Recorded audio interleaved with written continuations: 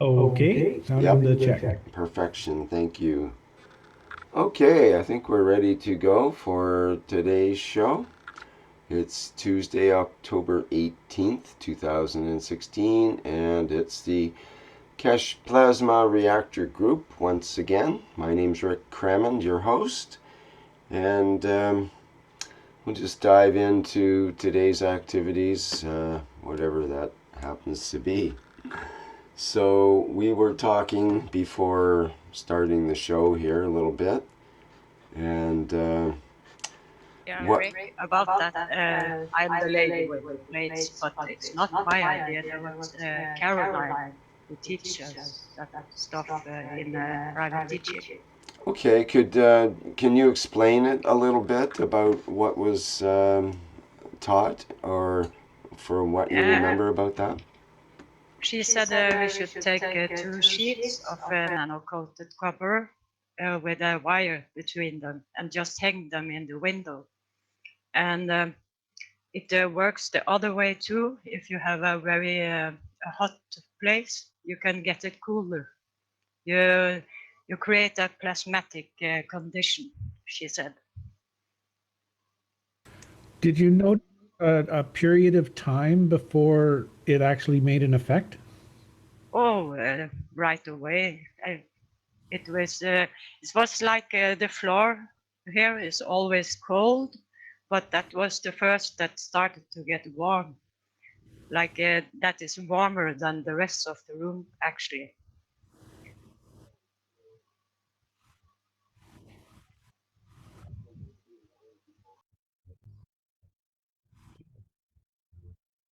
Just to remind people that it's for heating, for to actually make it so your room temperature is more comfortable without having the heater come on and so on.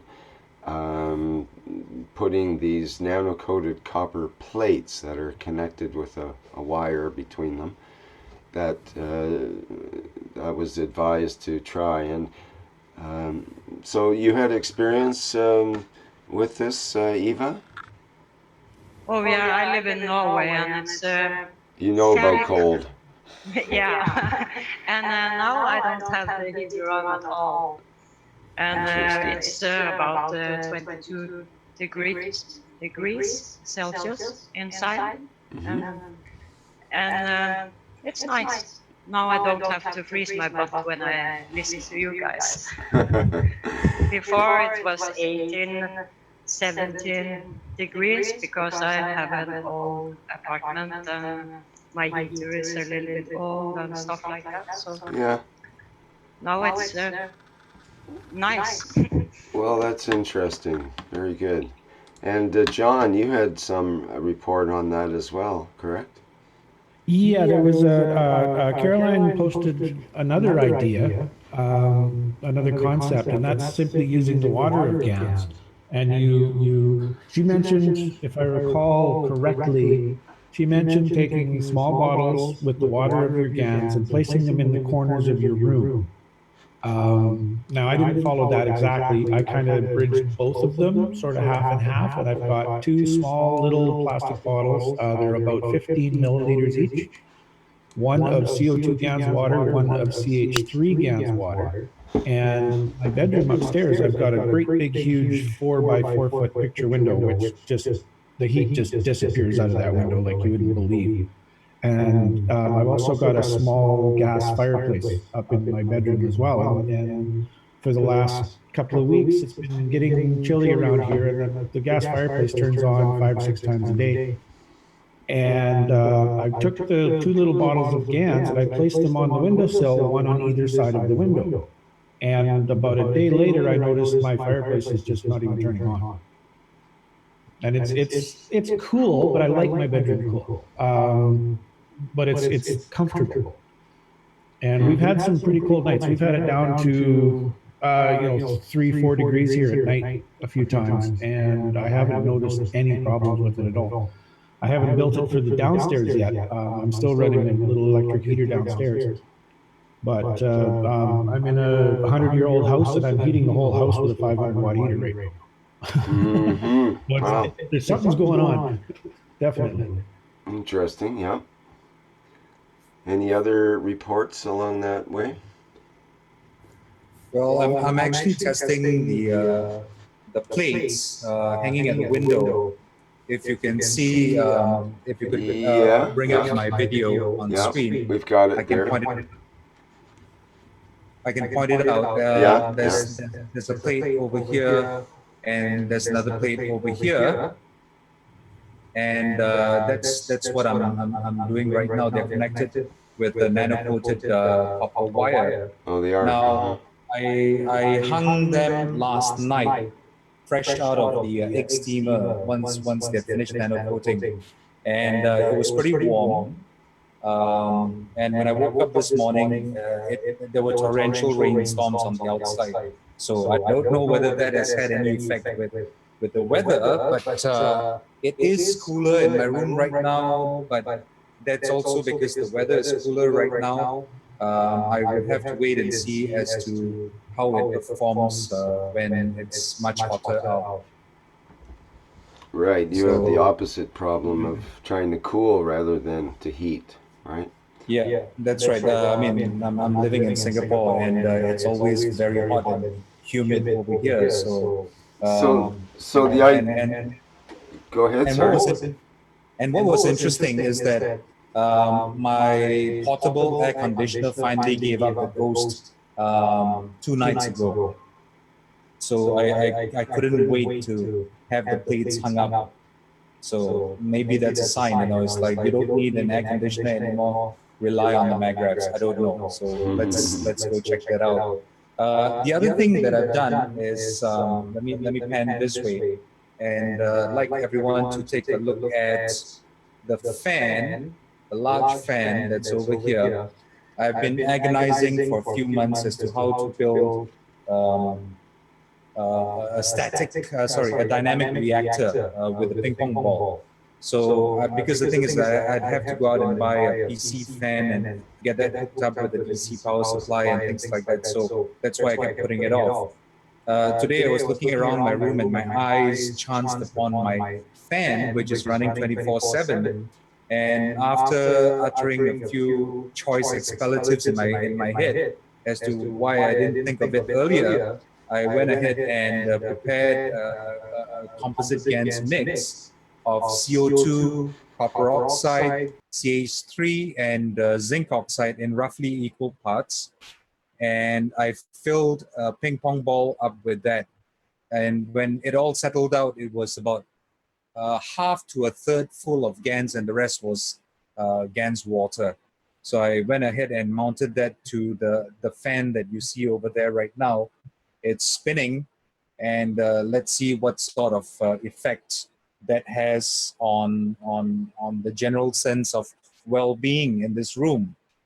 Now, in line with that, I would also like to report something else. I've been recently drinking a lot of plasma water.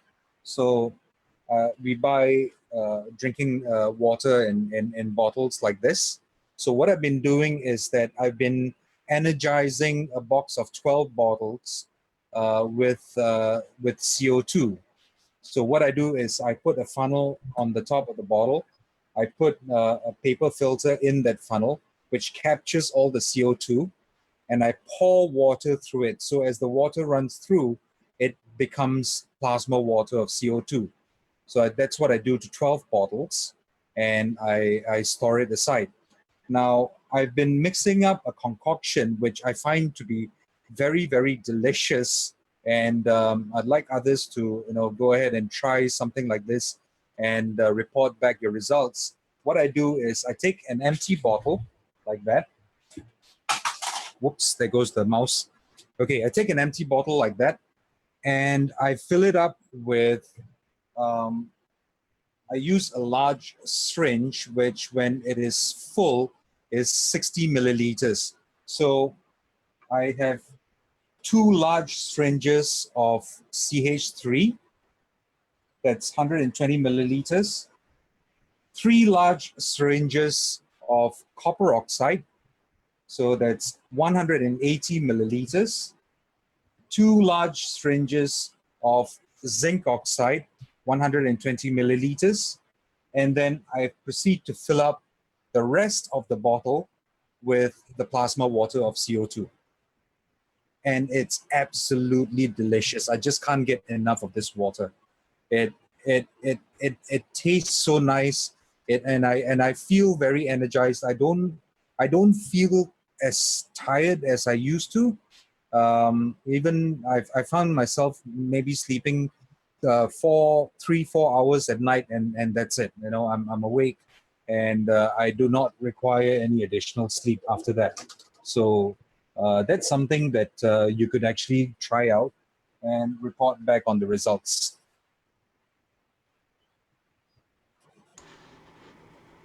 Yeah, very good. That sounds pretty cool. Now, you were talking about syringes full of just the plasma water from your concoctions there, correct? The water That's on right. top. So we do not use the GANs itself. We only use the plasma water of the GANs. So for example, this is CH3. It needs to settle out a little bit more because it's still a bit brownish in color. So once it settles out fully, it becomes clear. What I do is I use my syringe for CH3. I don't mix the syringes up. So I have individual syringes for each individual GANs water. Mm-hmm. I take 2 syringes full of CH3, put it into an empty bottle. 3 syringes of copper oxide, put it into that same bottle. 2 syringes of zinc oxide water, put it into that same bottle, and then top up the rest with CO2 plasma water. It's absolutely delicious. Right on. That sounds really good. And I also did something else today. I think I've kind of got this down. So what I did was I took my body wash and I added to that some plasma water as well. The ratios are 6 parts CO2, 3 parts zinc oxide, 2 parts CH3, and 2 parts copper oxide. Just the plasma water of that, and I mix it into my body wash. So I have a large squeeze bottle into which I pour my body wash. So I pour the body wash into that first. I add the plasma water into it. I pour another bottle of the body wash in, and then I top it off with the rest of the plasma water. So that's the ratio I use. And my eczema problem is gone. My skin is really nice and healthy. I feel much more alive after having that shower. I use the same concoction with my shampoo as well. So go ahead, give it a go, give it a try, and report back how things are for you. That's all I had to present today. Yeah, just keep in mind that everyone's results are going to be different because everyone's situations are different. They have different problems, different skin issues, different toxins in their bodies. So you're going to have slightly different results. But in all of this, what we found is that this plasma water, it won't hurt you. It's not going to do any harm. That's right, because I've actually gone through a few months of experimentation, and the numbers that I quoted just now are the sweet spots for me. So that's why I said I encourage others to try something similar to this. Experiment, a bit more of this, a bit less of that, see how you feel, and then once you hit your sweet spot, that's what's good for you. Doesn't mean that the sweet spot is going to last forever and ever. When your own situation changes, you may need to alter the ratio. So go with intuition on that. The other thing I forgot to mention just now, in order to create a connection between myself and the plates that are hanging at the window, I have an oily T-zone. So what I did was I took my finger, I swiped the oil off my T-zone, and I swiped it onto the plates. So let's see whether the idea that I had was that by doing that, not only would I be able to cool the environment that I'm in, but I would also be able to cool my own system, my own body as I'm within this field. So trying to create that connection over there.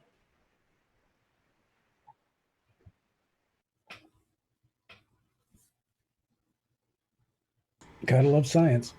That was some good advice there. Thank you, Vivek. You're Sorry, welcome. sorry, what was it he put on the plates? Okay, I have my face is oily, so my forehead and my nose, it's oily. So what I did was I swiped the oil off my nose and my forehead, and I swiped it onto the nano copper plates. The idea being you mix in your own amino acids into the nano material, and by doing so, you now have the control mechanism, not just to be able to control the temperature of the environment that you're in, but also the temperature of your own body system.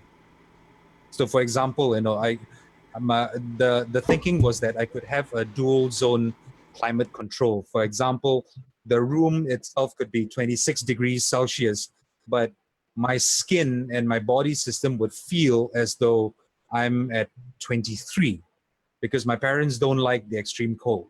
So I mean, extreme in a relative sense. They don't like cold, but I like cool weather. I don't like extreme cold either. So it could be a dual zone climate control kind of thing. That's the idea I'm playing with right now. Or it could Oh, be triple, quadruple, or however many people are in the room could all have their own private climate control, perhaps. Yeah, Interesting. Eh? okay. Thank you, Vivek. That explains a lot because I have fairly small hands, so I don't get the gloves that fit. So sometimes I don't use the gloves. And when I'm walking outside my apartment, I don't freeze like the other ones. My friends are freezing when they are out and take a smoke on my porch, but I feel fine. that's fantastic. Yeah, I mean, and because we are creating that connection with not just the nanomaterials that we are creating, but also the GANs. I mean, the way I harvest GANs is similar to what I do to create the CO2 water. I take the GANs from the GANs kit. I filter it once through a nylon filter, then I filter it again through a paper coffee filter. So the paper coffee filter catches all the GANs. And then once I have all of that through and I only have salt water on the other side, the salt water goes back into the GANs kit, and the paper filter goes into a container where I open up the paper filter, I pour water into it, and I kind of like slosh that paper filter around inside so that the GANs falls out of the filter into the water. But my hands are directly in the GANs, which means I'm creating that connection by virtue of the amino acids that are being transferred with the GANs that I'm harvesting. So there's always that personal connection. So I think we'll find that that works in a huge favor for a lot of us.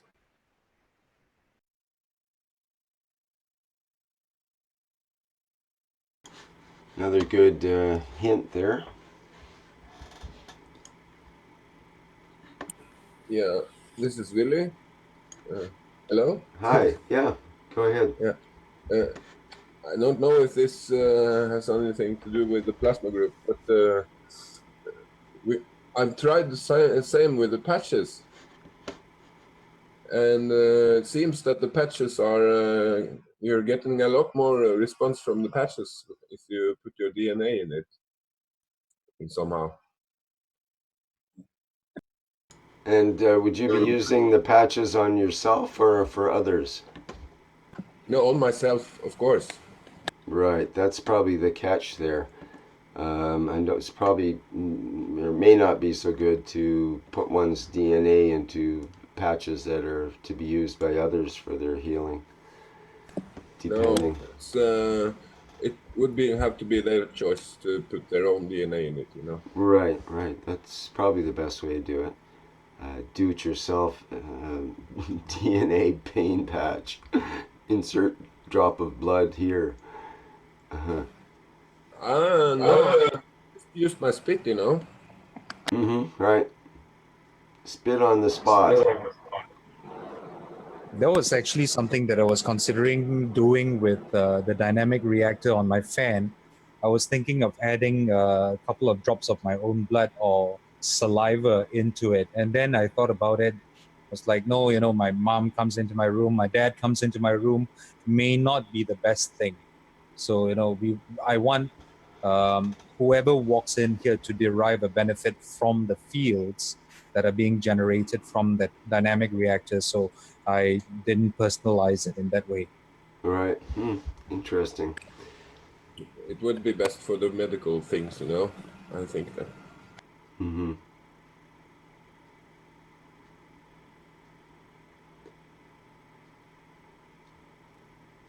What if you had the DNA of somebody that was a super healer, that was renowned throughout the land as being the greatest healer or something like that? Would you want to have a pain patch or a healing pad that's got that heritage, that DNA already embedded in it? Maybe Tricky. you already have. Yeah, that's true. But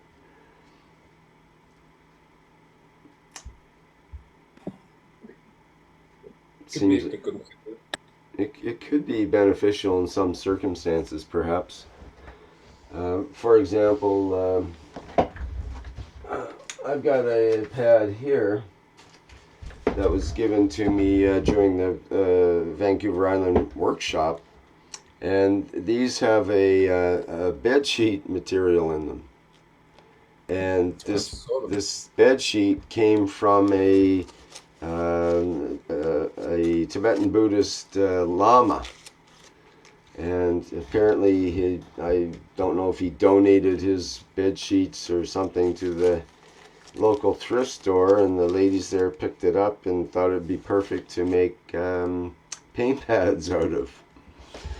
So it definitely has a good intent behind it, and some good vibes from this Buddhist temple. It has a giant golden Buddha apparently out in front of it, and I don't know, it was right across from the place where they were holding the workshop as well, so it was a good coincidence, and I think it was a good move in this case. I think it's actually beneficial, and I wouldn't have any problem using that as far as wondering about the DNA or anything like that. Some people might, I don't know. If you were some other devout religion, maybe you wouldn't want to have any Buddhist DNA as part of your thing. It's funny. There's as we bring this topic up, I realize that there's well, of course, there's a lot more to this whole plasma technology. It's not so straightforward. Like already we're talking about this issue of, is it okay to do it this way? Is it okay to do it that way? It's not straightforward. Just, you make your GANs and you put it on your patch. There's considerations. There's things you have to work through in our minds and have to put our intention into it and so on. It's a lot more of a conscious, deliberate act than, say, just ripping open a Band-Aid and sticking it on, say. Yeah. This is Mario. Hi, Mario. There's also it's another factor you have to consider, like with that. Just because somebody's a Buddhist, just because they're a monk, doesn't necessarily mean that they actually have good intentions. I'm not saying anything about this particular monk. I have no idea. Just because they're a cardinal or a bishop or the pope, it doesn't necessarily. Yeah. Yeah, but what we've been told is that it does not work with other than good intentions. Yeah, that's what we've been told by Mr. K. Well, That's the point. If it, just because he's a Buddhist monk doesn't necessarily mean that he's got good intentions. He might be, who knows? I mean, it's an individual thing. He might, be criminal activity in the background as far as you know. So just by title doesn't necessarily mean the person has the right intentions. So you're using that patch at your own risk. We were told by Mr. Keshe that it doesn't work if you don't have good intentions. Well, it will work, but if you intend a bad thing to happen, it's going to happen to you. It'll backfire on you so fast, it'll make your head spin. You can't use it to hurt another person. Try that, it'll bounce right back at you. That's what I thought. So it wouldn't hurt, in the worst case, it would just not work.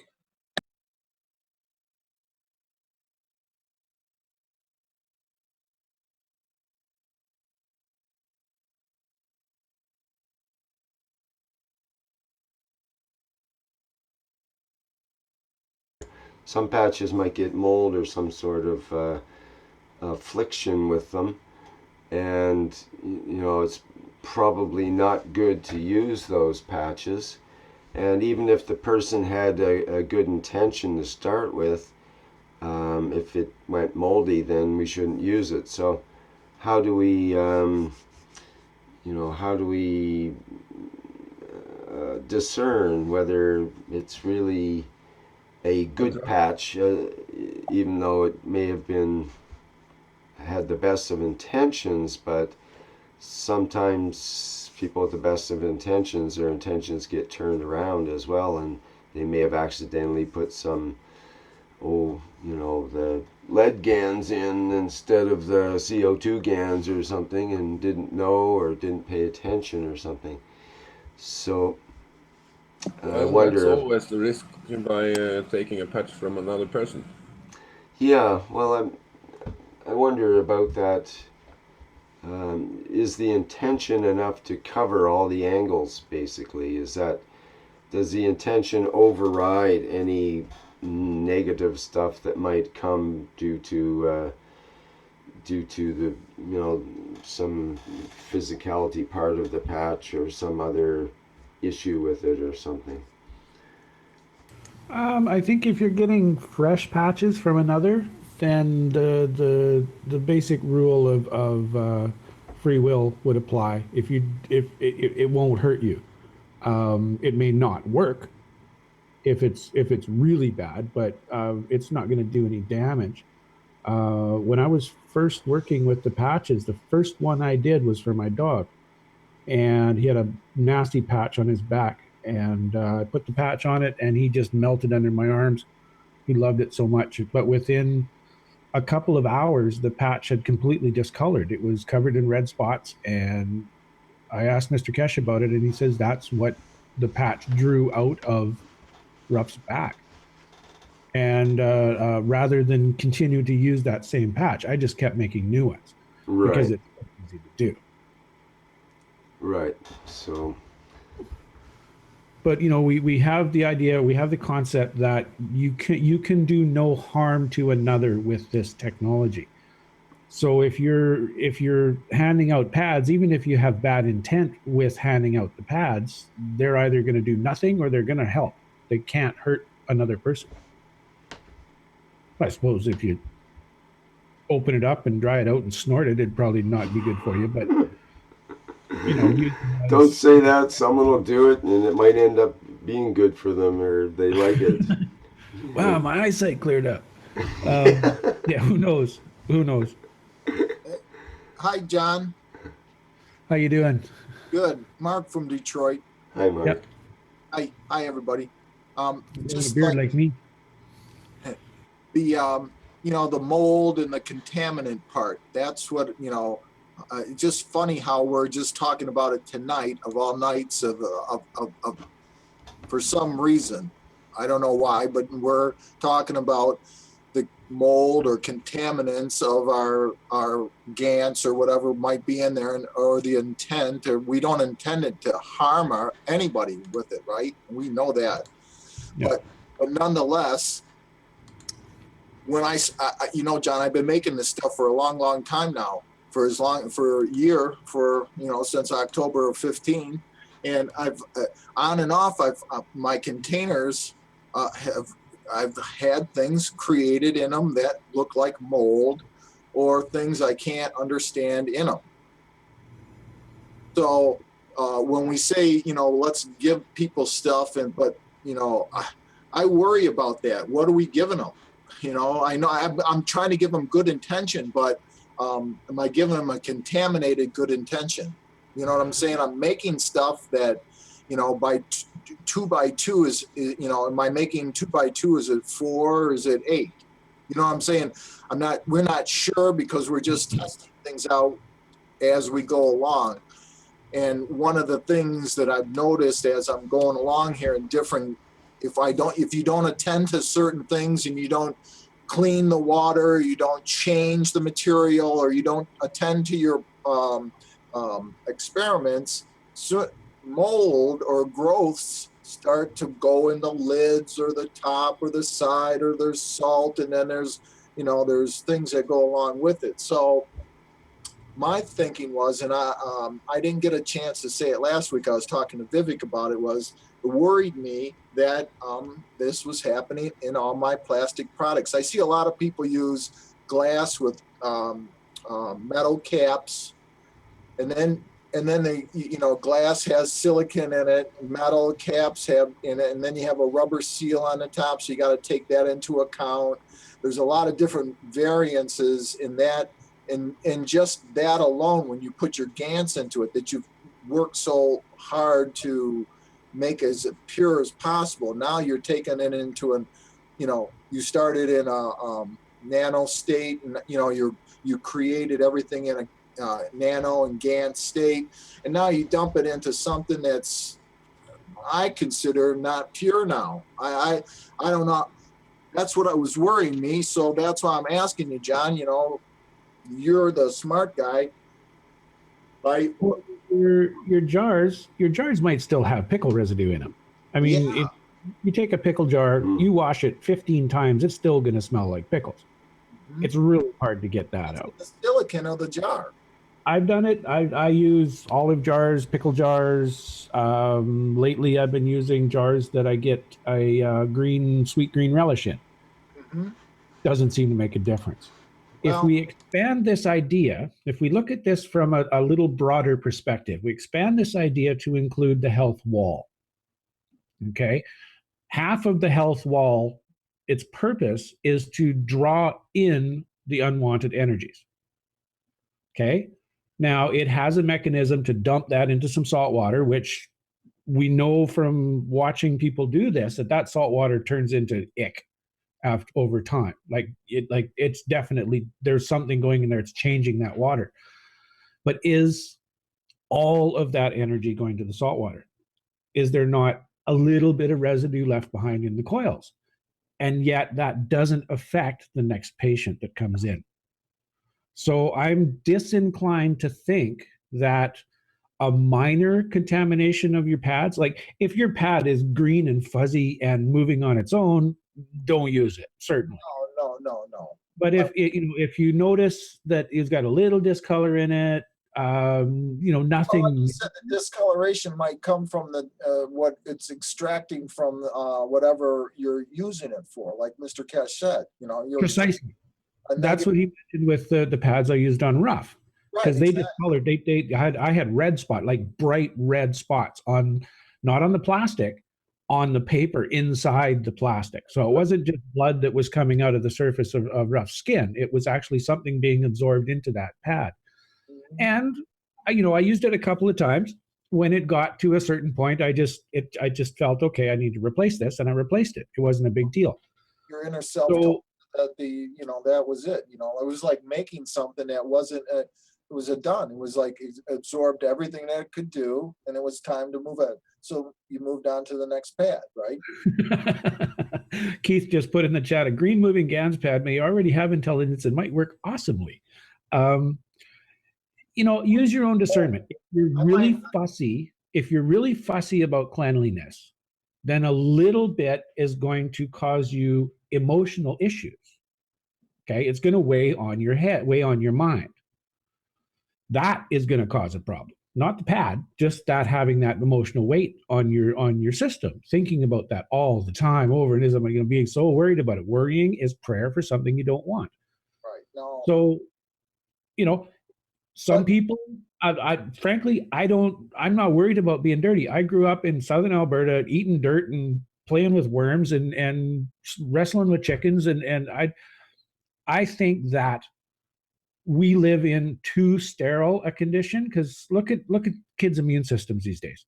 We know some of that's chemical, but a lot of it's environmental. They're just not exposed to this stuff. Anyway, back to the original topic. It was originally said with the pads, don't share the pads, because the idea was you might, there's the possibility that you could share the condition that the pad is removing. Okay, seems valid. Looking at it from the idea that plasma does no harm, it's probably pretty unlikely.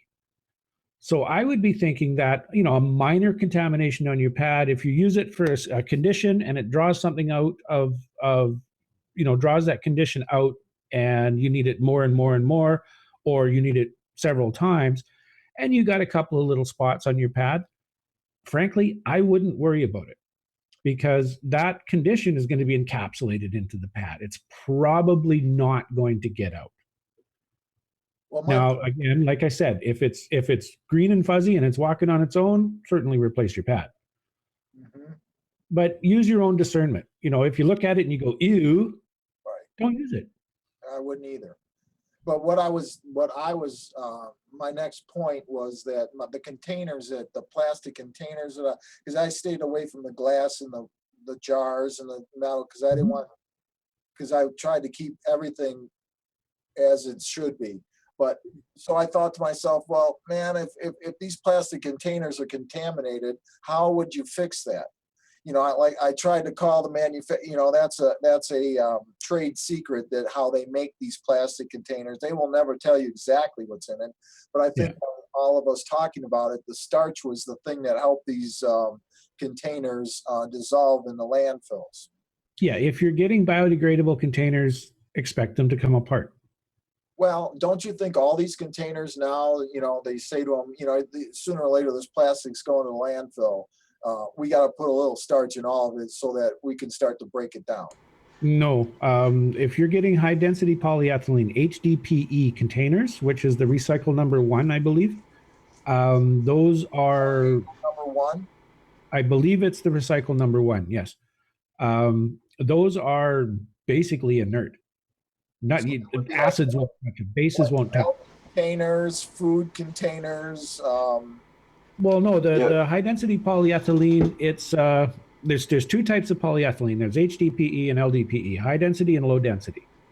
The low density polyethylene, if you put a mid-grade acid in it, in about a week, you'll have a puddle of acid on your table.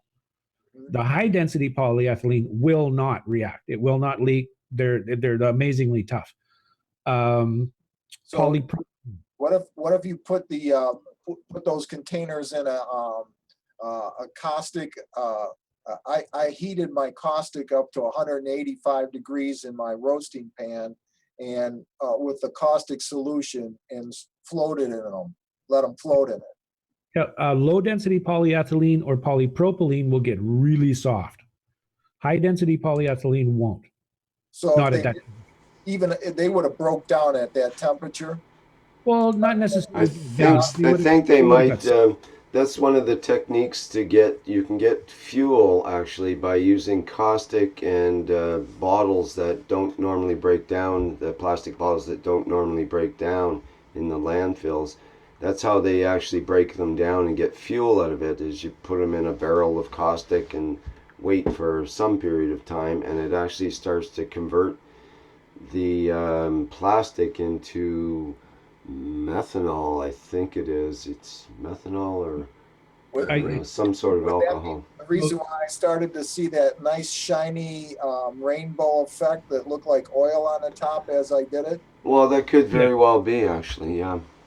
I think they're talking about PET bottles, PET, which is like pop bottles, the standard food Right. grade plastic bottles. Yeah, that could be. You're talking about the polyethylene special, or sorry, polycarbonate special bottles, right? Well, the high density polyethylene is a little different than the yeah, those round ones, those are what I use, and I'd have no troubles with them whatsoever. Number 5 on the bottom. Number They're 5, polypropylene. 5 pp. The Yeah. and then the milk jugs are 2 pp. That's a low density polyethylene. This one. Yeah. 2 is That's low, L- 5 is high. No, the 5 is polypropylene. Okay, it's super tough, but it has a very low melting point. And they're not, and polypropylene is not biodegradable. So this wouldn't have starch in it. No, I used exactly the same ones for my GANS collection, and they're tough as nails. They clean up really good. They won't handle heat. You get those up to 180 degrees, and they just turn into rubber. Well, I put it in 100. I use my candy thermometer, and I brought the caustic up in the roasting pan up to 185 degrees, and put these in the roasting pan with the caustic solution and let them float in there for about 5 minutes. They got a little soft, but didn't lose shape. They're still in perfect shape. Okay. They didn't Yeah, lose. And this too. I did the same thing with these. Yep. Keep in mind, polypropylene and low density polyethylene, the two plastics you have in your hand right now, are low temperature plastics. Well, I just was doing it so that I didn't want anything to grow on the sides of them anymore. That's the reason why I did it. So Well, yeah, don't use milk jugs. the complexity of these plastics by heating it up that high with caustic, so that now they become nano. Yeah, don't use the milk jugs. No, You can use distilled water jugs, but don't use milk jugs, because the low density polyethylene is porous, and whatever you put in it's going to get into that plastic, and you'll never get it out. so distilled water is. I use the distilled waters jug for water. I don't use it for GANs. No, I wouldn't use it for Gans water. So you know what I'm saying, to Yeah. store the Gans water. Yeah, that's fine. Yeah, they're both number 2s. Yep, that's low density polyethylene. Milk and distilled. Yeah, same jug, same mold, pretty much. It's basically the same jug. But the milk jugs, the stuff you get milk in, Yeah. will always have a little bit of milk in it. You'll never clean them completely. Even with the heat and the caustic. It gets right into the structure of the plastic. Okay, it'll never come out then, is what you're saying. You might be able to get it out. I don't know any way to do it. Through high heat and caustic, through the baking of it. That's what I'm If you saying. melt it, then yeah, you're probably okay if you melt it. Close to But melt, when- but I guess when not. we were recycling plastics, we Uh-huh. could only use clean low density polyethylene. If it had any oils on it, if it had any food or any other contamination on it, it was just thrown out. We couldn't recycle it. Okay, We couldn't reuse it. okay. So, but you do, so use the water and not the milk. Yeah. Okay. And for your storage containers, either use glass or look for recycle number 1, high density polyethylene. So number 5 pp is no good then. Well, polypropylene is okay. It's not as dense as high density polyethylene. So it's slightly porous, just very, very slightly porous. Okay, so you're looking for 1 pp. No, just one, or Just one. HPPE. Oh, 1 HPP. No, the PP stands for polypropylene. Okay, The 5 also stands for polypropylene. 1 is HDPE, or high density polyethylene. It's a different grade of plastic. it's made with it's made with ethanol. Or Yes. Okay. Okay. And the 2 is a low density polyethylene. 3 is, I'm not sure if that's PET or ABS. I don't remember offhand. I think it's PET, PET, which is like pop bottles. So what would you say would be the Polyethylene best? trisalate, Rick? Maybe you I don't know if you know it. The PET stands for what? Polyethylene trisalate or something like that. I can't remember exactly. Yeah, it's try something. Yeah. But anyway, it's that plastic is the PET will break down over time. Yep, and if you put strong caustic into, say, a Coca-Cola bottle or some other plastic bottle like that, it'll actually shrink the bottle. Yep. You put in the hot stuff, hot caustic, and let it boil, and it'll. I've shrunk them down to about half the size of the regular bottle. It's amazing, actually. UV light will break them down. Sunlight, the PET is designed to break down. But if you're going to store your GANs for any length of time, either use glass or HDPE. So glass is the, but how do you account for the metal and the rubber top? I don't worry about it, and I don't have a problem. I also store my GANs in like a mason jar, so you don't. Yeah. store GANs in these things. Oh, why is that? Oh, I got that automatic turned off. 1 sec, let me fix that. Your lighting is very dark, John. Yeah, I got the automatic gain control turned off because it was way too bright last night. So I gotta make an adjustment here. There we go. I store my GANs in these little containers. Take the camera. I can't see. Sorry, let me spotlight there. Which is a polycarbonate. No focus. There we go.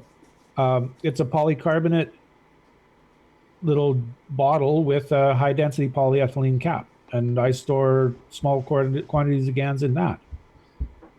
I also use glass containers. I can get these at the dollar store, and they work quite nicely. I'm under really low light. That's why my camera's such crap.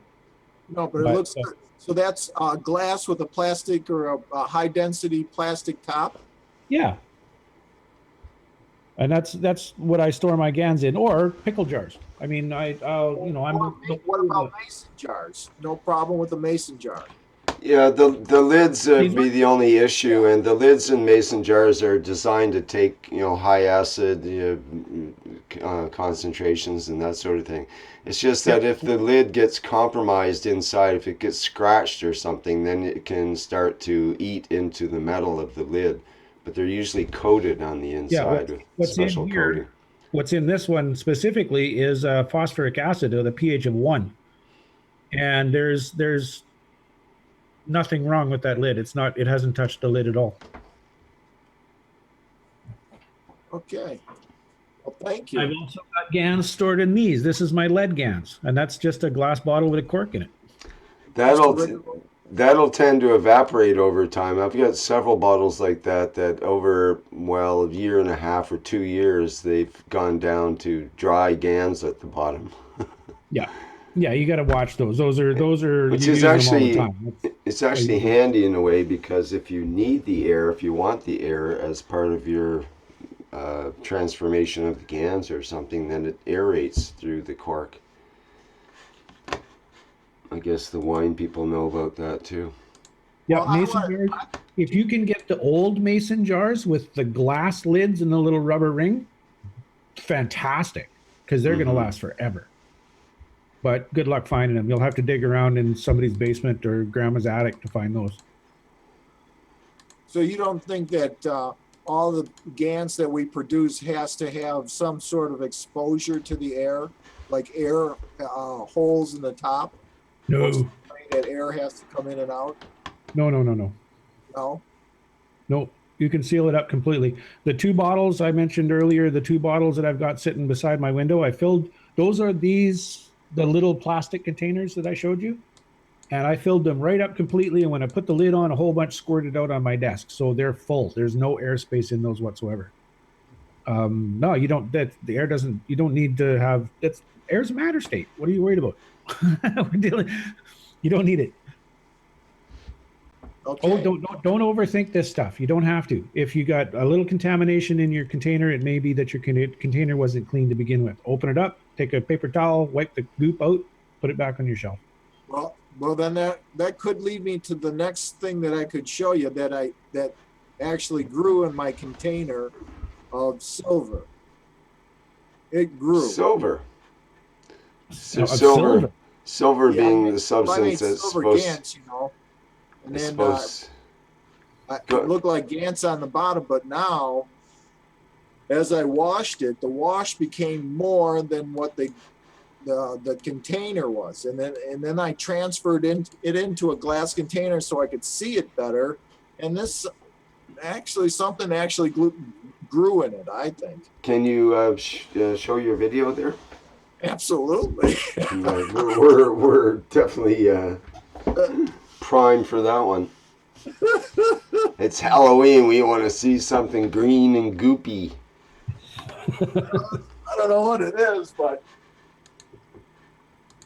whenever you're dealing with recycled containers, there's always the possibility that a little bit of something in there has been left behind.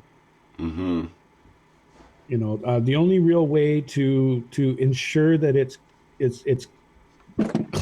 properly clean is to sterilize it in a pressure cooker at about 250 degrees. And even that's not going to get it all out. There's going to be microbes that will survive that as well. Yep, that's right. Okay, so silver GANs.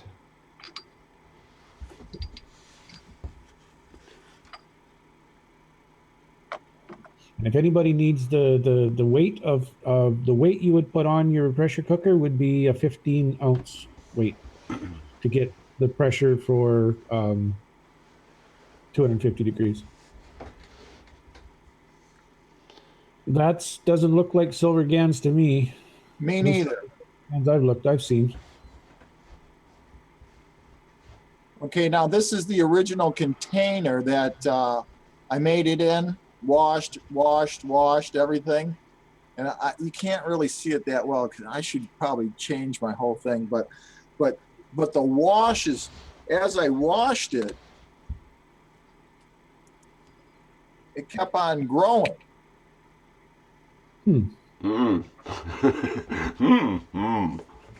Well, when it grows eyes, let us know. Well, John, don't say that because it has little black dots that look like eyes. Keep the chair and a whip handy. Yeah, don't let it get out. Make sure your cap is screwed on tight. It's not a cap, it's just a rubber band with some cellophane on the top. Okay. Yeah. So you've got an air exchange in there. The cellophane is not a barrier. Well, this was made in a closed container. I just did this so that you could see it, and it keeps on getting more and more. It started out in that little container, like I showed you, and this is just the wash of it. Well, you know what? Take a sample of it, put it in a known sterile container. Like go to the drugstore and get a sample vial, like a sterile sample vial, and send it to the foundation in Italy for analysis. Let's find out what it is. Interesting. It's pretty bizarre.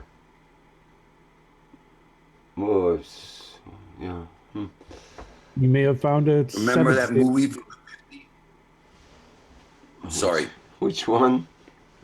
I was going to say the movie from the 50s, The Blob. The Blob, yes, right. Send a sample. Send a sample into the foundation, and I really wouldn't know how to do that just yet, John. I'm kind of a novice, you know what I'm saying? But here, let me just, maybe I can get it to move up a little bit. It could be mushroom mycelium. We got that floating around us all over the place. It may have just found a condition where it just wants to grow. Yes, yeah. See them? One broke away, and they'll keep doing that. That one's trying to get out. It's an angel. Yeah, what is that strange reflection there? So yeah, anyway, so that's my silver Gans. I don't know what to do with it. Well, how about tomorrow during the program when the Q&A comes up, bring it up and ask Mr. Keshe and let him see what you're doing. He'll probably say, send us a sample. I'd be more than glad to, without a doubt. I didn't want to get rid of it. You know what I'm saying? We saved everything, but I've taken pH readings right on it. It's from the it started making it on 811. So what is this now? This is what 1017. 18, yeah. So I've had it for a while, and this is like the little one, and it hasn't, you know, it started out at the top like that, and now it just kind of lays there, but it's got little black eyes throughout it. Yeah. Well, it's like Dave is doing silver Gans down in Peru as well, and he's not worried about contamination whatsoever, but he's working in mostly glass. So it's probably something that came out of your house that got in there. Like I say, it could be a mushroom mycelium, could be some type I'm of doing all this in the basement, so I'm below ground. Right. So you know, I'm thinking it's probably not a whole scary thing to worry about. But I am curious. I would like to know. Would like to see it analyzed and see what we got there. I'm not scared, and I know exactly how I made it with the salt and the whole process. I have it all written down. But yeah, if I could take a vial and send it to wherever, I'd be more than glad to, just to kind of figure out what it is. It's pretty cool. That would be my suggestion. And being in your basement, I didn't see any windows in your room, so you probably don't have a whole lot of air exchange down there. Oh, I do. I made sure of that. I have outside, inside, I have air exchange all the time. Okay. But no light, no sunlight. Ah, okay. Zero. All false light. So yeah, I'm inclined to think it's a product of your conditions. Oh, I'm sure. Your conditions. What's outside? Is it trees or is it concrete or what do you see plants outside? Like would there be mushrooms on the lawn or something like that? Directly outside from where this was made? Yeah, from where you're getting your air supply and so on. No. That comes from an area that's kind of like where there's cement. So it's kind of like, there's nothing growing there. And then it would be like a rock bed where there'd be, would still be pretty much sterile from mushrooms. And then there would be grass after that. Mushroom spores will go miles. Mm-hmm. Well, that could be, and it is a kind of a dark corner where it doesn't get sunlight that might, and I'm not filtering the air that's coming in here either. I'm not using a filterization. I'm just bringing it because I want fresh air for myself. I'm inclined to think that it's probably something environmental that's there all the time. It just found a place where it likes to grow. That's all. That's what I thought. It's happy. It's there, and I'm not getting rid of it. But if they had some sort of tools or some with a microscope, I don't even have that, to see if it's moving or anything, or if something's going through it. That'd be pretty cool. Another thing you can do, just for your own peace of mind, is to take a small sample of that in another jar and put in a little bit of copper oxide gas. Oh. And see if the copper oxide wipes it out, then it's not a big deal. You can deal with it, no problem. Now, let me ask you this, John. Do you have any copper oxide GANs that turn black? Nope. Mine all stay nice robin egg blue. Mine all turn black and chunky balls. That's strange. And somebody tried to tell me that it was it oxidized. Well, I've had a lot of that problem. Yeah, copper oxide is oxide. What is the Mark? What is the pH of your of that stuff when it changes?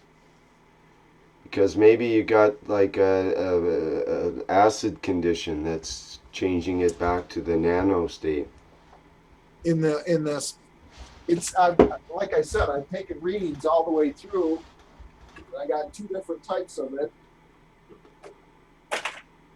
Well, that's different from what I do because I rarely take readings. I've done my readings and I kind of know what to expect, but I'm not opening my jars all the time.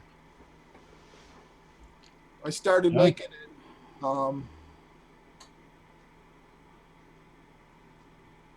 it. Did yours look like that, Mario? Um, Kind of Well, bally and floaty. well, mine it just the.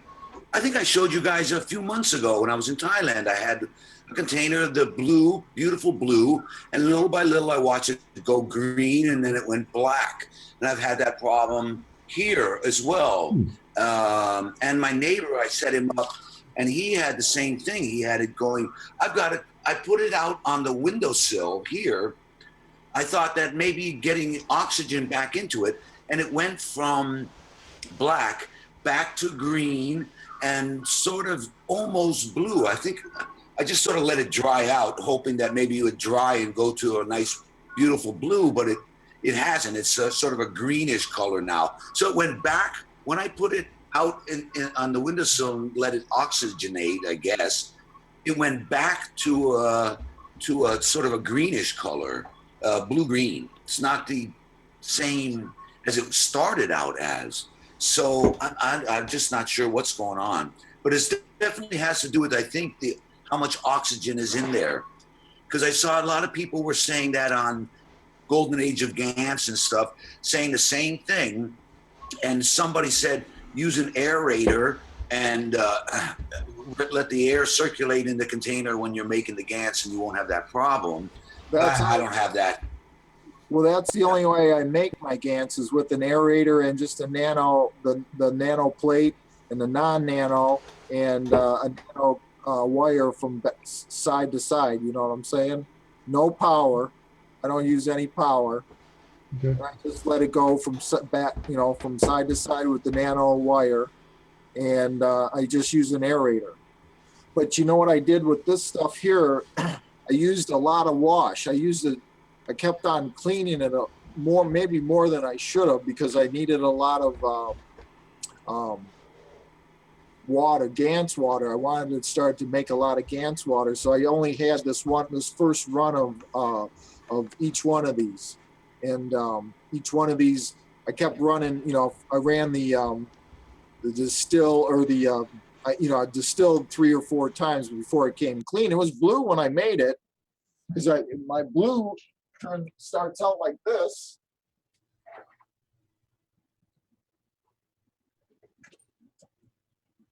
Yeah, that's the right color.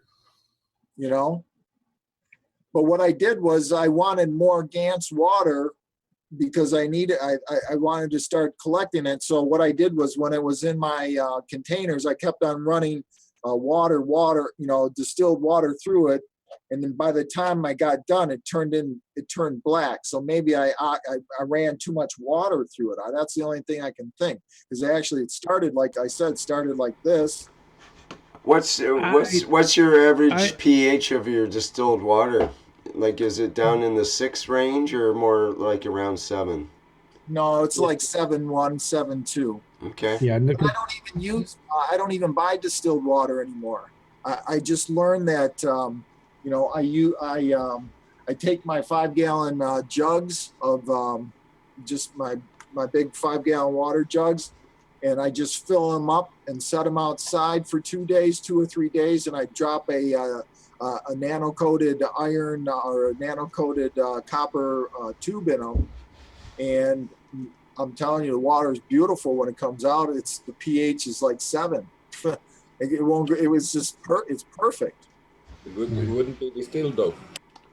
Yeah, it's not distilled. You'll have all kinds of minerals in it. You could have some minerals that are interacting with the copper, and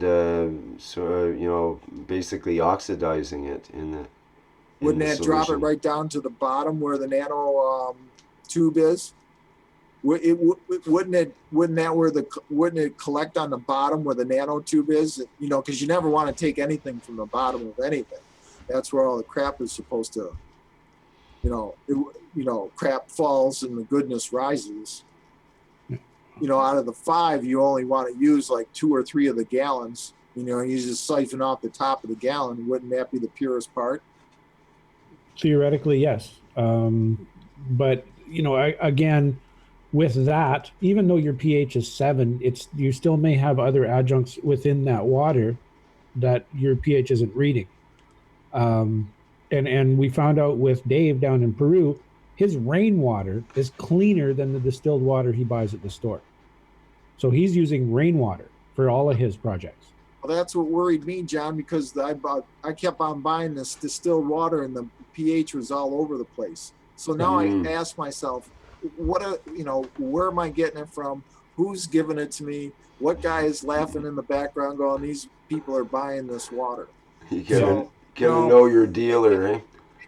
In your same theory, John, does it really matter? Are we within the margins? And that's what I said. Is within the margins of pulling their stuff that comes out of the tap, drops to the bottom with the copper nano pipe, and all the other heavy metals and minerals is going to be attracted to the copper nano tube, which actually is laying on the bottom. And if you just use a siphoning tube and take out of the 5, like I just drop it in and siphon off 3 or 4 gallons, just leave the crap on the bottom and throw it out.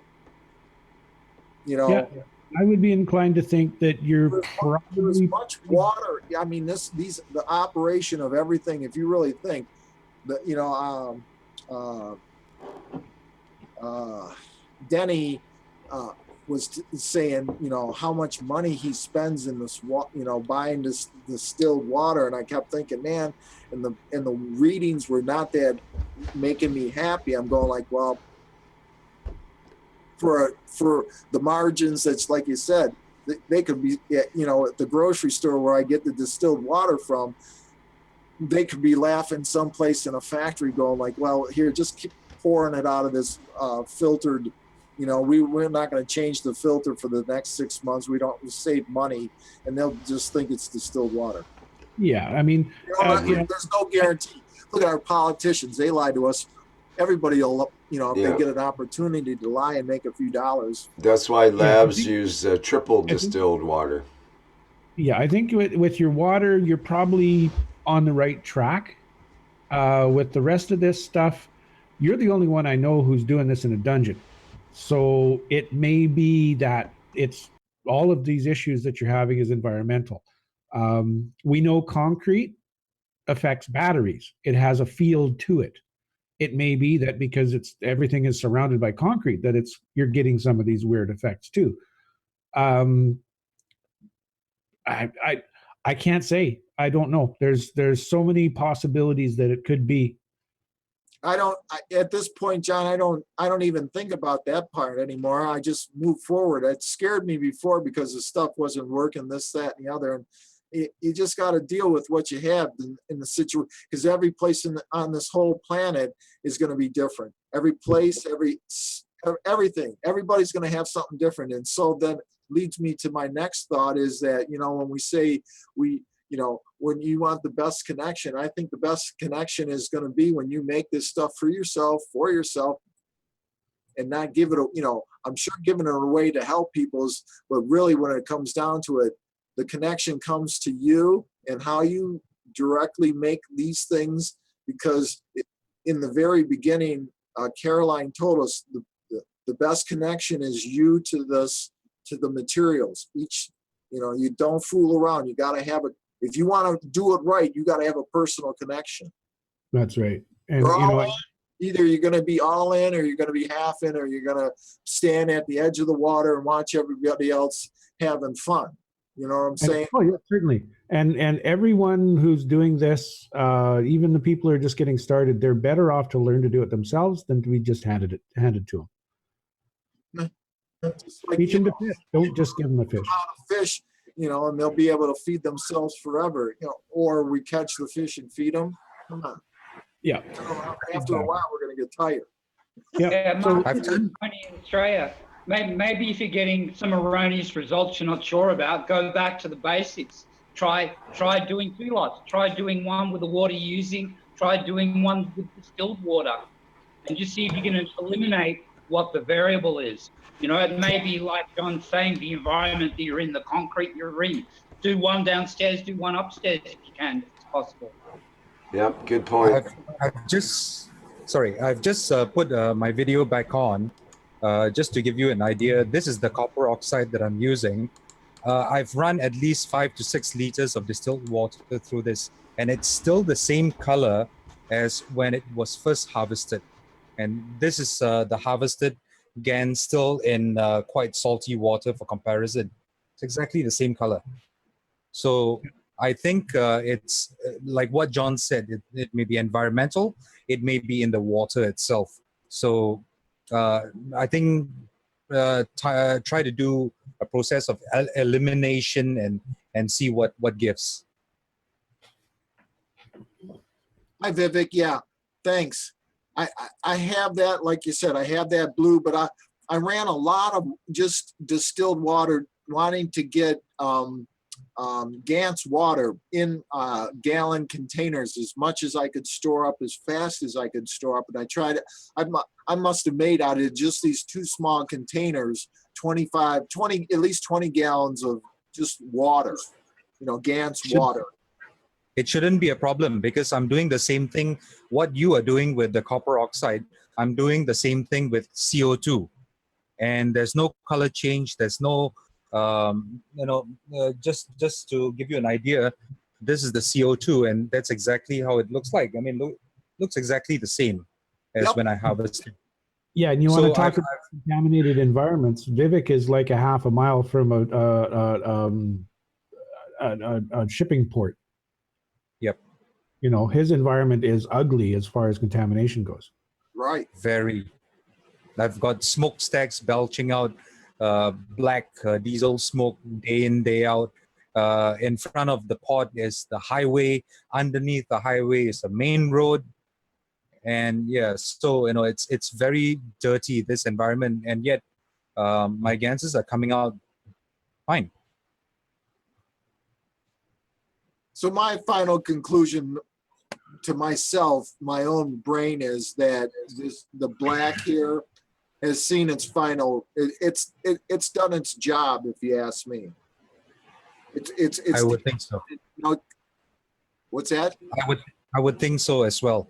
I think the copper oxide is taking out something in the water, in the environment, or both, that is not desirable. And then if you rejuvenate it somewhere else, like what someone else mentioned just now, I don't remember who, maybe put it under the sun and aerate it some more. Maybe it would come back. I don't know. Well, think about again the health wall. Try taking some of that black stuff and putting it back in salt water. Oh. Okay. And see if the salt water will neutralize the fields that it's absorbed. If that is the case, is in fact what happened. If it's absorbed a bunch of fields, and that has changed the structure of the fields of the CO2 or the copper oxide, perhaps by introducing it back into salt water, you can not neutralize but restore the fields. It's just a possibility. I don't know. See if it, try it. You've got enough there. You can take a small sample and stick it in some salt water and see if it turns blue again. Just made some fresh salt water. I'm going to try it right now, John. If everybody else, go ahead, and I'll let you know. I'm going to on the run, on the fly experiment. Okay, because that we know that's the way you dump the fields, because that's how they're doing it with the health walls, and it works really good. Now the salt waters, if it is the case, the salt water should get ugly, but your GAN should return to its original state, I would think. Well, it'll take me a few minutes to set up here. I'm going to set it up on my work table here, but if somebody else has something else, then we can come back to it. Okay. I don't know. Maybe Lee's got something by now. Okay, thanks, Mark. Sure. We'll get back to you. I could show something very, very quickly just before we move on. Now, this is the fluffy GANs that I've been talking about to some people.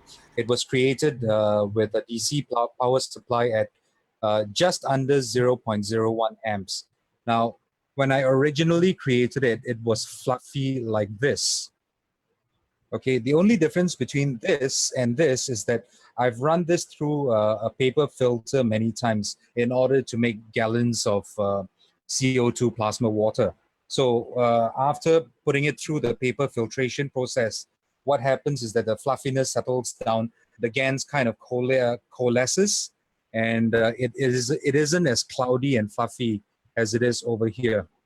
See, over here, it's very fine. It's very it literally looks like clouds in here, but not here. Do you ever notice any residue in the bottom of your other containers? Like maybe some of the CO2 gets through the filter, and would it condense in the bottom of the containers, or you don't notice any other CO2? Does the filter take out all the CO2? I've actually noticed that before. What happens is that when the CO2 is very, very fine, or any other GANs for that matter, and this is more applicable for CH3 and copper oxide, it goes through the filter. So what we want to do is to run multiple passes. So the very first pass, you pour the water with the GANs into the filter. You let all the water run through, and then you pour it back into the filter, and you keep doing this until you don't see any more GANs coming out in the water below. So yes, I have noticed that even with CO2, but with CO2, it's not that prevalent. It's much more prevalent with copper oxide and CH3. Yeah, I think if you went to a lab grade filter rather than just a coffee filter, that would probably reduce that significantly as well. Mm-hmm. But the coffee filter that I'm using is a paper coffee filter, so it still has a big pore size compared to very fine structure. Yeah. Right. Now there is something to think about, which is maybe you're in a way throwing the baby out with the bathwater, in the sense that the filter may be allowing the actual, say, monomolecular particles to go through the filter and into your GANs water, which is probably good. But I'm thinking that because if we were to think of the GANs as being a monomolecular material, or monoatomic as it's known, then it should pass easily through a coffee filter, because it wouldn't have the pore size. It would be 10 to 100 or 1,000 times bigger pore size than the atomic size of an atom or a small molecule. But so it may be just filtering out the bigger chunks, the congregates, the amalgamates,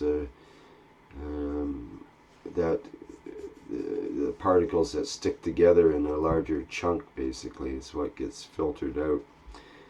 So what's the thing is that during the filtration process, that GANs actually that goes through, the GANs becomes a part of the filter structure. So that's why I run 2 or 3 passes with the same batch of water with the GANs, so that the GANs becomes part of the filter structure, and it itself filters the GANs that went through the first rounds. Yes, that's precisely what will happen that way. It becomes a self filtering system that gets finer and finer as it goes along, basically.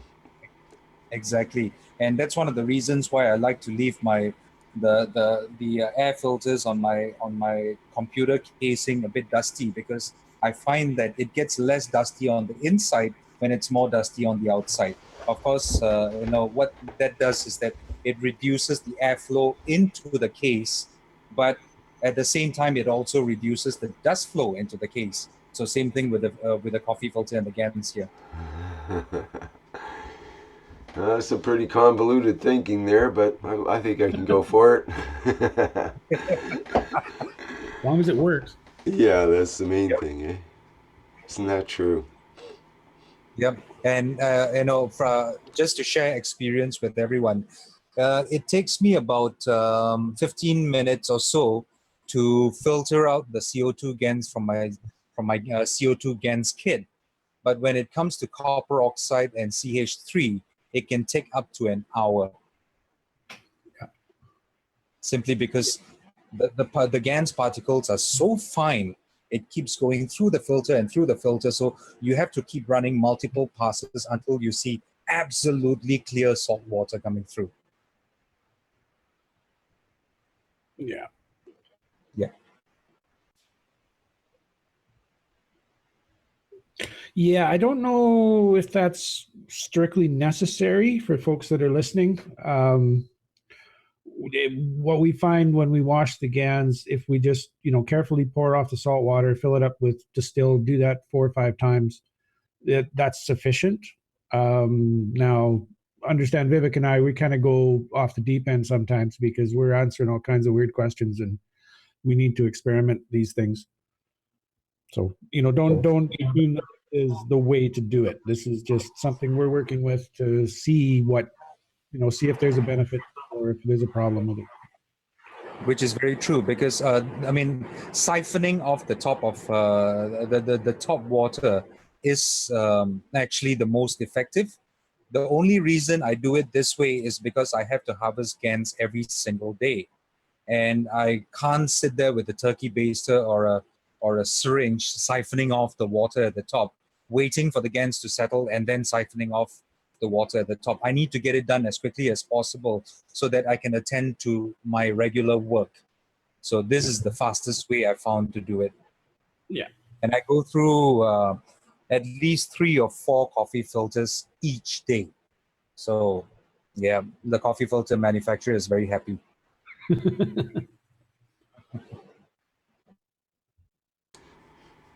I was wondering today whether a centrifuge would be an effective way to get the GANs to settle down really fast and then draw off the fluid from the top relatively quickly, probably 10 times faster, or maybe even 100 times faster than the regular methods of waiting an hour or whatever it takes, a day in some cases or more. It'd be quite the centrifuge to do a gallon at a time, though. Yeah, well, how about just take a bucket on a rope and rotate it around your head, like over your overhead, and Rick, I've got 3 liters of salt water to do each time.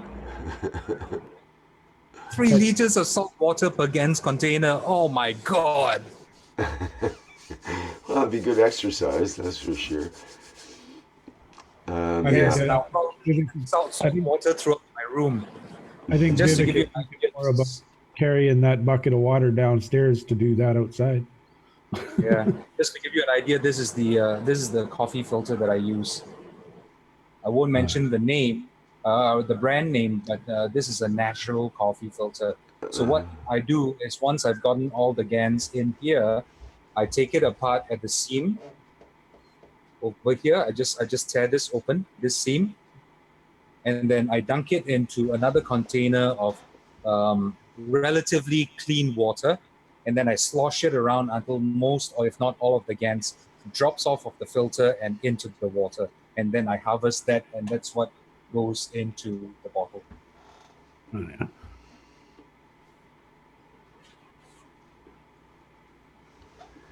Interesting. Thank you for sharing, Vivek. Welcome. Looks like we got a couple of new faces in the room today. Cleve and Ralph, I haven't seen you in here before. How are you guys doing?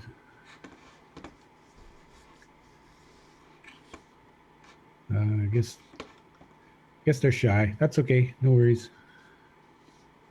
Or they can't find the unmute button. That's always a possibility too with these fancy Zoom apparatuses. In any case, okay, so anyone else have something they'd like to share or something they'd like to discuss at this point? Yeah, this is Tony in Australia. I just wanted to talk about. I've made 3 sets of coils from Cat5 cable. John was talking about it a few weeks back, and I just couldn't get that idea out of my head. It's 25 AWG gauge wire, which is like 0.48 millimeters. And You got to start your video and about 20 meters. Yeah. You got to show us, obviously, if you can there. Sure. My profile picture has the thing. Actually, I can do it from the gallery here. There we go. Can you see that? Yes, excellent. Thank you. Yeah, it's a tough to work with at the beginning, but once you get the hang of it, it goes pretty fast. Yeah, I was actually surprised how easy it was to work with. I was expecting it to be a lot of trouble, but it's great. It's very easy to strip, and you can make a length stripper very easily with a box cutter with like a cable tie just wrapped in a circle around the top and taped to it. And you can just strip it really quickly along the length that way. It just acts as a guide. And yeah, you just have to shave the top of the individual wire with one side of a scissor blade, and you just pick the bottom and just pull straight off, really clean. You can do, you know, like, and it's, I mean, I use two lengths of each Cat5 cable's got 8 wires in it, you know, 4 pairs. And I actually used 9 strands, 3 meters long, and I had, you know, 3 sets of coils. You know, so you know, for playing around, to be a really quick way of, you know, a very cheap way and a way of making moldable units to test with, if you're not, you know, using them for you know, running current through them, pulling power. I'm going to try and use it for a car unit and just see how it goes. Yeah, you'll find also, Tony, that they're going to nano coat beautifully. Yeah, they're in the nano coat. They're getting nano coated right now. Yeah, I'm really impressed. I can see I'm going to make a lot more of these. I've got all of the. If anyone's interested, I posted it on the Golden Age of GANs, and I've got all the measurements posted there as well. You'll see. Yeah, you'll come across it there somewhere. And I mean, I just used the formers or the rods. The smaller rod, I just used a 3 millimeter high tensile wire that's really stiff, works beautifully. Yeah, I think 3 and 4.5 would be just about perfect sizes for those that size of wire. Yeah. Well, I work in telecommunications, so I had a lot of Cat5 lying around, and yeah, and I had the wire, I had pretty much everything I needed just around the house. So thanks for that, John. That's really cool, and I'll be playing with it a lot more. Well, I'm really curious to see. I don't have a test bed at this time. I'm still waiting for certain things to fall into place before I get the electric motorcycle. But I'm really curious to see if size matters, and I'm of the impression that it doesn't. We should be able to make little tiny systems that have immense amount of power in them. And that was why I brought this up, just to get some people thinking about that. Because there was one fella I remember early on, I think it was just shortly after the Blueprint Teaching Week, that where was he? He was in South Asia, I believe. He was making a maggrav out of number 4 wire, like size of your finger stuff. Yeah. Mr. Wow. Keshe is laughing at him, going, "Why? What's the point?" And that's light bender to bend it. Yeah. Well, that got me thinking about, does the size of the wire actually matter? I mean, when we were discussing whether using 18 or 14 or 16 or 12 or whatever gauge of wire, it sort of came up that the 14, we use the 14 because it's really easy to get. It's everywhere. Everybody's got it. Yeah. And you know, like when you're with the home system, if it's built properly, there is no current flow through the system. It's That's right. it's an infinite resistance. There's no way current can flow through the system. So in that respect, the size of the wire doesn't matter. Now, if it's a matter of surface area of your nano coating, okay, I can see how that would affect it. But if that is in fact the superconductor, you could run 1,000,000 watts through a hair and it wouldn't matter because there's no resistance. It would just flow like crazy. So I'm really leaning towards the idea that size doesn't matter. The size of your wire, work with what you got. It's going to work just fine. Yeah, I really like the idea, and you know, the diameter from the biggest coil across is around 40 millimeters. You know, you could make a really elegant, tiny little system, and hey, you know, you can double them up. You can put 3 together. You know, I love the idea. Yeah. Mm-hmm. And it's actually, I thought it would be more delicate, but when you use those former sizes or the rod sizes, it's quite, you know, it's quite stiff as long as you're gentle with it. You know, it's really nice to work with. Yeah, with that size of wire, if your mandrels are, you know, if you get above 4.5 millimeters, start getting into 5 millimeters and up, then it gets really floppy like a noodle. Yeah. When you're working with the small diameters, yes, when you wind it on there, the coils are nice and stiff and they're actually quite solid. Yeah, and I mean, you're going to use less materials for everything, you know, for GANs, for the whole lot. It's really neat. Mm-hmm. I'm looking forward to your results. And are you going to use it in a home system or in a car system or both? Well, I think initially I'll use it for the car system, but I want to make quite a few of them. I want to pump them out, and I mean, you know, maybe we could string a whole lot together for a flight system, something like that. Mm-hmm. You know, at least for Cat 5 cables everywhere. You can you go to a secondhand store. They'll probably have a box full of it somewhere. Yeah, I've got a whole lot of 3-4 meter lengths offcuts under my house to keep me going for years. Yeah. Oh yeah. Cheers. Thanks for that. Well, thank you. Yes, thank you. It's always good to see those little ones, new little ones being born. Yeah, my profile shot that I have right now has the 3 coils in my hand, if you have a look. Yeah, it's pretty tiny. A little hard to see. Yeah, I'll hang on, I can do better than that. Yeah, we can't blow up your profile. Yeah, no problem.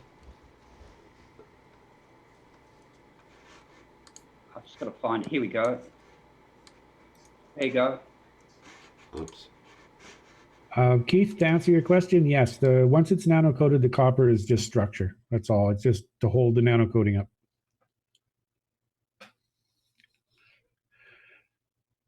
Yep, they're gorgeous.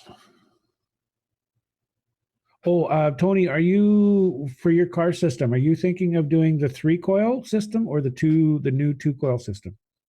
Well, I'm going to try the 3-coil system because I'm not up to speed. I actually got to look at all the latest stuff on the car systems, and there seems like there's a few different methods, you know, like what they're doing in South America, and but I thought I'd try 3 to start off with.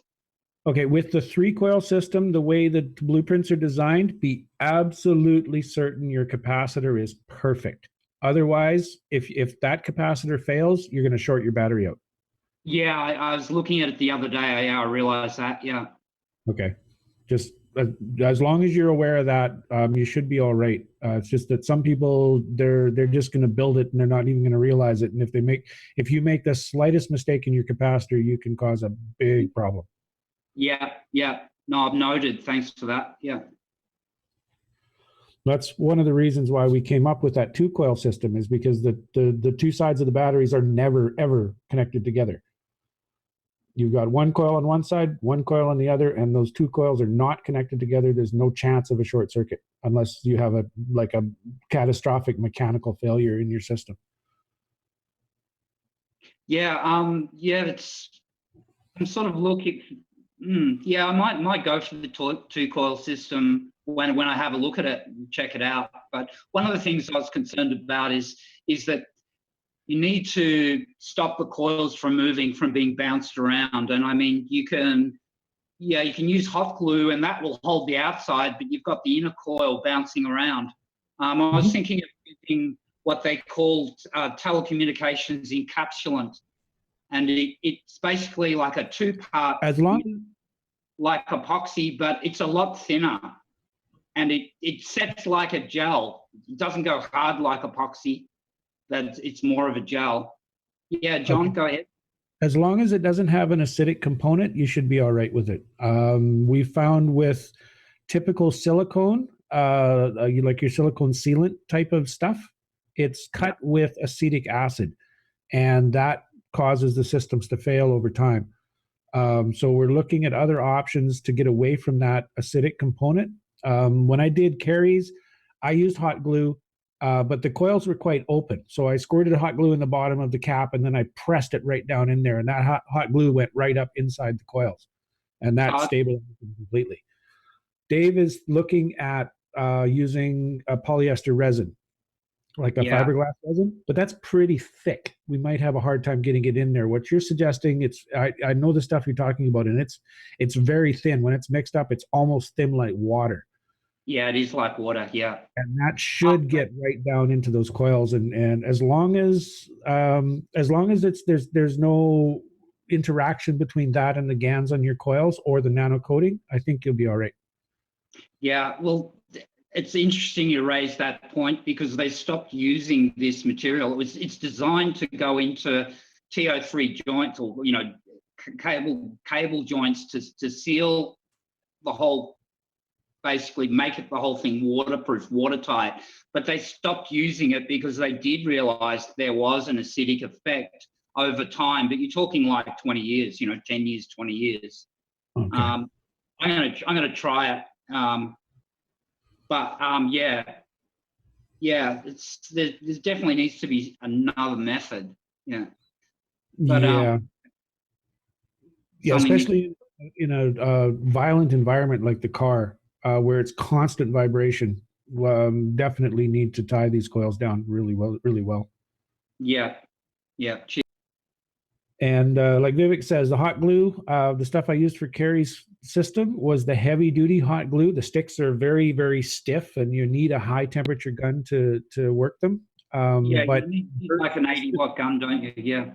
Yeah, in her specific installation, her engine is under the driver's seat. So it's like a long ways away from where I put that coil, because I tucked that coil right underneath the windshield, right in front of the driver. So, basically it's just right on the firewall, right behind her speedometer on her dashboard. And lots of airflow in there. It's going to stay nice and cool. I don't have to worry about the hot glue getting hot enough to soften. Yeah. It's one of those things, I guess, if you're in a city environment, it's fine. But if you're in a country environment with a lot of dirt roads with potholes, you probably have a problem pretty quick. There's a lot of potholes in the city too. Yeah, well, that's true. So, and it's not so much the very, the once in a while really violent bash. It's that constant little vibration that's going to wear holes in your nano coating over time. Yeah, and I can just picture that the gravitational coil rubbing away on the inside of the magnetic coil. Right. Over time, Yeah. There's a couple of other things. I remember when I was in school, we did some acrylic casting, and usually you see a flower or something cast in this acrylic ball. There's a material for, what's it called? Mod Podge? No.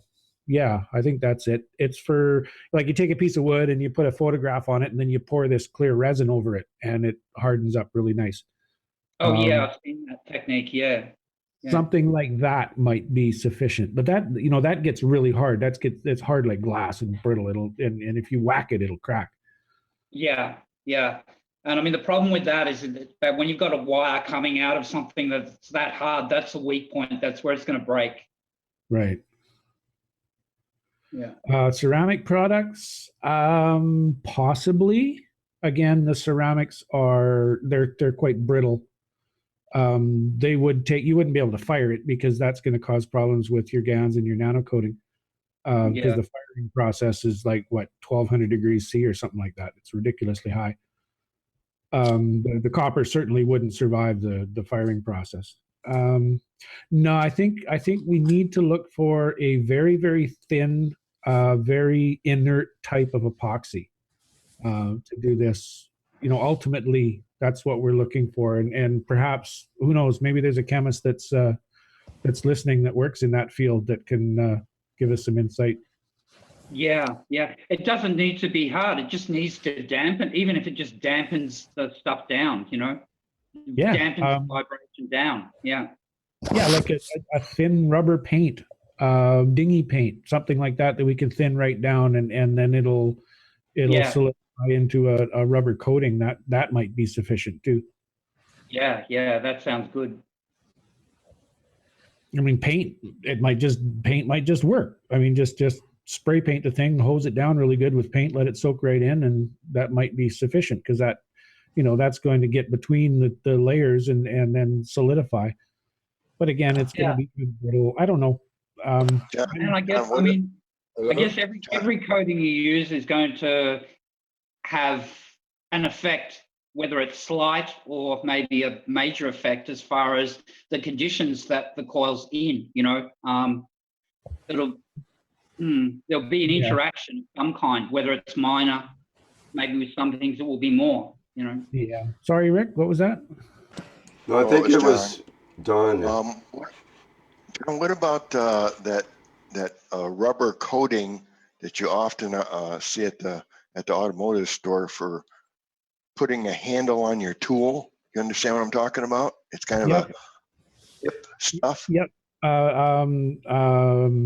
What is her name? She's going to shoot me because I can't remember her name. Whitney. She uses that for her health pins, and she's finding really good results with that. Whether that would work on these, because it's quite a thick coating, like it's not going to get down in between the loops of the outer coil very easily. You would have to inject it into that center coil. You have to vibrate it probably. Well, that stuff is heavy. It's thick and heavy. It's like how do I describe? It's like pancake batter. It's really thick. Okay. There may be a way to thin it out. You mix it with some xylene or acetone or something like that. You might be able to thin it out. But again, she's told me she dips the health pens in it, and it works really good for that. One possibility is maybe pouring foam, either pouring foam or the car body deadening, sound deadening stuff. Something that foams up. Yeah. Yeah. You could even do it in a vacuum. Like Rick's got some experience with that. If you took a thick material, poured it over your coils, and then put that in a vacuum, it would pull all the air out, draw that all of that your whatever you've poured in it right into those voids, and it would make it one solid mass too. Yeah, that's what I was going to suggest actually, is putting it in a vacuum chamber. It doesn't have to be under really high vacuums, just enough to pull the bubbles out and so on. That could be a way to do it. Whether you use acrylic or fiberglass or other two-part epoxy or whatever, that's a good way to get all the voids out, to be sure. Yeah, and that would pull the resin right into the coils, and that would for sure solidify it completely. I'm thinking it might have to be that way because if you think about it in terms of expansion and contraction due to temperature changes, especially in a vehicle, not so much in a house, but in a vehicle, it might be minus 40 in one extreme and go up to plus 40 on the other extreme or something like that. So those coils will be rubbing, like you're saying, a little bit each time it expands and contracts and expands and contracts. And even if you can keep the vibration down, still the expansion and contraction could cause rubbing over time. So it might have to be totally sealed. Yeah, I did some in epoxy, some in polyester, and they aren't working very good. So I maybe cut mine apart and see just how much penetration I got into my coils.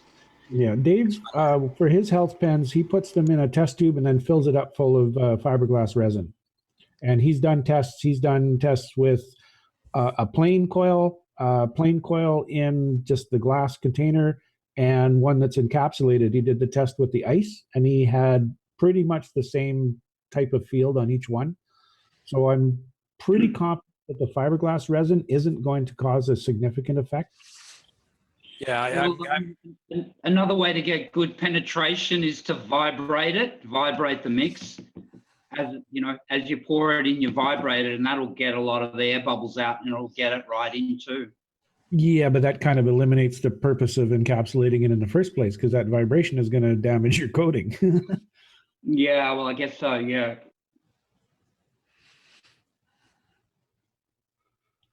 And we have been told to treat this coating like the most precious thing on the planet, because if you dent it, if you ding it, scratch it, you cause problems, especially with a solid core wire. With a stranded wire, it's not such a big deal because you've got so much there.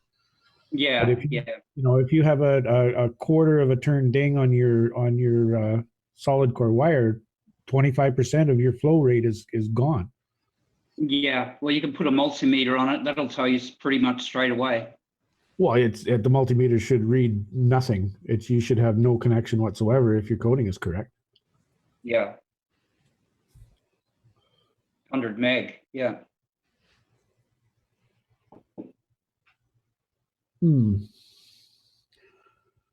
Stuff to explore. Hopefully I'll have some cash after Christmas and I'll be able to do some testing on this. But right now, I don't have the resources to do the testing. So gotta leave it for the moment. Yeah, well, thanks. You've inspired me to go down this road. Yeah. Very good. Thank you. Keep me off the streets until the next part of the power generation system's ready to be released. Yeah, that's one thing the Keshe Foundation is doing, is keeping people off the streets and keeping those idle hands busy. Because was there some saying about idle hands and evil or something like that? But not too many idle hands with the Keshe Foundation people. Yeah. Okay. Have you been working on anything, Rick, or you haven't had the time? Well, you mentioned ways of sensing and so on, and I've been playing it with, let me show my video here.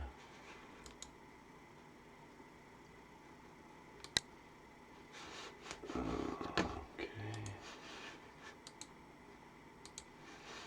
And boop, there we go. Yeah, been playing around with different ways of listening to the plasma, basically, is what I'm working with. So I've got this device called the iRig, start with here, which is... Well, you talked about this last week. Yeah. Great, you've done it. Yeah, so the iRig is plugged into the computer, and the other end has a standard audio jack, 1/4 inch audio plug. So what I've done is I've got this unit here just made up, and it's got a 1/8 inch phono plug, but I've got the adapter so it goes into the 1/4 inch, and it's got a wire that goes inside this insulating part here into this globe. Actually, I can open it up, and I've got the wire spread out as such, and it's in the process of nano coating now. It's been coated with caustic, and I'll put it in a baggie with a little more caustic, and it'll probably nano coat right down the wire, I expect, within a couple of days or so. And so then I've got, basically, it's a nano coated sensor, and it all fits inside that globe, so it's protected and has its own little environment in there. and plugs on the end of the iRig, and it's sort of like a kind of a magic wand, or it's actually a very, I found it a very effective sensor. I could be quite a long distance away from objects and still be able to sense them, like the MagRav unit over there. I can Will that maybe unit reach your desk? Yeah, let me see if I can try it here without causing too much distress to people's ears. Get up the Anybody program. wearing headphones, put them around your neck now. Keep that bass turned down a bit. I'll try to keep it within reason. I need to have some sort of thing for that, probably. Let me see, I'll share my screen on the desktop.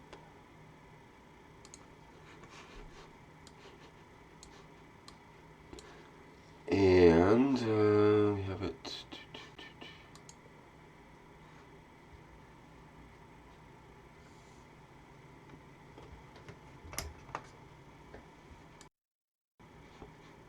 And let's see. There it is. Okay, I'm not clear on whether this sound's going to come through properly, but let me give it a try here.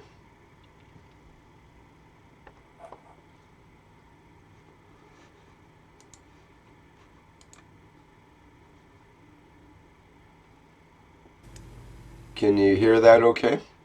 I'm hearing a very slight hum, about 200 hertz. Okay, let me try something here. I think I'll just have to undo the sound and try it that way. Oh, there it is. Okay. So,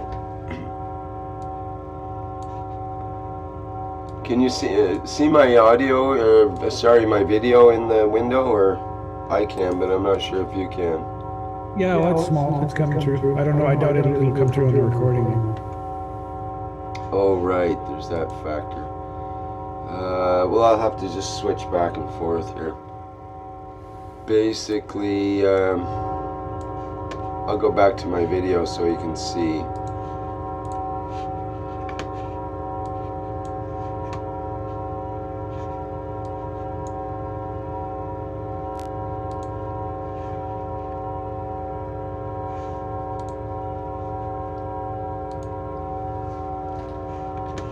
Okay, here we go. So, this is the little magic wand thing here. And if I was to put my hand close to it,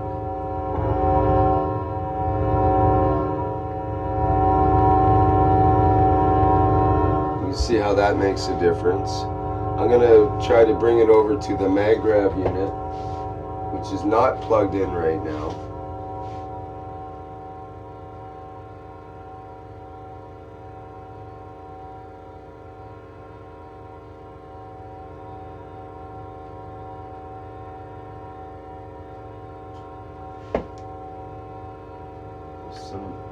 Some residual sounds, not too much. Now I'll plug in the MagRav unit.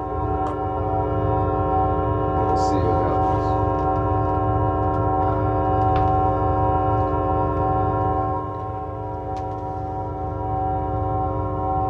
And now I can start to hear the field from actually from quite a ways back, probably about a meter or so. Hear it get louder.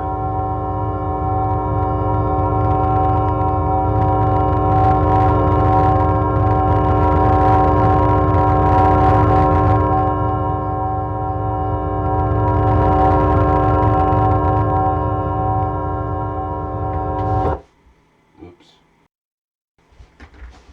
That's interesting. It's definitely making a difference. pulled something there. I shouldn't have pulled.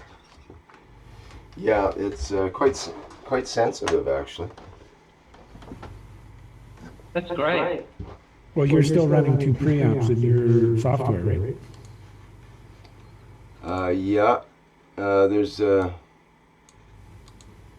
we go.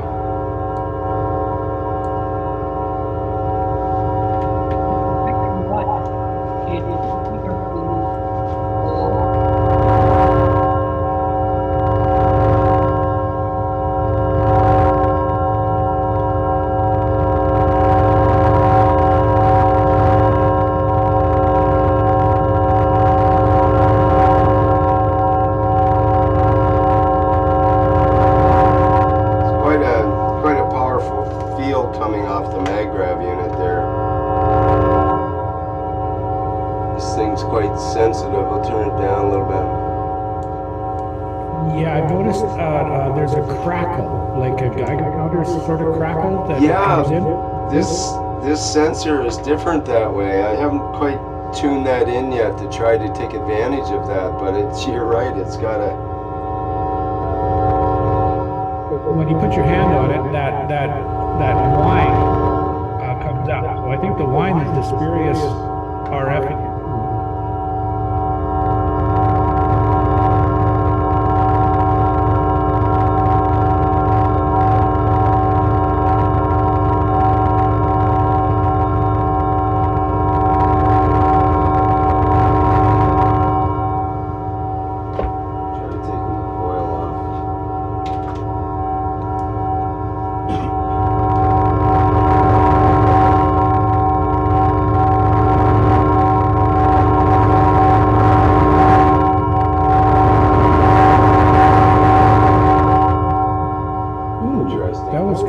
There was sort of a pulsing in that crackle there for a second. Yeah, it does seem to. Like I was trying to get the map on what it sounds like along this edge here. Say, it seems to be like it's most amplitude right across the middle.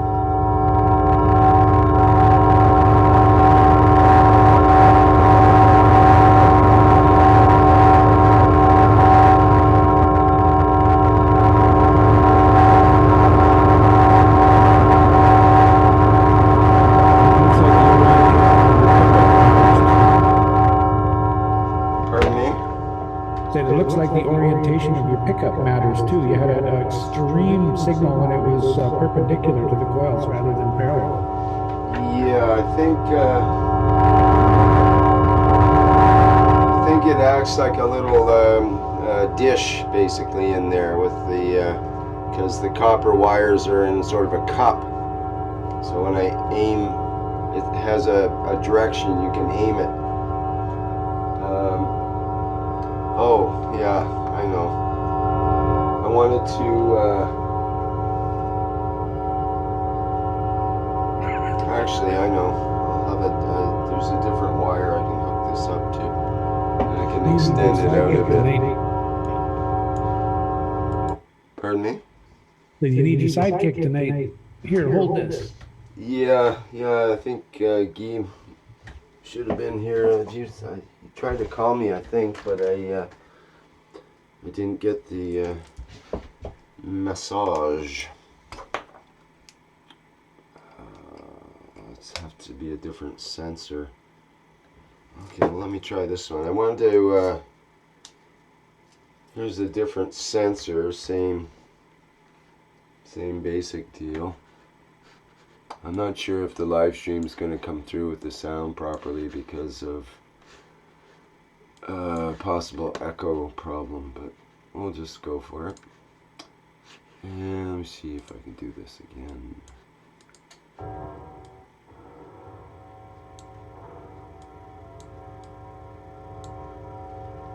Okay, it's a different sensor, but same basic deal.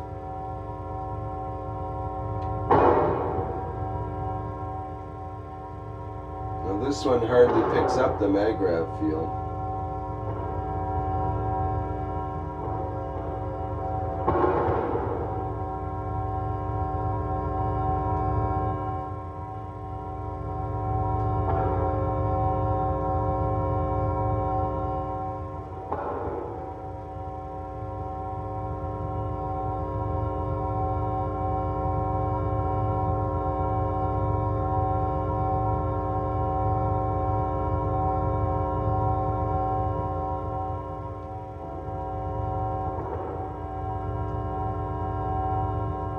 But what I wanted to show was I'm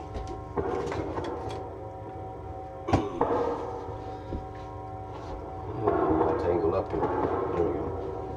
Got a plasma ball back here. Let me turn it on.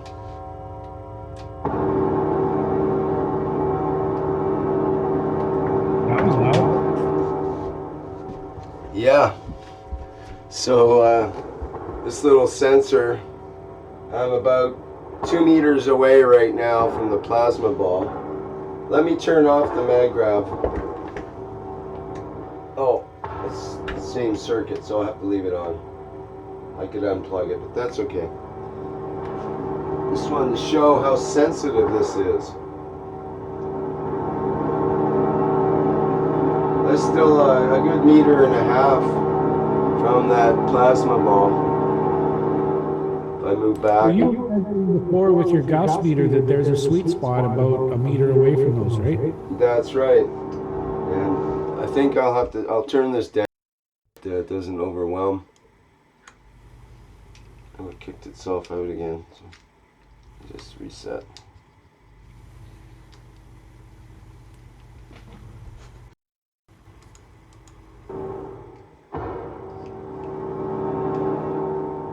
Okay, turn the thing down a bit.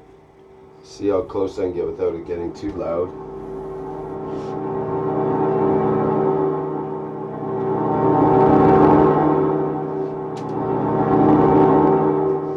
So obviously it's pretty loud. I'll turn it What down interests me about this, specifically with the plasma ball, is that it's not a singular frequency. It's a whole range of frequencies. That's right. That's what's strange about it, and you can get some interesting effects because of that too.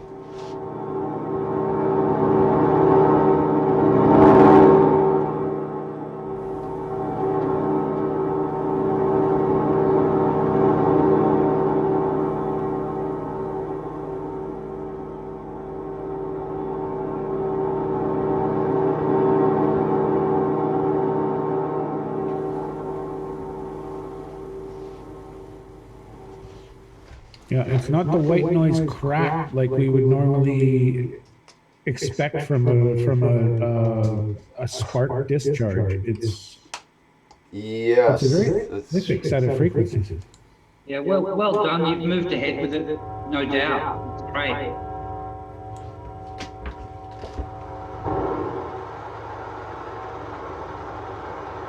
Now there's the white noise that I would expect from a spark.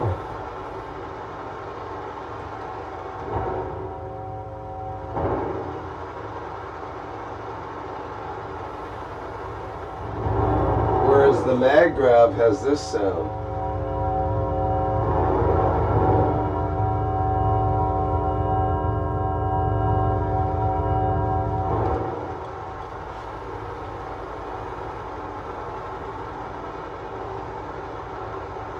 I need to put an extender on this to be able to reach out a bit more to catch the sound from this particular sensor. But I find it's interesting. It's quite a powerful sound coming out of that unit. Okay. See. So that iRig, it's basically the same, essentially the same preamp circuit that I have in my microphone mixer. I've got a couple extra channels on that. I might be able to just plug something right into my mic mixer and use that preamp. Yep, you could. The thing about it is, if through audio hijack, then you have to have some way to alter the sound so that it doesn't sound like just like static, like you were saying there. Oh, I got audio tools you wouldn't believe. Oh, right.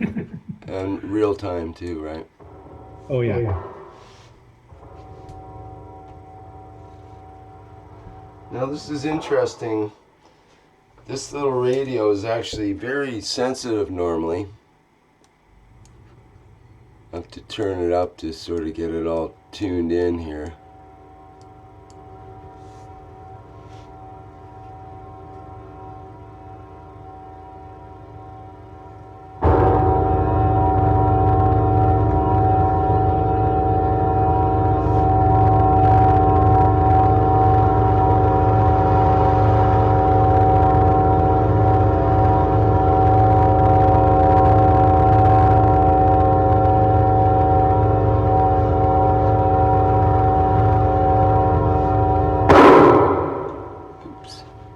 keep in mind your radio, that radio you have, the circuit in it is a very, very powerful notch filter.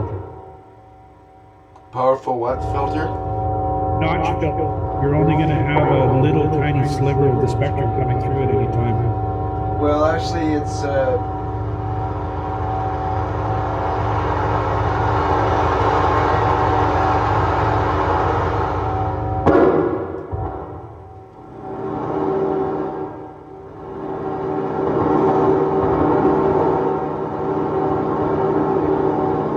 Listen to Rick.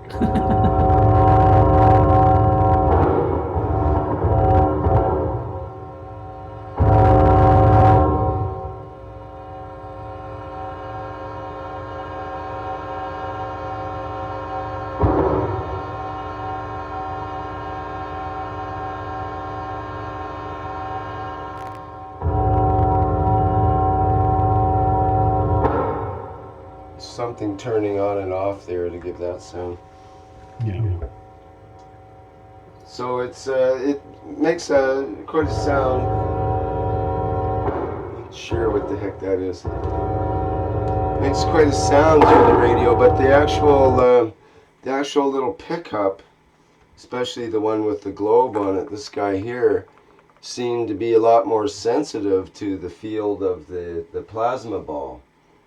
So I'm not clear on that, other than there is some of that, as you say, notching, or I think it's called selectivity, and of the crystal radio circuit. But on the other hand, it does a wide spectrum in terms of its reception of fields from a unit like this. It'll basically receive everywhere from audio through all the visual spectrum, through the electromagnetic spectrum of AM band, through even infrared and ultraviolet to some extent as well.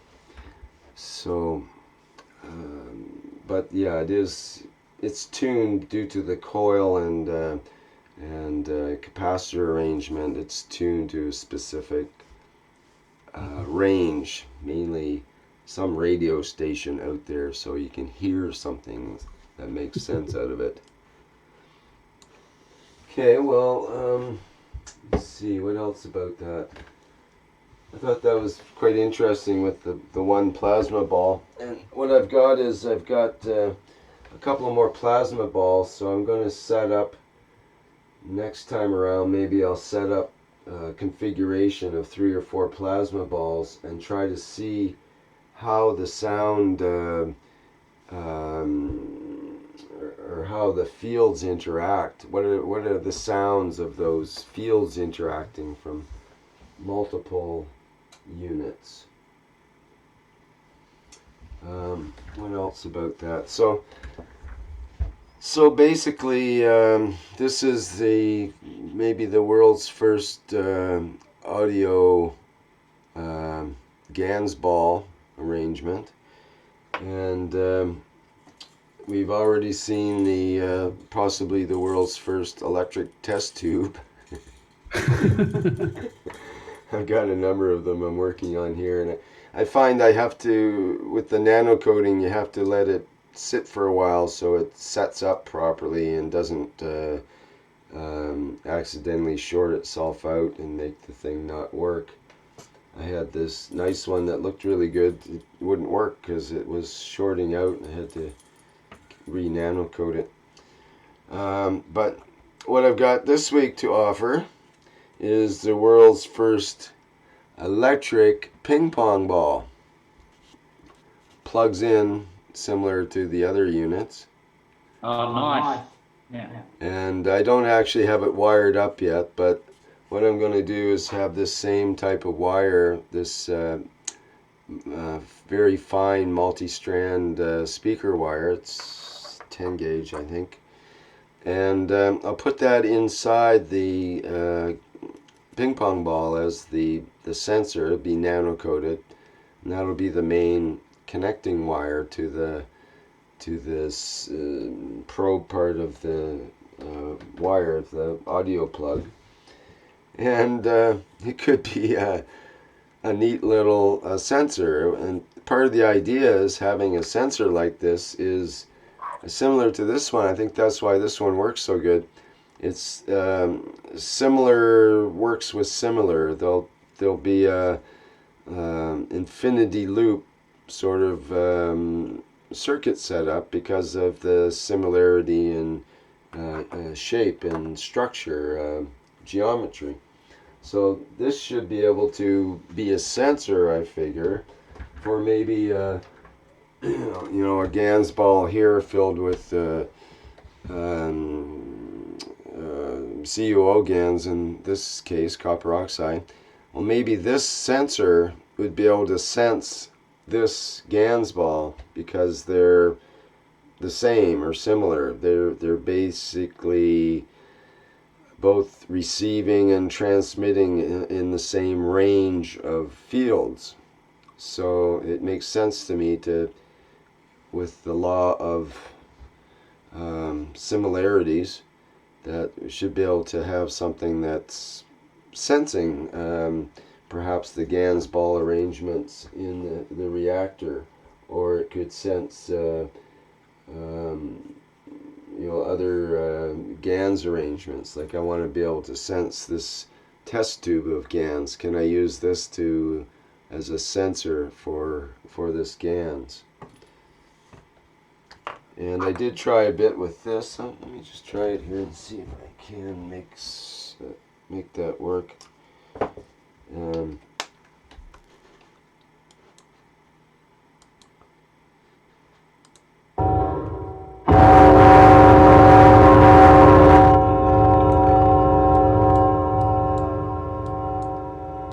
have to turn the gain down with this unit because it's so sensitive. So what I was going to try to do is to see if I can tell a difference in signal between. Let me turn around this way, it'll be better. I've got distilled water here,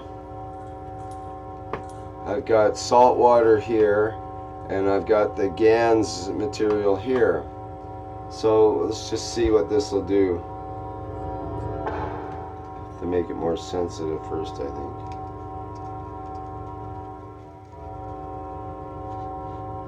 Turn up the gain.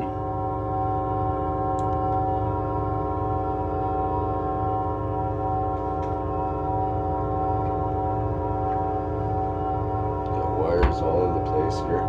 Okay, let's just see what happens. Okay, distilled water.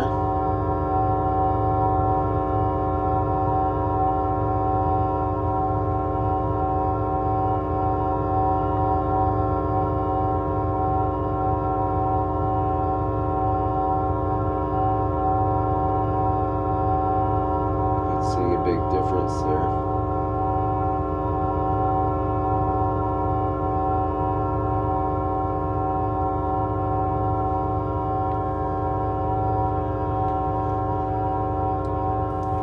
Yeah, that may be simply a static field there. You probably wouldn't notice any changes. Something's not working properly because this should be responding a lot bigger.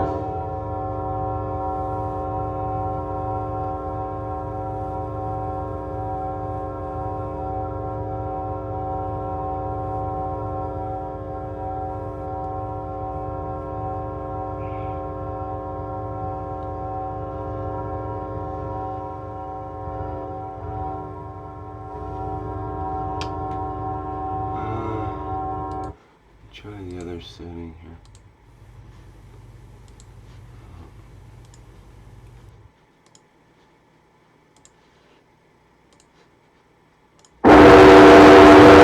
Sorry everybody. That probably blew out a few speakers. Okay,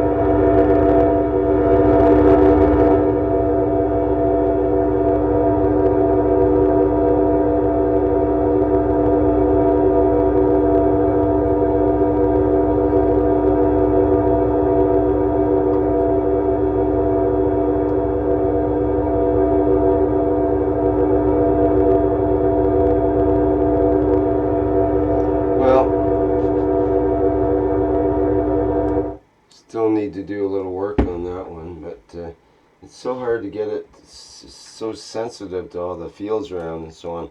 I had to shut my modem off. I shut the Wi-Fi part of my modem off because it became, that's what the pulsing noise was that we could hear before. I'll just, let me just briefly put it on. I'll show you what kind of sound you get out of an actual modem.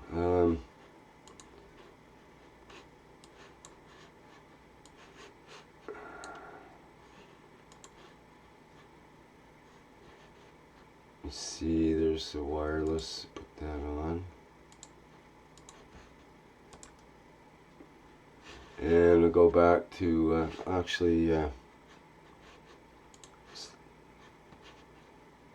leave it off for a second here.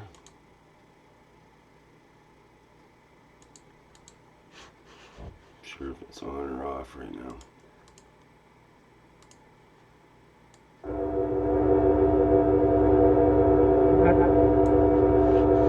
Okay, so it's off now, I believe.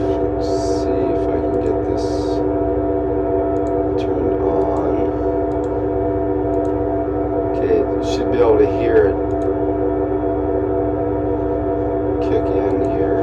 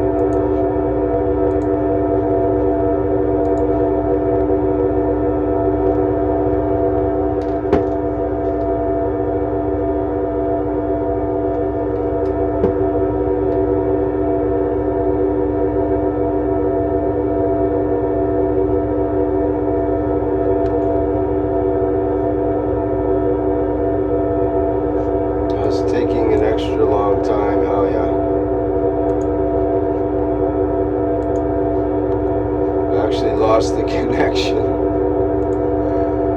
For some reason it decided to lose the connection. Try it again here.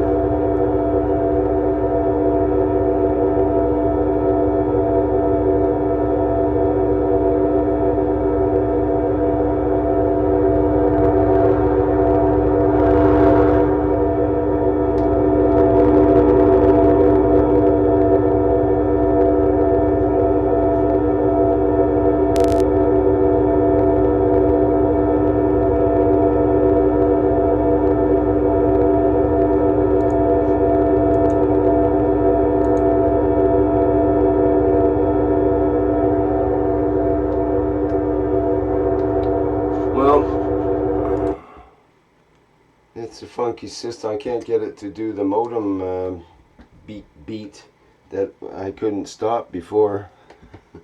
I turned it on and off earlier, but something is astray. Perhaps the sensor itself is. It's just super sensitive. That one sensor that I made today is in the ball. Just seems really sensitive. I'm quite surprised.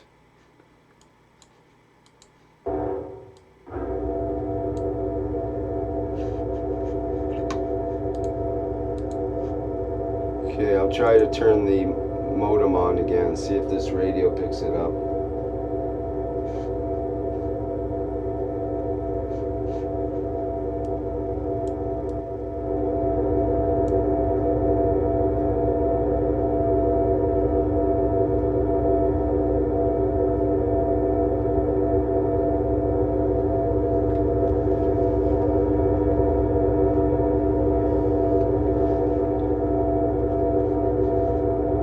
Well, I'll be darned, it's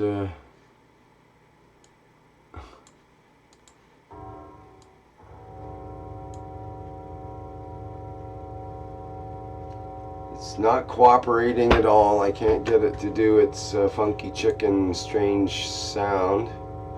So I guess I'll have to pass on that demonstration. Try once more on the 2.4 instead of the 5 gigahertz. Thought for sure I'd get that pulse sound come through.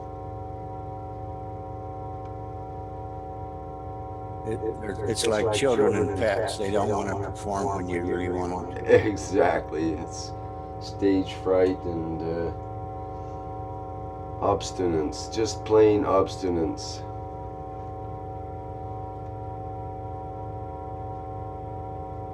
See, my modem's doing some strange flashing stuff, so I might have sufficiently confused it by now. Okay, I'm going to bail out of that demo. That didn't work out so greatly.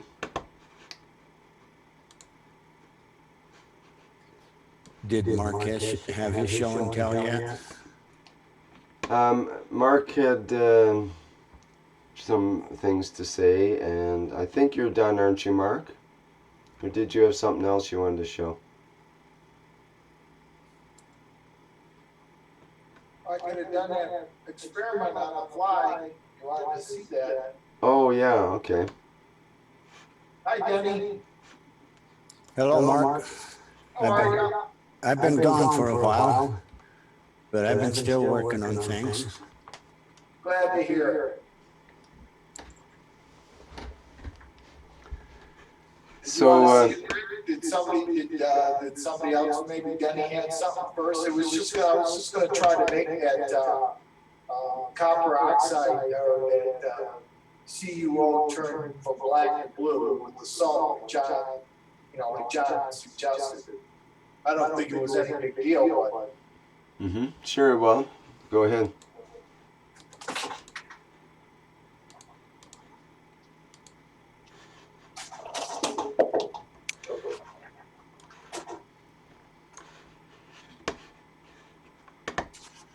Alrighty.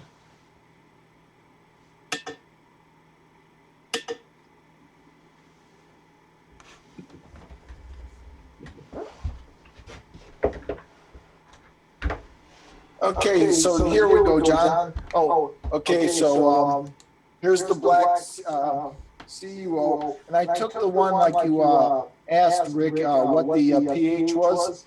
It started in, I started out on 8, 14, 16, and it started out at 6.3 and ended up on 9.8. The last reading I took was 9.8, and it was the pH was 7.7. And the other one that I had, this one up here, is 7.4 at the end of the my pH readings.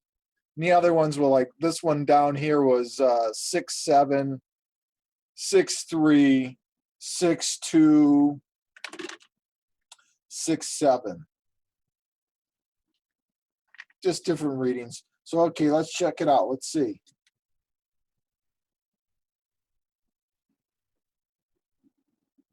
So John said to just put some black down there, and then we'll just move that out of the way.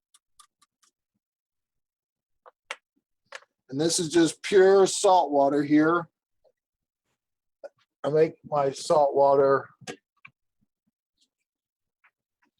This is just a small batch, but that's the Himalayan sea salt. Put my feet in that, and that's, I got a process for that. So that's what I got in here. That's the salt water. Okay, that's saturated salt water, right? Yes. Okay. Isn't that what you want, right, John? I don't know if it's right or not. I don't either. So here we go. So it's like we said, it's an experiment on the fly. Pure salt water, as salty as I can get it.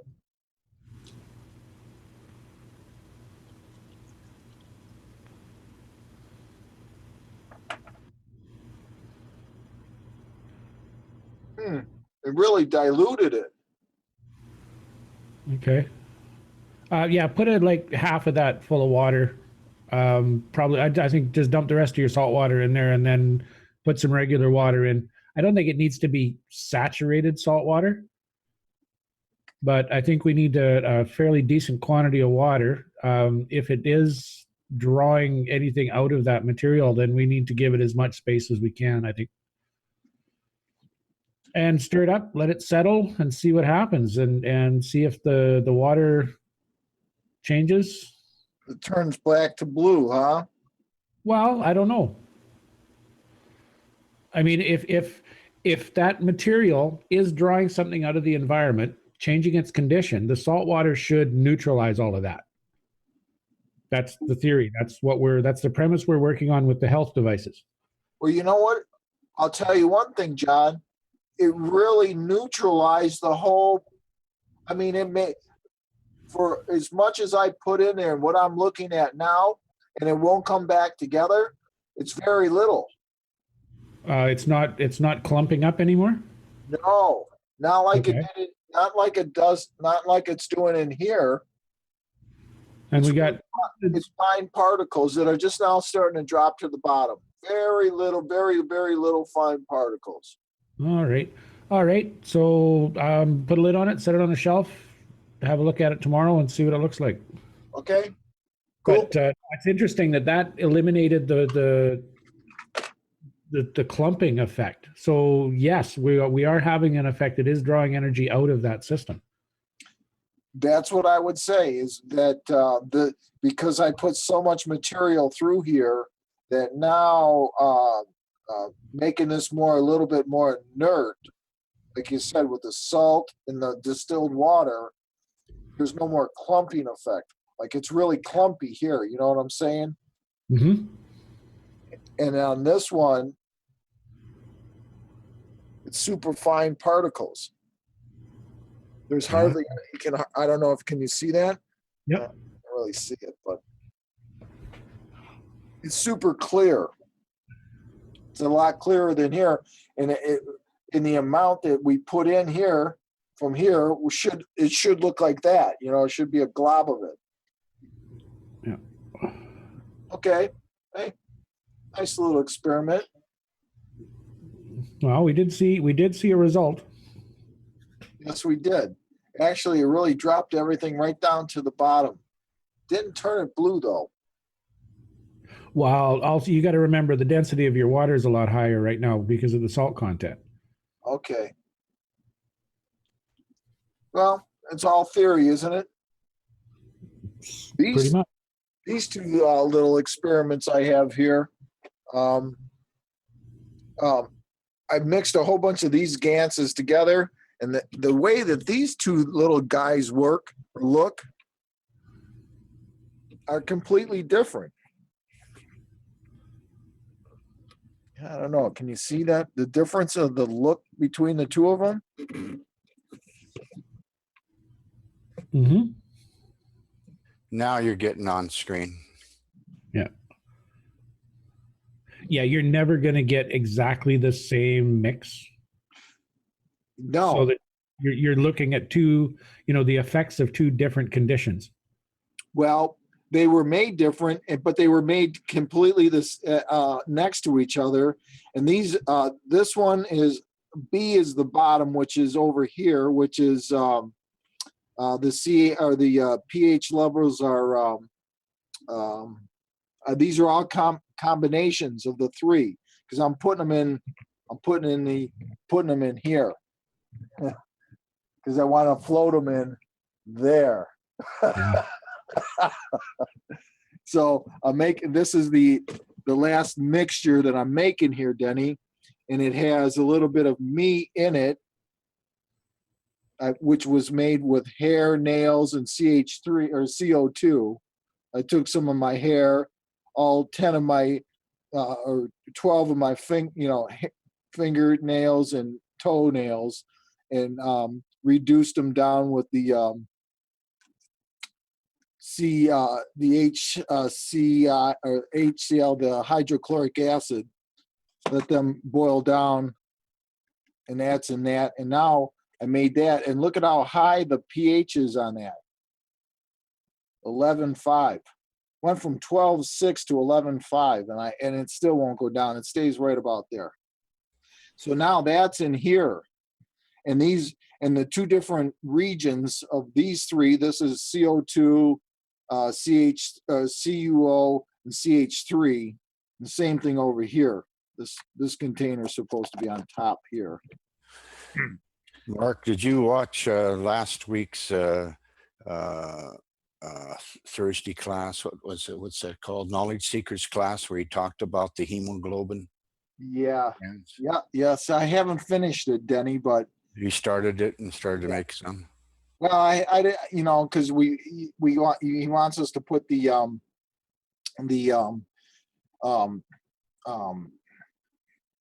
iron rod in with the question I had when it came to that, Denny, was, you know, so we're going to have a copper and a zinc that's connected by the nano-coated wire, and he said to put in, you know, after that, you know, started, and he said to drop in the iron, the piece of iron for the CH, so that it makes the hemoglobin drop to the bottom.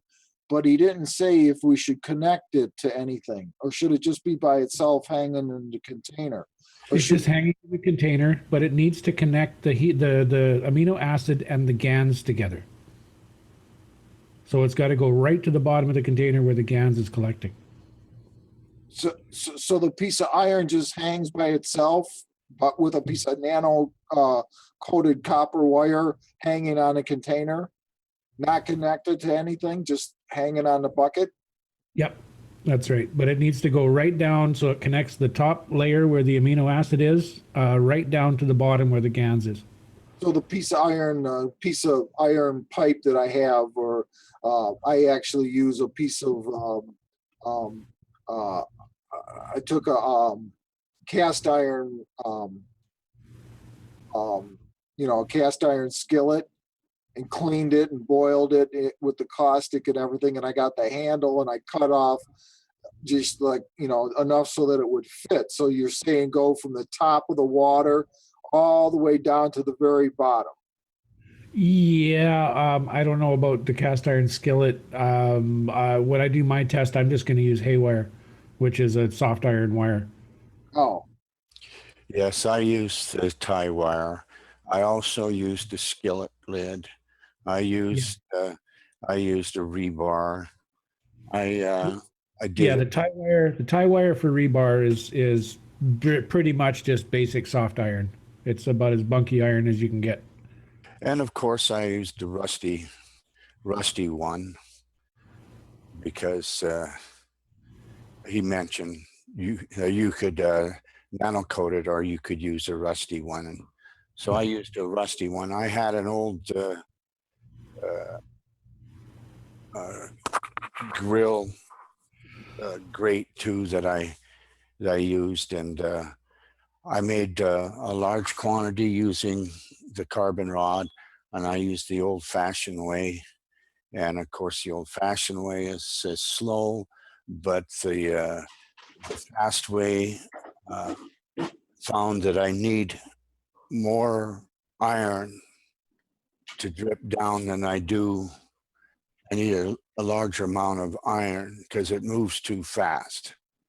You know, the making the CO2, it creates the CO2 too fast, the CO2 zinc combination. So I used a grill that was rusty, and that helped out. And then when I was making the large quantity in the 40-gallon container, I take and I use a submersible pump that's in a fish tank that sits down, so it just circulates the water every which way. And so I test my extremes is what I do. And I also have a new technique of footing my coils together. I always try to test the extremes about which wire should fit here, how should I get it to flow. I'm in the process of now making a split. I could show a little diagram, but I won't do it now because Well, let me stop, Denny. no. I want you to go ahead. I didn't mean to interject. I got to. We want to hear your stuff. Let me stop, please. Okay, well, it's nothing important. Yes, I was just asking you if you'd made if you tried the hemoglobin type process, because that might be something that you would want to use in your system. Well, we all gonna try it, right? Yeah, as soon as he's talked about it quite often, and one time before when he talked about it, he just you had the rusty nail sitting above the CO2. You never dropped it all the way down to the bottom and put it into the reach from the top to the bottom of the kit. And I didn't tie mine on. I just placed it in there and leaned it up against the side, because it was, the wire being the wire, it's very malleable. I haven't had as much luck with the rebar itself, and it was rusty rebar too. Video or something, or no, all I was just going to show let's see. I can. Okay, where am I? What am I doing? I can't find myself. Here it is. Where? There it is. I would like to share screen, but this is just it hasn't been completed. It's just it's just a song, and so that's all it is. So I can share screen if you want me to. Yeah, go ahead, please.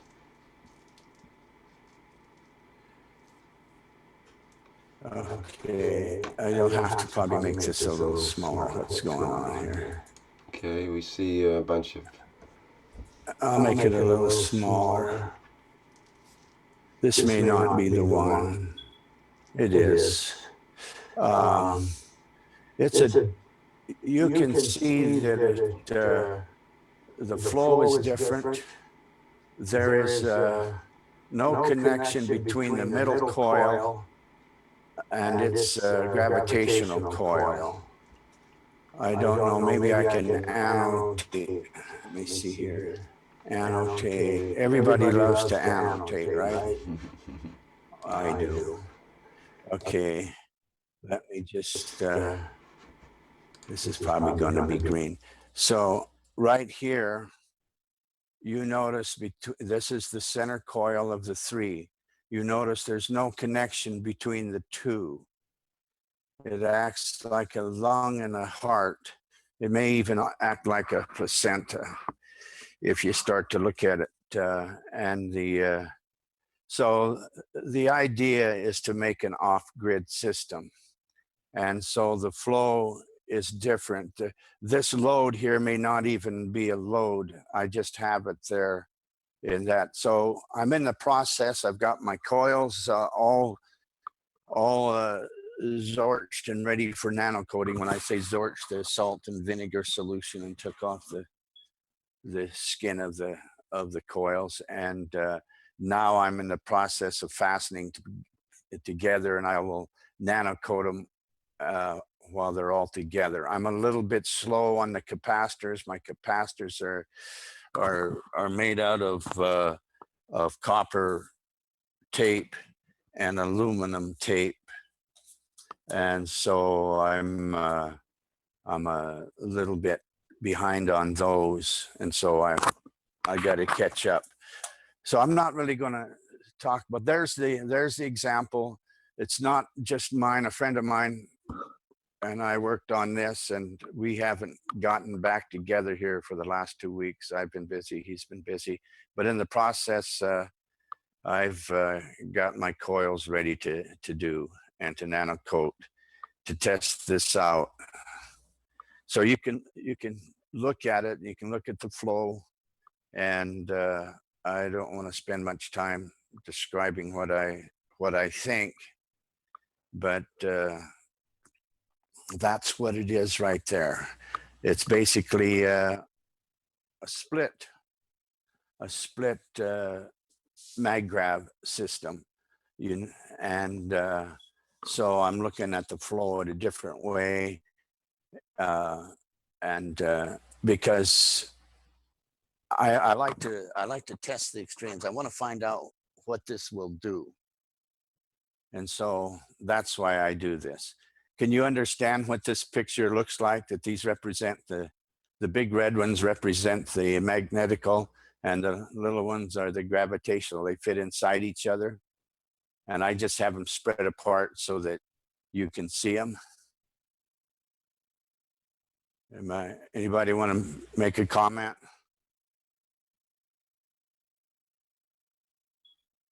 Yeah, I can see what you're doing there, and looks to me like you're going to be creating an absorbent system. One that's going to absorb fields rather than emit fields. Yes, that's one of the reasons why I would do this. So there's also an antenna system that I'm looking at putting on here. So if you absorb it, then you got a collector. And so that's one of the thoughts behind it. But I think it also, not only will it absorb, it will, with the way you put the capacitors and the leads off, you can extend it to so I guess you call it a receiver and a sender. So with the others, because I look at these as a set of 4, and so I'm trying to look, or at least a set of 2, where you have 2 sets like this. So I've got it set up where I'm making 4, and then I'll have to test them a little bit. So that's what I'm up to right now. Plus making I want to use the hemoglobin type stuff, because I need to test that out as well. And there may be a better way of doing it. I'm doing the old-fashioned way on the hemoglobin. I'm also doing the fast way, and I've already pulled some GANs off of it. And the fast way didn't give me enough red, and so I'm one of the other fast ways is working out better than the ones that I had with the. I think I might need more tie wire. I think the more tie wire that I use, I might be better off. Instead of just using one tie wire that goes down, use several, and that'll get me more iron in it. So that's it for me. Thank you guys for bearing with me. I will stop share now. Thank you, Denny. Always good to hear from you. This isn't my system alone. The idea comes from collaborating with another person who wants to remain anonymous, and so I respect that. And most of it's his idea, and I've just put it together and followed his logic. So thank you very much.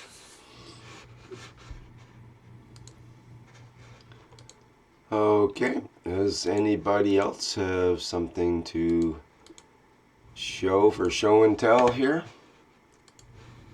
Or should we wrap things up for today?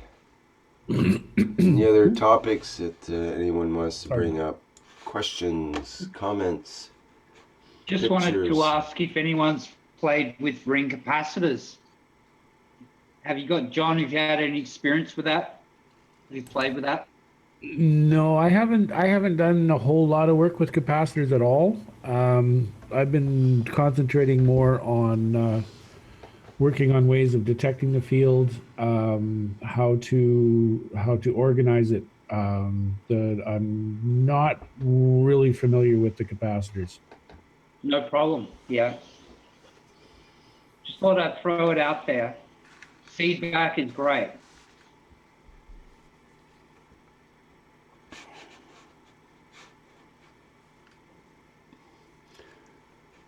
One idea I have in mind is I want to build a complete crystal radio circuit using only nano copper parts, and no diode or capacitor or resistor the way you usually get it in a crystal radio, and replace all the parts by plasmatic parts: a plasma capacitor, a plasma resistor, a plasma diode, and a plasma antenna and ground system, basically. Okay, Wow, that's that's interesting. What would you consider a plasma resistor? Well, that can be, um, maybe a normal coil would have a bit of plasmatic resistance to it. You could look at just regular coils have resistance in terms of electrical resistance, but perhaps they have plasmatic resistance. Maybe a tiny wee coil might have more plasmatic resistance than a larger coil. We were talking about coil sizes earlier, and whether that, how small can you go and still maintain that plasma field.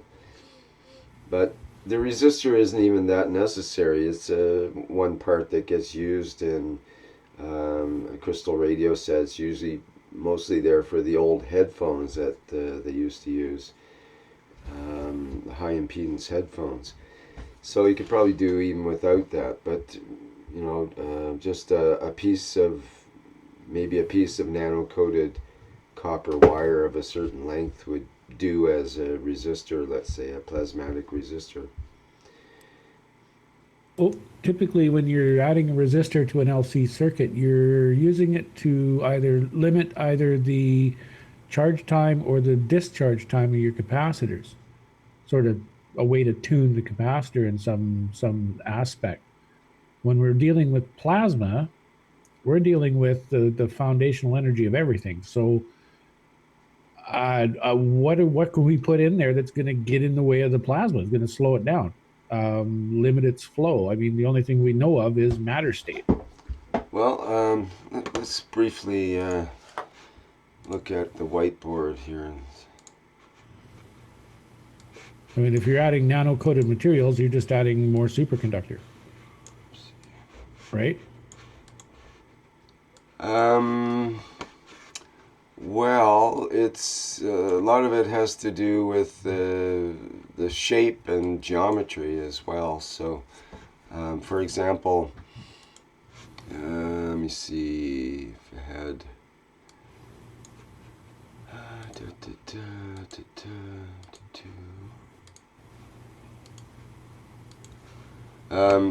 If you look at, let's look at a basic crystal radio circuit. I did this during my online private teaching, which I'll be having after this class next week, I hope. So we're starting early next week? Yeah, I hope to start maybe at 9 instead of 10 next week. Let's see. Okay. Okay, so basic crystal radio circuit, you have your ground, which is that kind of emblem. And if you think of it not in terms of ground or minus or ground, we look at it as the gravitational. Okay, so maybe the ground of the crystal radio circuit could be looked at as the gravitational end of the plasmatic circuit. Then at the other end up here we have the antenna. Okay, so the antenna, sometimes you could look at it as the positive, but it also, you could look at it as the magnetical end of the plasmatic circuit.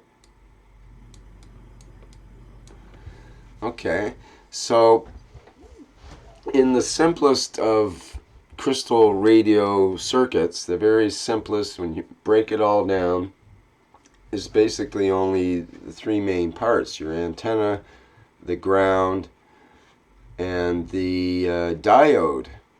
And so if we put the diode in between here, it has this symbol.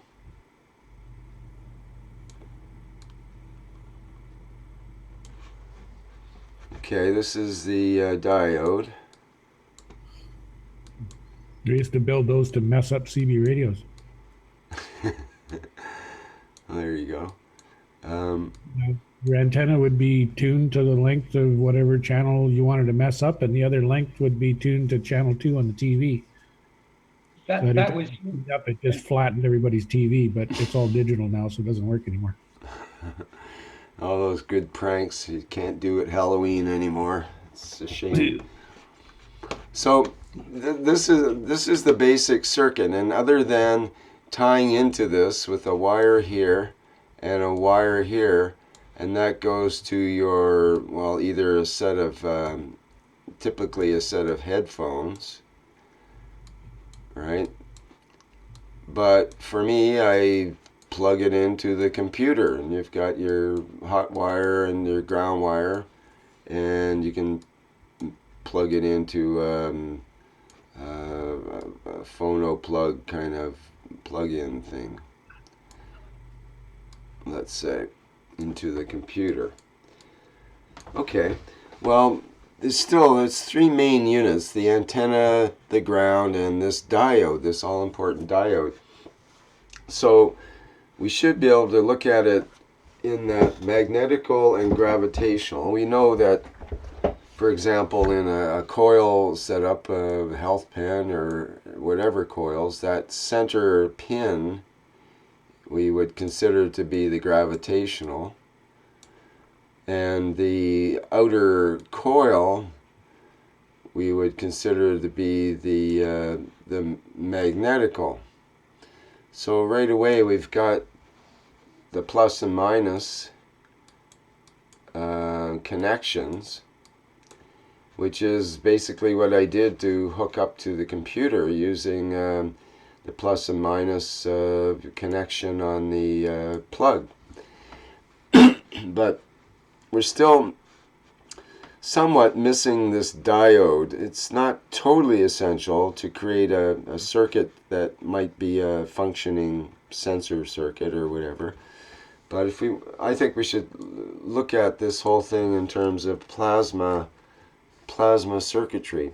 So if we look at the ground or gravitational or minus as just the core, center core wire, or whatever we have as the core, the magnetical as the coil around that, and then how can we connect them together with this diode arrangement? Because the diode's important to be able to get a signal that makes sense, because it basically takes a sine wave and ends up chopping half of it off, and you get a series of pulses that are able to be handled by the headphones or the circuit that amplifies your signal. And then you get something that sounds pleasant or not in the something you can discern as something created from some other end in the headphones. That's the effect of the diode. The purpose of the diode is to create a difference in potential between your antenna and your ground. So how can we create plasmatically the difference in potential with the plasma system? Right. Now, we know that, for example, we know that diode, we know the diode is basically a semiconductor, and it's a germanium crystal. It's germanium oxide. Again, it's oxide, right? So we know that oxides or semiconductors act as diodes. In fact, the first diodes, before they come up with the 1N34A that's typically used in a crystal radio, they used copper oxide as an actual diode. So we can replace this diode with a proper copper oxide arrangement that will allow that one-way flow. Now, there's other ways of doing it too, but that's kind of the idea. Because of my ignorance, Rick, I look at things because I have a lack of the understanding of what you're doing. When I look at that antenna, I look at it as a receiver. And as a receiver, then I look at it as gravitational. The antenna is gravitational. When I look at the ground, I look at it as a giver. And so then as a giver, I look at it as magnetical.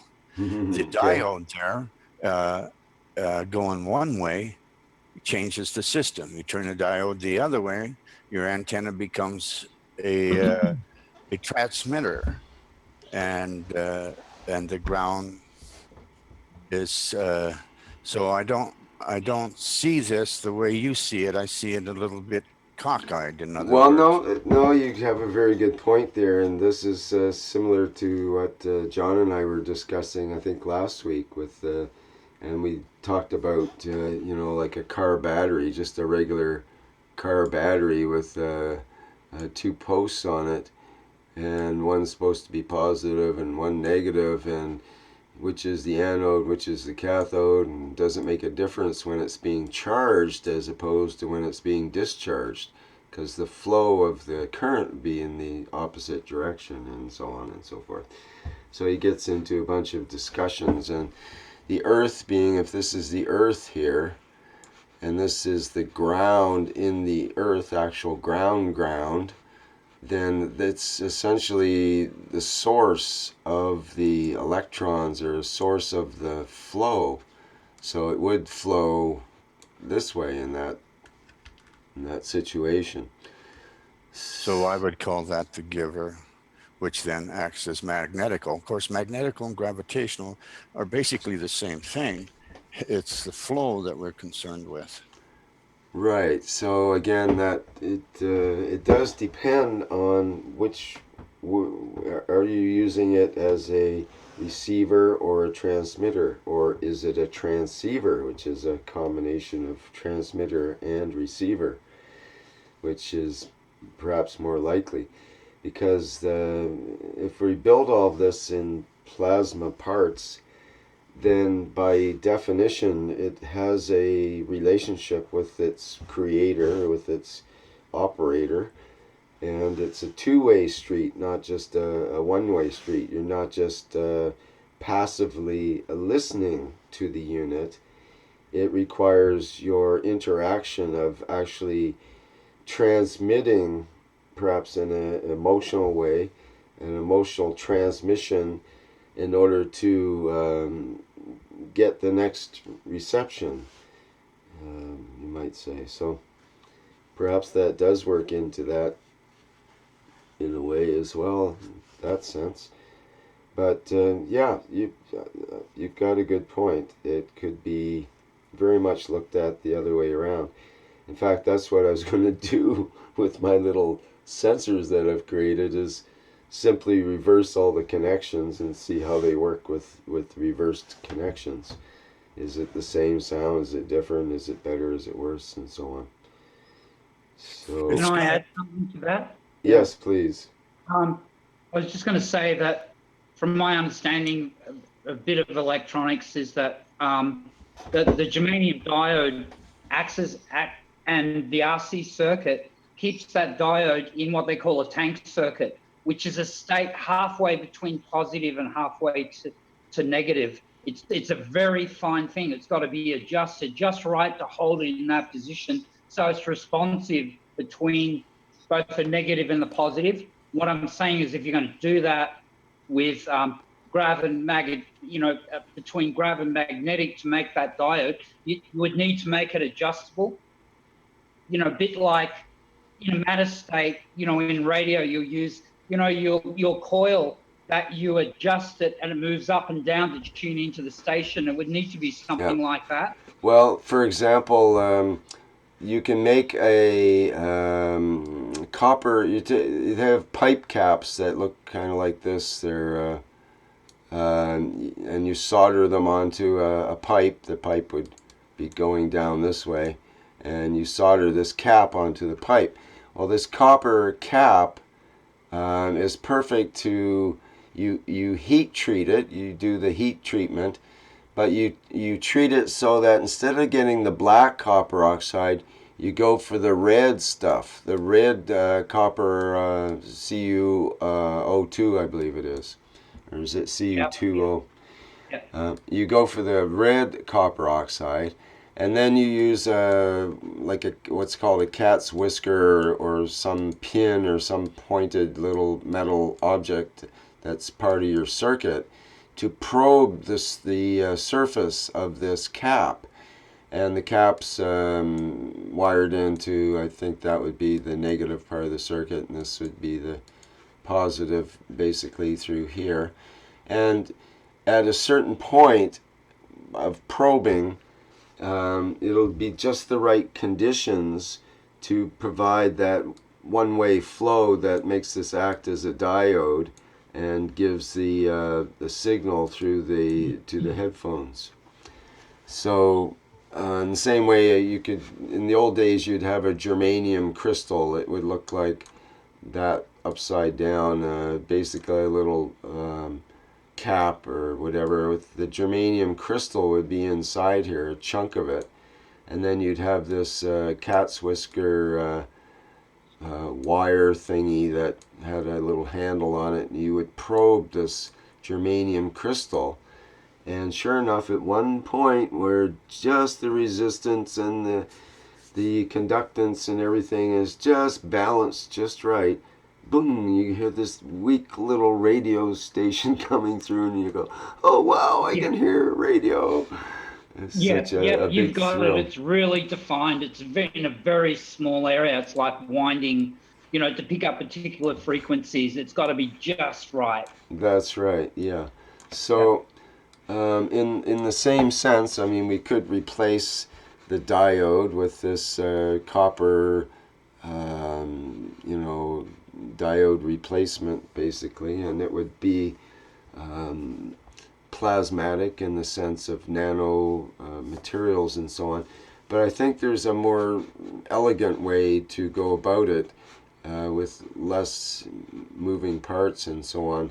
I think that just the regular nano coating itself acts as a diode. It's essentially, if you look at, say this is a copper wire here, and say that's just a wire, and then you have your nano coating on the surface of the wire, and so on. Well, inside the wire is the material copper element, and then you have your nano coating. It could be many layers, many thousands of layers even, and there's the opportunity for a flow through this crusty surface of the nano coating. Normally it's difficult because normally we go for high resistance levels, like you mentioned earlier, a megohm resistance, for example, which is 1,000,000 ohms resistance, which is pretty significant. Even 100 megohms I've found pretty standard. Right. So what if that was only, say, 2 ohms resistance, and you only had a few layers on there, and the ability of the electrons or the energy flow to go through that layer would be much easier, okay?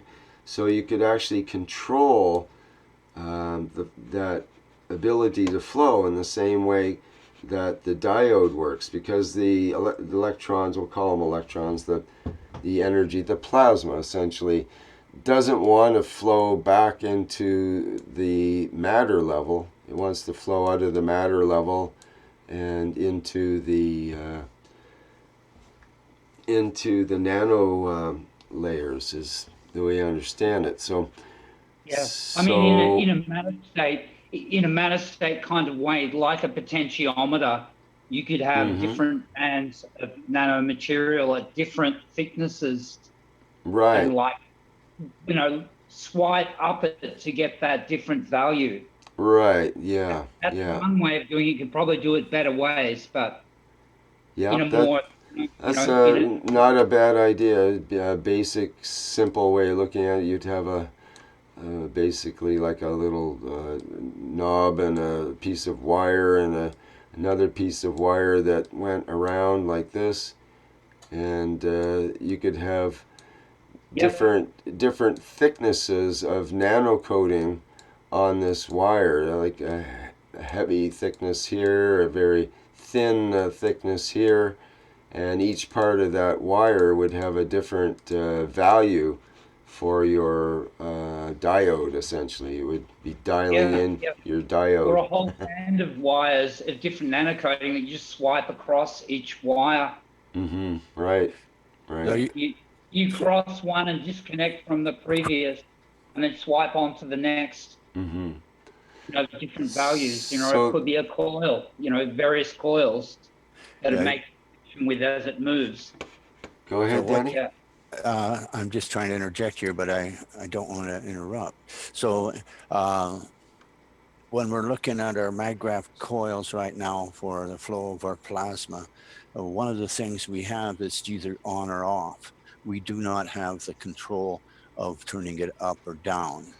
And Marco's system is one of the ways that looks like we can control the gradient, but it's still fairly crude. And so because we need to control the gradient for our spaceship so that we know how to direct our flight. And this right here is part of it. And some of the beginnings of it is when you look at the maggrav system, and that's what I'm trying to look at in that little drawing that I made, is how do I turn this up and down? How do I make it more analog? And so far, it's just like you have to plug in plugs to do that rather than have a dial. So I got to think about the dial like you guys are thinking. How to turn my magrav's gradients up and down. Well, that's a good point. That's what it's all about, is the gradient between this upper and lower, and the control mechanism in between, essentially. I like this drawing because it's so simple. It's actually got three main forces involved here. Whether you look at it as gravitational or magnetical at each end, or the fact remains that they're of more or less opposite polarity to each other, or we're talking about separating two of the prime forces of the universe, essentially, and resolving them through this thing we call a diode, or thing we call a control in between the two. It's like you got these two of the world's wrestling guys, the good guy and the bad guy or something, and they're each in their corner, and you got the referee keeping them apart, and you want them to come together to get some friction and the energy and the work done and so on, but you don't want them to obliterate each other immediately. They have to be separated at certain times so they keep the fight going.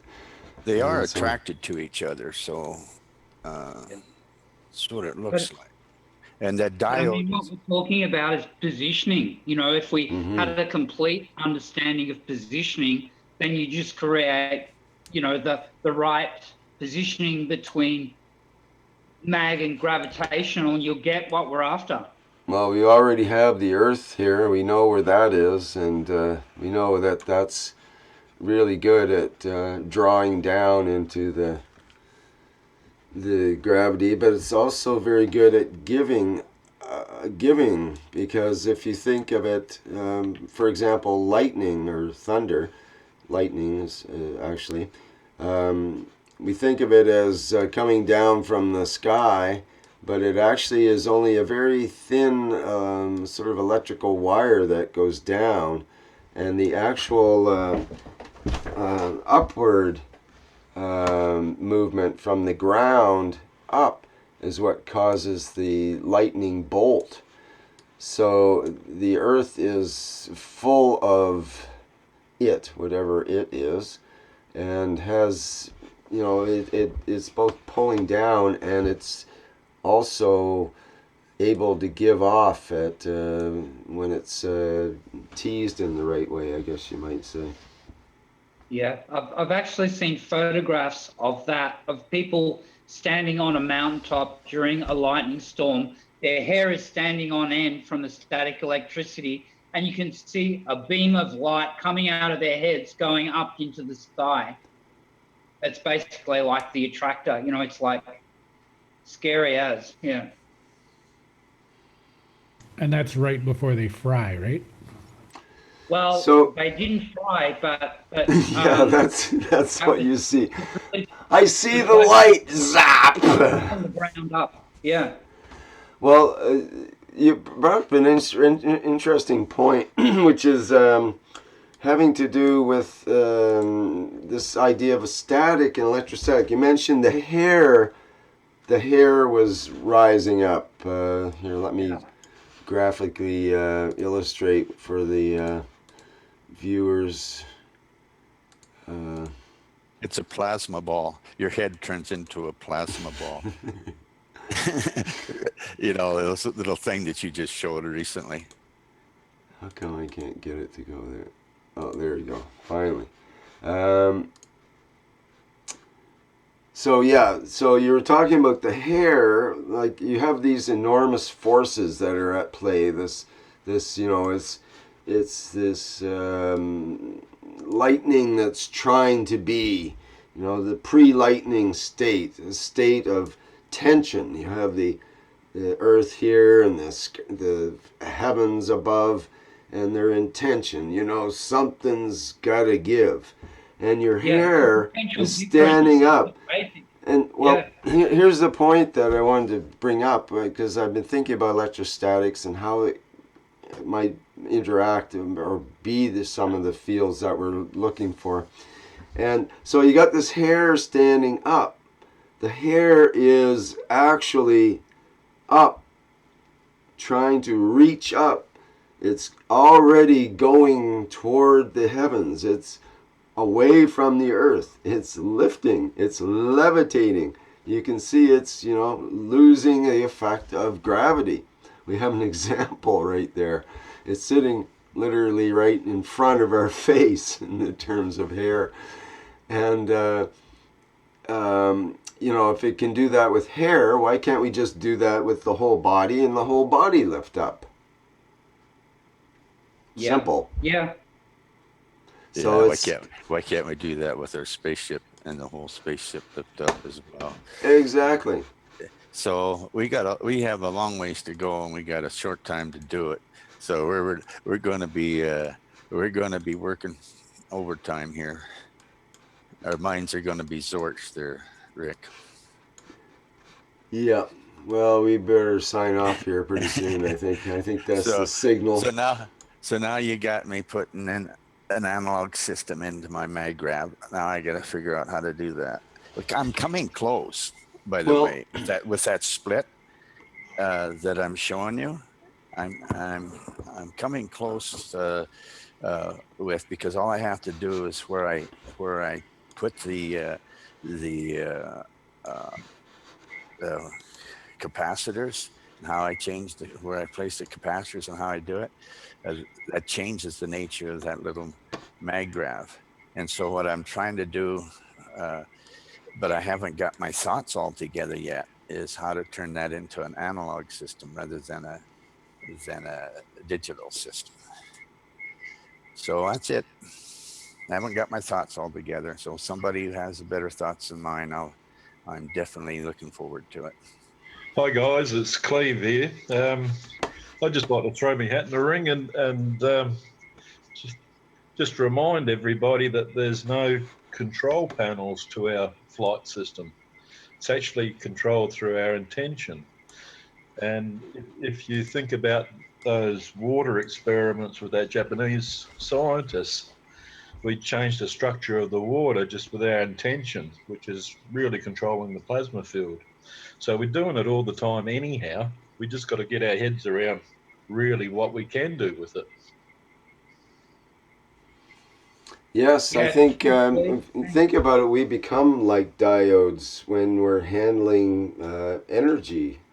Um, if you can feel the fields, then basically you are a diode. You are allowing that one-way energy flow coming in, and perhaps interacting with a two-way flow as well. But definitely any kind of sensing or feeling of fields, one would be acting as a diode. You are allowing a certain amount of the fields to pass through, essentially, and restricting some of the other fields. Our perceptions only allow a certain amount of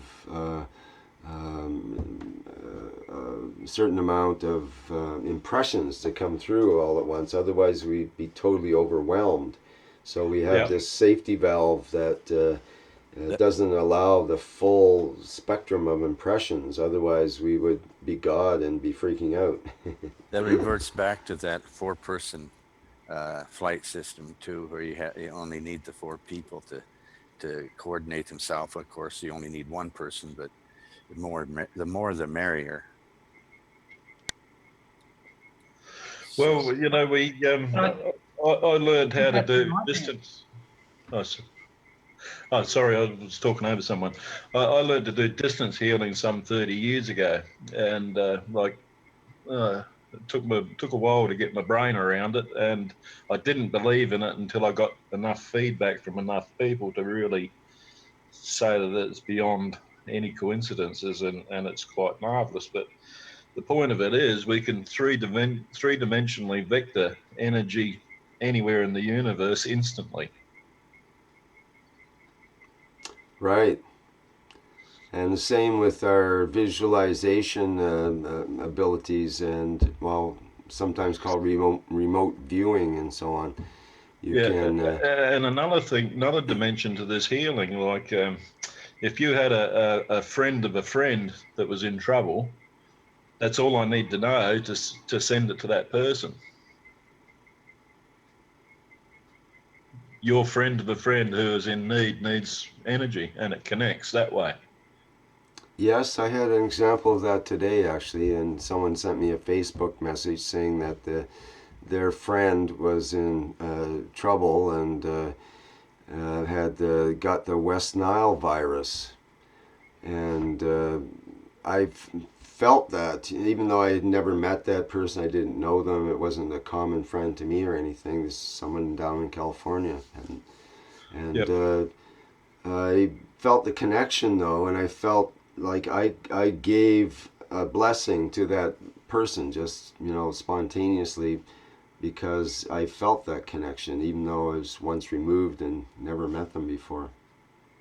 So what I'm sort of trying to raise here is we're talking about gradients with the plasma to interact with it, and like for flight control, where we're already interacting with it on levels we don't even understand. Right. So yeah, that's why we keep playing with our toys and so on, to try to get more of an understanding of what this and is. as Mr. Keshe says, in the end, we don't need any machines when we get our head around it. It's we won't have a head then to get around it. So Don't have to worry about that part of it. 'Cause there's nothing to worry with. When you Eddie, get I thought I'd just throw that in there because I know Yeah, I well, was that's always the end result, the end game, you know, where we dissolve off into all eternity and go and hit the restart button somewhere, maybe. Yeah, but here we are, and we're in this Keshe plasma reactor group, and that's what we do here. So until it becomes the Keshe spirit flying in space only group or something like that. No, I don't know. I kid a bit, but basically we're here. What we see is what we get in many ways, and we're all in different levels on this planet and all other planets as well. And the levels are sort of defined, but not exactly in a way. So, but Mr. Keshe has sort of laid it out, and you could look at it roughly in terms of people that look at the physicality or the elemental world, and those that look at the nano world and get kind of stuck there. Everything's nano, nano, nano. And then those that go on to the GANs and learn about the GANs and the higher levels of working with that material. And then there's the ones that go beyond that and become the plasma manipulators. And then beyond that, whatever, plasma teachers, perhaps. I'm going to breaker in here just a moment. Rick. Please do. There, when you look at the semantics of the word reactor, that means that we've already act, and now we're doing we're doing it again. We're doing the re part of it. The action has already been done before, so we're trying to figure out what we already did before and remember it. So that's why we're reactors. The acting has already been done. That's the semantic of reactor. Okay. God, you just got to love English, don't you? Yes, we can play with words. We did have a comment earlier I wanted to bring up from Jay. In fact, he's got two comments now. He had a comment to John specifically, but anybody can answer. He says, John, how can you tell the amount of hertz so quickly? Are the lower sounding pitches the lower numbers in hertz? Or what way does it work? I guess that's my cue. Yes, basically, the lower the frequency, the lower the number. Typically, human hearing goes from roughly 20 cycles or 20 hertz to 20,000 hertz. That varies. The older you get, the less you can hear. But that's the typical human hearing range. And I'm good at it because I've been doing it for years and years and years, and I've been playing with equalizers, and I know I can hear a sound, and I know basically where on the equalizer to adjust that particular frequency of sound. And you play guitar and so on too, right? Go find yourself a fairly high quality narrow band EQ, one that's got lots and lots of little sliders on it, and put on some music and just play with the sliders, and you'll be able to pick out the different frequencies, and over time you can just do it easy. Or you could play with a synthesizer perhaps, and they usually have the frequencies marked on them these days. Yeah, that too. You can go up and down octaves. You know, what we hear is only a small band of what the frequencies that are out there, you know, from smallest to largest, you know, there's a huge range out there. Yeah, when we're listening to audio sounds, what we're listening to is a fluctuating pressure wave. And that pressure wave can be very low frequency, 0.0002 hertz, which is like, that's what the initial rumble is very, very low frequency. The initial rumble of an earthquake. Some animals are sensitive to that. When you hear the guys with the big stereos go by and it's thumping your chest, that's the very, very low frequencies that you're feeling. It's a pressure wave that's hitting you. And there's really no limit to that pressure wave. You can have the pressure wave fluctuating in the terahertz, the trillions of hertz, but it's just way too fast for us to pick up with our sensory equipment. So, Right. Rick, looking at your antenna and your ground, when I'm listening, I'm the ground, and when I'm talking, I'm the magnet. I mean, when I'm listening, I'm the gravitational, and when I'm talking, I'm the magnetical, because That makes sense because we're transceivers. We're not just receivers or transmitters, right? It's hard to just sit there and receive. We always want to give back when we receive, and we always want to receive when we give, I guess. Well, the speed of it's very fantastic.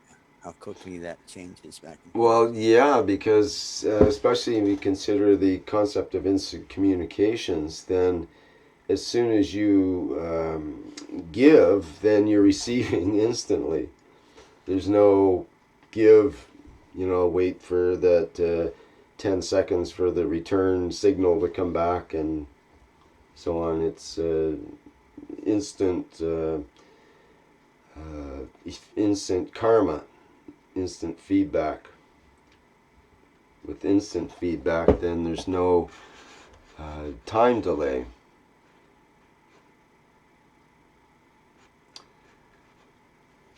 So when Clive was talking about the distance healing, that's an amazing thing. So many people do that nowadays. Well, they've done it for centuries, but it's more out in the open now. That's right. I might say, Denny, I've taught hundreds of people, and there's not one person that can't do it. I don't like that muscle testing, though. It always pisses me off.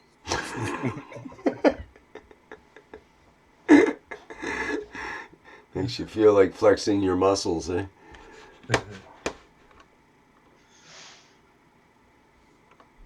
Well, did bring up a point there, which is I'd like to pursue more in the future workshops, which is I boil it down to what is the sound of plasma? And that's what I'm creating these sensors and different little apparatuses to try to sense the plasma. What is the sound of plasma? And how do we even know it's plasma and just not magnetic electrical pickup, inductive pickup? Right. And you're going to have to do some isolation testing. Well, that's true. We need to have I need to make maybe a chamber or a box that's like a Faraday box that isolates the circuit away from all the extraneous electromagnetic interference and focuses just on the plasmatic fields that we're interested in testing, say. One of the ways you can do that, I think, Rick, is first make an assumption whether it's true or false. Make an assumption that the plasma has a sound and has maybe more than one sound. Then work specifically on that particular plasma. Say you have a GANs, maybe you have CO2 GANs, and you're going to assume that it has a sound. And then you create a device that finally picks up its sound and only its sound. But that's a lot of work. Yeah, to that end, I was just thinking about that specifically. And to that end, I'm starting on this little device here. This is basically just a nano-coated health pen. Let me get you up here on the video. Why am I not able to do that? Oh, I have to stop the share. That's it. And just Okay, there we go. Go ahead. Okay. Okay, so essentially this is just a health pen with the loop on the end. I've got the center lead, the positive lead, wrapped around the loop on the end of this health pen, Mm-hmm. and then I'm going to take some regular copper, not nano coated, because this is already nano coated, Mm-hmm. and I'm going to shield this except for the very end. Mm-hmm. So that's going to stop Right. any Yeah, spurious coming I in. had I've got that the ground same here, so thought. that'll be Mm-hmm. grounded. Yeah. That should eliminate spurious RF, and the Mm-hmm. only thing that can come in is right at the very end of this device, and it's going to go in and hit that nanomaterials. There's so much metal in between that if there is any RF coming in, it's a lot of it's going to be absorbed and dissipated by that coil, Mm-hmm. because like the coil is going to act as a choke. So that's going to narrow that band of RF. Why did that just go crazy? You went fuzzy on us. Yeah, my autofocus decided to go to flower instead of mountain. Um, the amount of material in the center of here should dampen the spurious RF, and having the shielding around it, with the exception of the very very end of this, that should eliminate like a large percentage of the background noise that Rick is getting. Yeah, I'm Mm-hmm. Do so you mind glad if you're. I ask a question, John?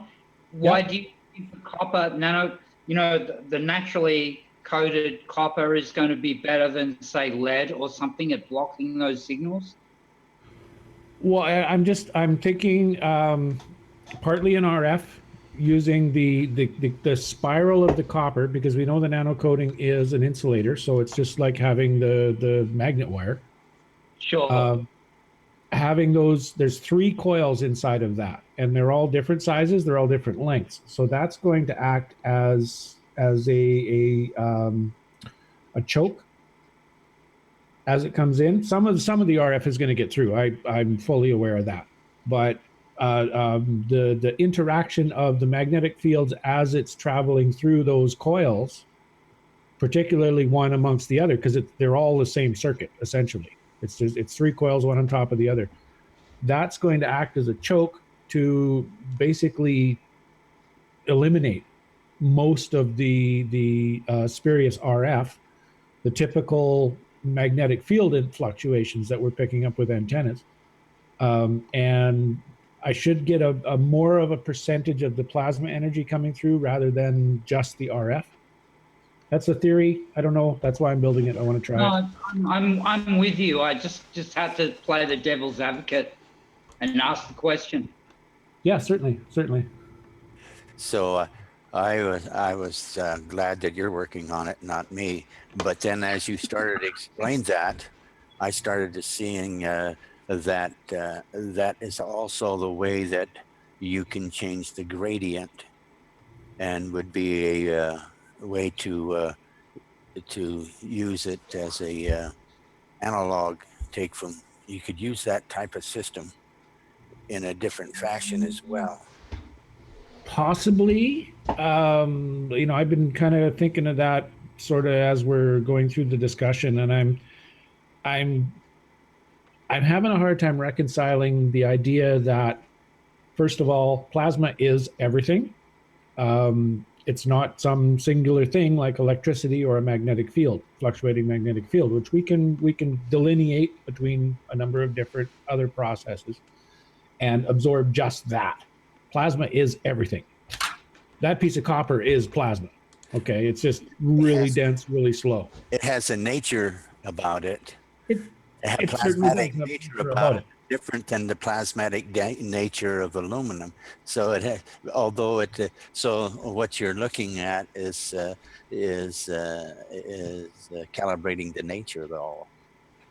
Yes, I think so. And we don't understand enough about that nature yet to be able to accurately predict what we're going to get until we do d- you know 20 dozen experiments, record the data, and then be able to extrapolate from that data where these changes, where these differences occur, we're probably not going to know right away how to create that gradient within the plasmatic field, the controlled gradient within the plasmatic field, because in the diode circuit that Rick showed, that diode, it's like a one-way valve. It's got a few other things, but basically it's a one-way valve, and it creates a potential difference between the antenna and the ground, and it's that potential difference that you can pick up with your headphones. That's what actually creates the path to make the energy go through the headphones. Now, to do that plasmatically, I'm not really sure how to generate that potential difference yet, to be able to channel that through a device that we can use to monitor the actual plasma. Going into an AF, like I suggested with Rick, what was that, 3 weeks ago, a month ago? Some way, we know that when you mix nanomaterials and matter state materials, you get a jump to electricity. And we can work with electricity easy. We can stick it in a computer, we can read it, we can look at waveforms, all of that sort of stuff. So I'm looking at that initially as a simple transition from the plasma to what we can view, what we can work with, because we have no tools to work with plasma. We can create it, we can concentrate it, we can squirt it out, we can work with it, but we can't measure it. And that's where the difficulty arises right now, is we have no way to detect or measure this plasma. Yeah, And yeah, John, that is the key. If we can convert a little bit of it to an electrical signal that we can actually detect and work with, then that's a good starting point, because we can go, we'll know, yes, it exists, no, it doesn't exist. We won't know, what it is or what value it is, but we'll be able to say it's either there or it's not there. That's an important. We know it's there. I mean, we know it's there, but we're looking for concentrated packets of this. Yeah, to be more specific about it, and you can basically we've got the general, and now we want to go down and get more of the specifics of it. That's right. And this, we may be totally off base on this. We may be looking in completely the wrong place to work with this. One of the tools that did come out that does work, it's kind of sporadic, but it does work, and that is a piece of styrofoam on water. And you take your health pen and you push the little styrofoam around with your thoughts. That's one way we can detect the plasma, but it doesn't work for everybody. No, it's a lot of variables in there. It's almost like muscle testing. Exactly. There's a lot of variables in there, and it wasn't really a good controlled experiment as far as I was looking at it. So I began to wonder how it could be done in a more controlled situation. There's too many fields that were around. Yep. A radiometer. Do you guys know what a radiometer is? I do. The little light bulb with the 4 little vanes that you stick in the light and it starts to spin in the vacuum. Yes. We may be able to use something like that. Take the health pen in a room where this thing is stationary. Take the health pen and think push, right, and see if the thing starts to spin. We have demonstration of people who do that. They have a vacuum jar with something in the vacuum jar, and they think about it, and the thing starts to spin. So there's also the rotating little disc thing that some people have invested in, that you put it next to the maggrav and it'll actually start spinning. Some people say it spins one way, then it'll start spinning the other way and spin back again, and so on. Yeah. And what? We need to explore this stuff. We need to look at it, get some data, find out, why it works this time, why it didn't work this time, why it's going really fast now, why it's not going really fast some other time. Get that data down so that we can start looking through the data and see the parallels, see the correlation within different effects. The more ideas we try, the more data we'll have, and the easier this is going to be to figure out. Yeah, it's the experiments that are going to make the difference, and this is key. I mean, to really move forward and go with this and to pin things down this is exactly what we need, is some way to measure, you know, that you're getting an effect. Yep. I mean, like, you know, when this is done and I got the copper wrapped around it and everything, and I can go up to a maggrav and do this in front of the maggrav, and it goes whoop, whoop, whoop, whoop, whoop. And, you know, if I stop, or in front of even like a bottle of GANs, right? If I can create a moving field, because with the audio, we have to create a dynamic field. We have to create a change in whatever we're reading to get an audio signal out of it. That's right. It's a matter of whatever we can detect with our senses, whether it's audio, whether it's light, whether it's, you know, it could be many different things, you know, but as long as it's some way it's measurable, some way you can compare one thing to another. And that's, as humans, that's what we need to advance. Yeah, and the initial one is just detected. I don't care what the value is. I don't want a number. I just want to know yes or no. Exactly. Yeah. Well, it will work almost when you have to. You'd go and take it to your Wi-Fi, and it'll, or your. It's well. Are you going to be able to hone it down just to those things? Right now you're saying I just want to see it work on this thing, and now I know it works on my plasma. I can get, right?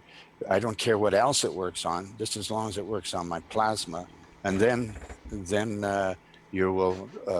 Are you then going to try to make it specific to plasma? Well, yes.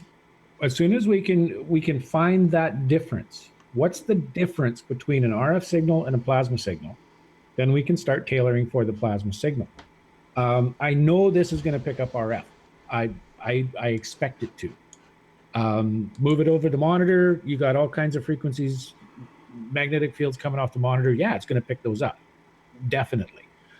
But when I move it over something like this, and I get close to one of these wires and the signal changes to something that doesn't happen anywhere else, then I can start tailoring for that type of signal. But I need to find what that difference is first. I mean, the problem with it just being, if this is just our intention, it means what happens if you have an off day? You can measure it one day and not measure it the next day. And as humans, we're going to have a problem, you know? Yeah, I mean, there is that. You have to factor in the intent aspect of it. And that's also why I'm going to test this with the intent laser. Now, if I can take these two, point them one at the other, get rid of all the RF or filter out what I know to be RF, and start, you know, put this in there and concentrate on a tone in my head. Put the intent. John, you told me I want one right now. Send it to me. Yeah. Yeah. And, you know, concentrate on a tone, concentrate on it, maybe a color, right? I don't know how that's going to manifest within the fields. So I'll try a bunch of different things. And I put the intent into this, put the energy into this, squirt it out the end into my detector, see what changes. Yeah. I know you're going to do the right test to determine something that's going to be meaningful. And that's the bottom line, you know? Yeah. I'm just looking for a change. Whether it's, you know, based on intent that's not measurable, or whether it's, you know, that's sort of what we need. So a screwdriver long enough to wind my shield. A year ago, I made a manifester, and out of nano-coated copper wire, so that it would speed up what I wanted to create. But I became self-conscious of it, and I set it aside. I felt that I was too far out there for a while, and that I needed to stand on a more firm basis for a while. But Clive, if there's one thing this plasma technology has taught me, nothing is out of reach. We just don't know how to get it yet. Yeah, definitely. Yeah. There is no out there. Nothing out there. Can I add something? John, you were talking about what's the difference between RF and the plasma fields. And well, here's my hypothesis about what's all of this. When you hear sounds, there are vibrational patterns at the matter level or at a certain octave. Within a certain range, we are able to detect them. If you have frequencies of vibrational patterns that are so many octaves up, then we see them as colors. RF is a certain octave range of vibrational patterns of plasma, like everything is. So what's the difference between RF and GaNs? Probably a billion times higher octave, but nonetheless, it's no different. It's exactly the same thing. The problem is we can't even hear all the sounds between, well, you can't even hear what elephants hear. When you go below, we hear nothing. When you go above so many octaves, we don't hear anything. That entire range of in the spectrum up until we see light, we are totally oblivious to. And then there's got to be another level above light and the RF signals and so on and so forth. The problem is, how do we transpose it? That when they found out elephants were talking to each other, some guys took some microphones, only like 20 years ago or something. They took some microphones that were extremely sensitive and had a really big bandwidth frequency. And then they transposed the recordings of it up a couple of octaves, and it turns out they're talking to each other all day, a lot, at a frequency that's below ours. So the problem isn't being able to detect it. We're detecting it all the time. It's how do we transform it? How do we bring it down into our octaves so that we can either one of the hear it? advantages, Mario, for the lowness is the distance the sound travels, and so they're able to communicate for such long distances away because of That's right. That's right. Because those low frequencies are so slow and they travel unimpeded. The fields are bigger. The lower the frequency, the bigger the bell. So they have these huge bells, and they can talk to each other hundreds of miles away. But still, nonetheless, we didn't even know that they were talking to each other. The only thing we ever heard of elephants is when they're in our octave, doing the elephant thing. We didn't even know that they were communicating at the lower frequencies. So again, it's just a question of we're detecting plasma all the time. We are plasma detectors. We just only have it within a range. And the same thing with the radio. To me, I don't believe in electricity. I think it's the induced magnetic fields. Nothing more, nothing less. It's not the electrons doing anything. It's the magnetic field. You're talking to a microphone. It's a magnetic metal and a magnet and a copper wire. You vibrate it, and the speaker is a copper wire, iron, and a magnet, and it vibrates a paper cone. It's a magnet to magnet transfer of information, 100%, as far as I can tell. So we are plasma detectors. We just don't have range. Then that's the problem. How do we? Yeah, definitely.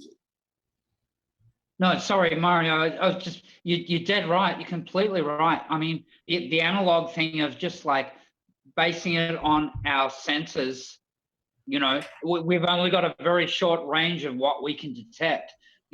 But if we get any kind of detection, if we can do it digitally or whatever, and it's repeatable, that's the basically thing that for us to make sense of it, to go further with it, is that it's repeatable. But what if it's not repeatable? What if it's completely based on our intent? It's not a question of it being repeatable. It's repeatable all the time. I don't think that's the problem. Problem is, if your ganses are making a sound right now, we just don't hear it. It's not in our range. All of those ganses have a pitch. If they have a color, they also have a pitch. So everything's got its own pitch. Why don't we hear it? Because we don't have the senses. So no matter what you use as a detector, you're going to have to figure out a way to transpose that, like they do with the elephants, like so that you transpose it up a couple of octaves where it's in our range. If you play a synthesizer with a pitch of 3 hertz, we will hear nothing. You bring it up to, what is it, 20 hertz? I don't know what the minimum. Then all of a sudden we hear sound. And it'll be, so you can transpose it by octaves and keep the same more or less structure, but still it has to be transposed. That's the real problem, or else we can't hear it. I mean, you know, Rick, what if it's like was quantum physics? As soon as you put a detector in line, that it changes. You know, it can be anything up until the point that you put a detector on it, and then it just jumps to 1. You know.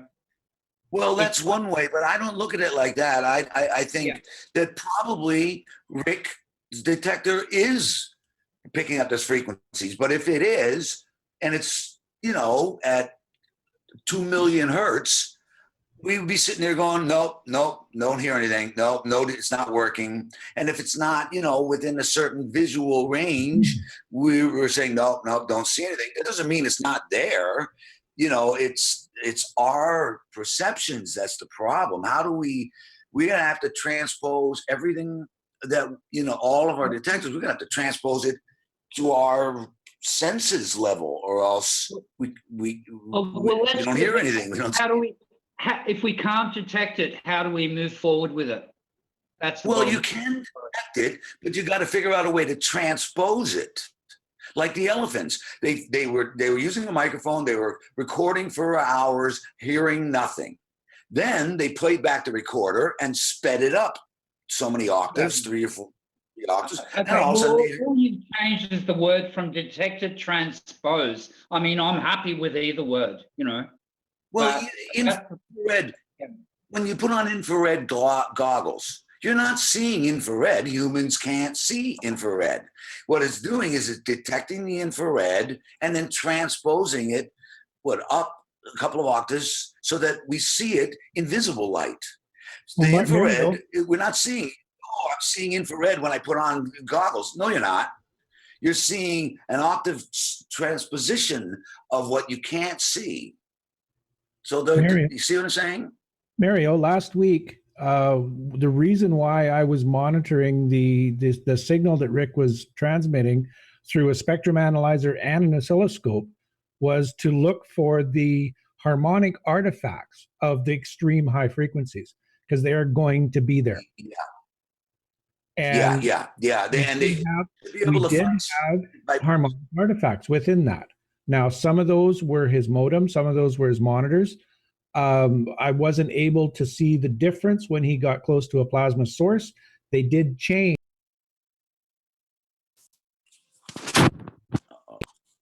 What did I do wrong? Okay, the harmonics that I was looking at through the spectrum analyzer and the oscilloscope did change, but it wasn't enough of a change for me to make a determination of it. This is this is one of the reasons why I wanted to look at audio first, is because it's simple, it's easy. We all have the tools for it. Even you have the tools. It's in your computer. My hotel room here. We can all do it. I mean, I wouldn't do it in your hotel room. You'd probably piss off your neighbors. But we have the tools already. Not everybody's got a 50 megahertz oscilloscope. I don't. Well, but I do have an oscilloscope on my computer that'll read almost that high. Mm-hmm. Well, but here's well, I'm just wondering, like, the Ganses are, Mr. Keshe is saying, billions of times stronger than iron magnets or whatever. Okay, so if we're talking about billions of octaves, it'll be very tricky to. Mario, you're mixing your units. What he's talking about is field strength, not frequency. Well, what I think is field strength is frequency. We think of it as frequency of waves. It's not. Everything in the universe has its own pitch, John. That's what Mr. Keshe said. Everything in the universe has its own pitch. A pitch is by our definition a frequency. Now, it's not, it's a field strength, but the iron magnets are field strength that within our range of detection. That's why we can vibrate a telephone, a microphone, and a speaker, and we can hear it. But No. elephants are talking. You misunderstand. Let me explain it this way. The wireless modem that you're getting your computer, your internet from, okay? If you're right next to the modem, the field strength is very high. Frequency is still 2.4 gigahertz. When you're down the hall and it's just barely even picking it up, your field strength is very low. It's still 2.4 gigahertz. Field strength is. But that's not what I'm talking about. That's mass. That's No. mass. Field strength is amplitude, not frequency. Amplitude is mass. Mass. It's how big the signal is. That's not frequency. That's not mass. Mass is something that has weight and takes up space. Well, that's the matter level understanding of it. But in plasma physics, mass is the density of the fields. And the higher the pitch, the higher density. Field strength. Density isn't field strength. Density is density. Plutonium is a field strength that's got a higher mass than hydrogen. As a plasma structure, it's a smaller field because it's closer to the center of the plasma fields. Okay. So that's my definition of mass. We're talking about different definitions. I mean, I think we're talking about the same thing, but different definitions. To me, there isn't anything but plasma and interactions of the fields, period. So the definition of mass to me is, how many field lines are there when it's interacting with something else? Or in other words, the size of the bell. The flower of life's got those bell inside a bell, inside a bell, inside a bell. As the bells go out, they are weaker. Hydrogen is the outer bell. Plutonium is closer to the center. So it's a higher pitch. Plutonium is a higher pitch than, and look at the ganses. I mean, hydrogen, the fields are the 7 colors of the rainbow. As you're going from the outside to the inside, hydrogen is infrared, and you go to ultraviolet at the center or closer to the center. So copper oxide is bluer and it's stronger, and CH3 is red because it's telling you its field strength. That's its frequency of pitch. That's what I'm talking about. It's got a vibration. Mario, may I help? I try to help to clarify some things. So frequency or pitch and field strength are two different things. A signal which has a frequency, like the signal of your radio or your mobile phone, has a frequency, yes? And it has also strength, which determines how far you can detect it. Well, you're okay. That's, all right, then let me redefine my definition. It's not equal to the strength and strength equal not to frequency. Now about the frequencies, think about you have a frequency of a certain value. It means a number of oscillations. This is the amplitude, this is a time, oscillations per second or per minute or however you want to measure. So now you can go up with higher frequencies and much higher frequencies. It means there are more variations of that signal per period of time, or you can go to lower and so on. Now the question is, what happens with this vibration if you reach down to frequency equals 0? I have to use another color here just for this one. Or what happens if you reach the frequency, so here the frequency equals 0. So let's say here frequency equal to n. Here is 2 times n. This is 8 times n, for instance, and so on. And here you reach to frequency equal infinity. Again, you reach to here to something where, again, there is no such a variation. And you will find out that when the frequency equals 0 and infinity are one and the same. What does it mean frequency? Something goes there and comes back. So what about if it is in the same time here and there? And it doesn't need time to go over here and there. Here we enter into the field, into the terms of the plasma fields, which don't necessarily have a frequency, but they are in the same time here and there. And it's not bound to time, and space, and the traveling time into the space. Yeah, you got to be really careful. If you try to mix terms, you're just going to confuse yourself horribly. I mean, you can have, like on his drawing there, you can have 2n at an amplitude of 1. You could have 2n at an amplitude of 50. The amplitude of 50 is going to have a much higher field strength than the amplitude of 1. It's going to go farther. You're going to be able to detect it at a greater distance. Actually, that's not true. When you play a pure sine wave through your stereo, say 440 hertz, 437 if you're into that, turn the volume up. You're not changing the frequency, you're changing the amplitude. You're changing the field strength of the magnetic. This is I'm illustrating here. Look, it's the same frequency, but it's a different amplitude. Yeah. And here, it is this is the amplitude. And here, this is the amplitude. And here, it's the same amplitude, but it is a different frequency. You see? There are two different characteristics. Okay. Then why is... So one is how fast I am moving, and the other is how strong I can push. You understand? Look. If I have 100 milliliters of CuO2 and it's blue, that is a frequency of light. There's a frequency of the color which is reflected of it. That's right. It's absorbing all colors. That's the frequency it's not absorbing.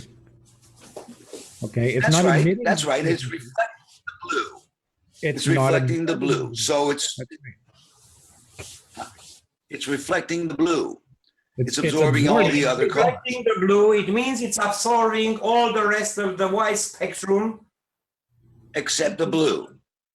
That's right. That's right. But if you add... Black, it's absorbing everything. It's white, it's reflecting everything. But if you add 500 milligrams of CuO2, it doesn't change colors. Nope. You're not adding, you're just adding mass. Well, it changes the mass. That has to do to its materialization, where it has a boundary, which is at the balance of the magnetical and the gravitational fields, or the sum of it's the sum of the gravitational fields and the sum of the magnetical fields. Well, I look at it different. I think it's the difference. So where they are at the position where these are equal, they gives the surface, and that has some characteristics, of course. Well, I think of it as the difference of those two fields, and what's left over is what we see, the blue. The difference of them is the mass. The difference is the mass. No. Well, yes, the difference is the field strength, the pitch. That's what I'm calling the pitch. If you have a piccolo, one piccolo can be heard over 60 bases. Okay, but it's about the pitch. You say it's about the pitch. Look, it has a pitch. It makes a sound. Right. Yeah, now what's the sound of a single palm only? Can you hear that? It's a very low frequency. No, I'm just saying. When you talk about frequency, it's amplitude over time. That's what Hertz is. Amplitude over time. Well, that's this. Yeah, that's the matter definition of it. But sound. We're talking about we're talking about a common reference, and if you talk about frequency, that's what people respond to. Mario, you know, like I understand that you see that differently, but when you talk about that, that's how everyone else sees it. Do you understand that? Well, yeah, it's why I think that you know, people are having a hard time to try to figure out how to do some of the things, you know, because it's if you're like John said, you know, he can't understand and get his head around the difference between RF and the plasma. And I'm saying they're the same entity. It's just the plasmas are out of our range of being able to detect. And what's more is, in order to use a radio signal, you're using a signal that's been transposed up and transmitted, and then it has to be transposed back down so that we can hear it on our speakers. So that's happening with radio.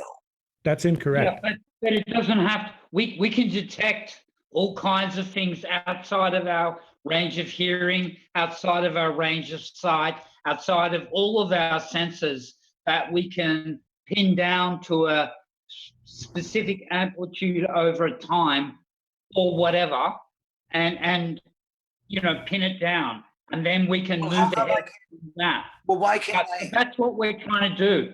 We're trying to find some parameter that we can say it's the same all the time, you know, and maybe that's not. Okay. You understand what I'm saying? Yeah. Yeah. Mario, you've got to stick with what you're thinking, because I know you have a strong feeling in that, and I just have not caught up to your thinking. It doesn't mean that your thinking is wrong. It means that I have not reached that understanding of it.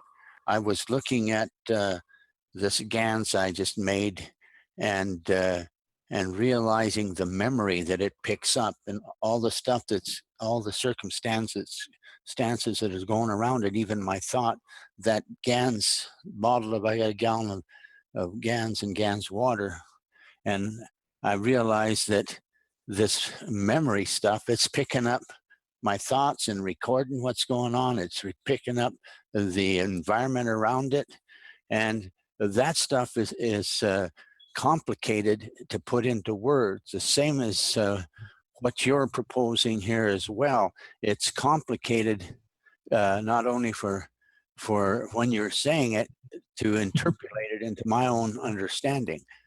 And so I don't want you to get discouraged. Yeah. Keep going with what your thought is. I think that at the end of the day, the truth of what we're all trying to discover is much simpler. It's not more complicated, it's much simpler. But I just can't help, the flower of life structure is the structure of a musical tone. Musical tones react to each other in exactly the same way as magnets react to each other. I was taught that 30 years ago in composition, that the notes line themselves up, position themselves according to the harmonic overtone series. Musical tones are plasma.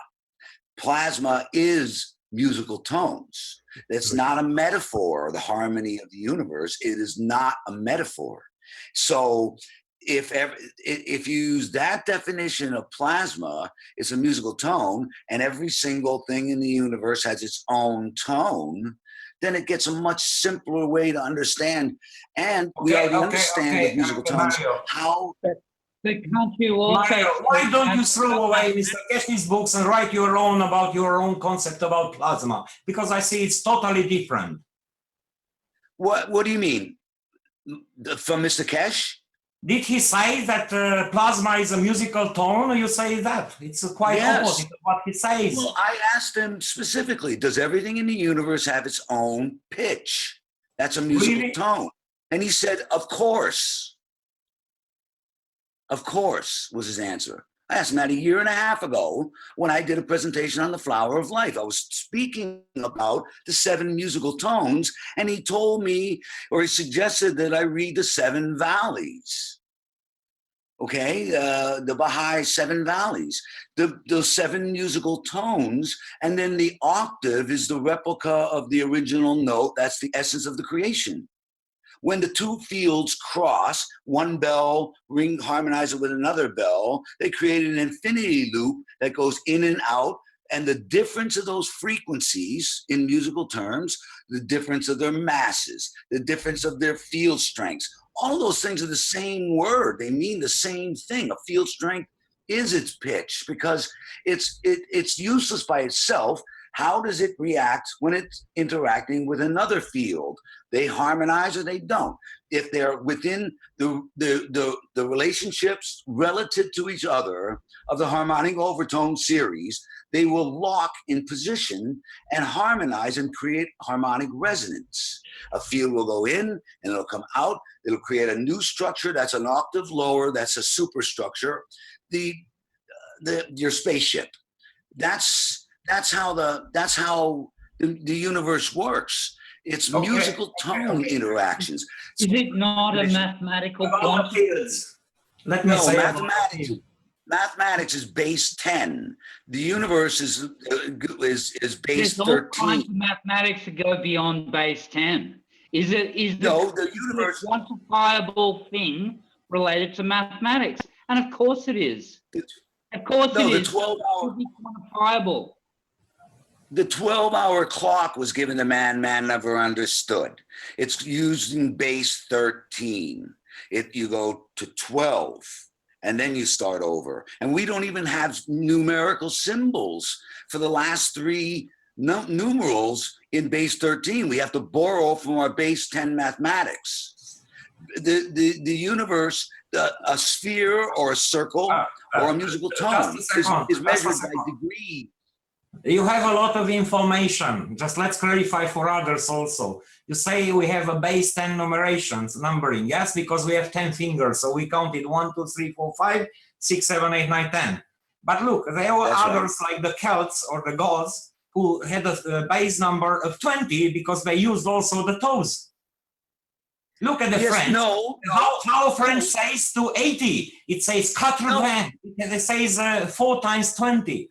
The old system, was on base 20. Other culture has a base on 12. No, the oldest mathematics known to man was given to man in the beginning. It was a 12-hour clock. The Sumerian 360 degrees. That was on base 12, yes. No, well, it's base 13, actually. Right, if you want to call it that, because you go to 12 different digits and then you start over. But whatever, okay, base 12. Okay, base 12 is probably the right way to say it. I'm not saying it right. But so, that mathematics... Those who taught that to people? That's the question. Now, back to the fields, just a second, back to the fields. Lucy, the field means a force, like this rubber. At a certain distance, it exerts a certain force. So now, look, if this is the field, the rubber, I put here something to make to apply its force, and you see it gives a certain position. This is like a gravitation. It gives a certain pull to this weight, which I put it here. Now, where is the frequency in that phenomenon? If it's not down, it's ringing out. It's not frequency. It's not something which goes back. No, there's a frequency. There is definitely a frequency there. You just don't hear it. What causes the frequency? You need the fields to get a movement from one place to the other. So the movement gives the frequency. There is a movement. We just don't detect it. There's a movement in everything. Everything is vibrating. Everything is vibrating. So it's got a pitch. It's the fact that you say, I don't hear it. We think that the elephants can't talk. But when we transposed up so many octaves, it turns out they do talk. We just don't hear it. Doesn't mean that it's not there. To me, field strength, pitch, mass, frequency, those are the same terms. The smaller the fields are, the more dense they are, the more mass they have, the higher their pitch. Simple as that. And how do you detect it when it's a billion times above our octave?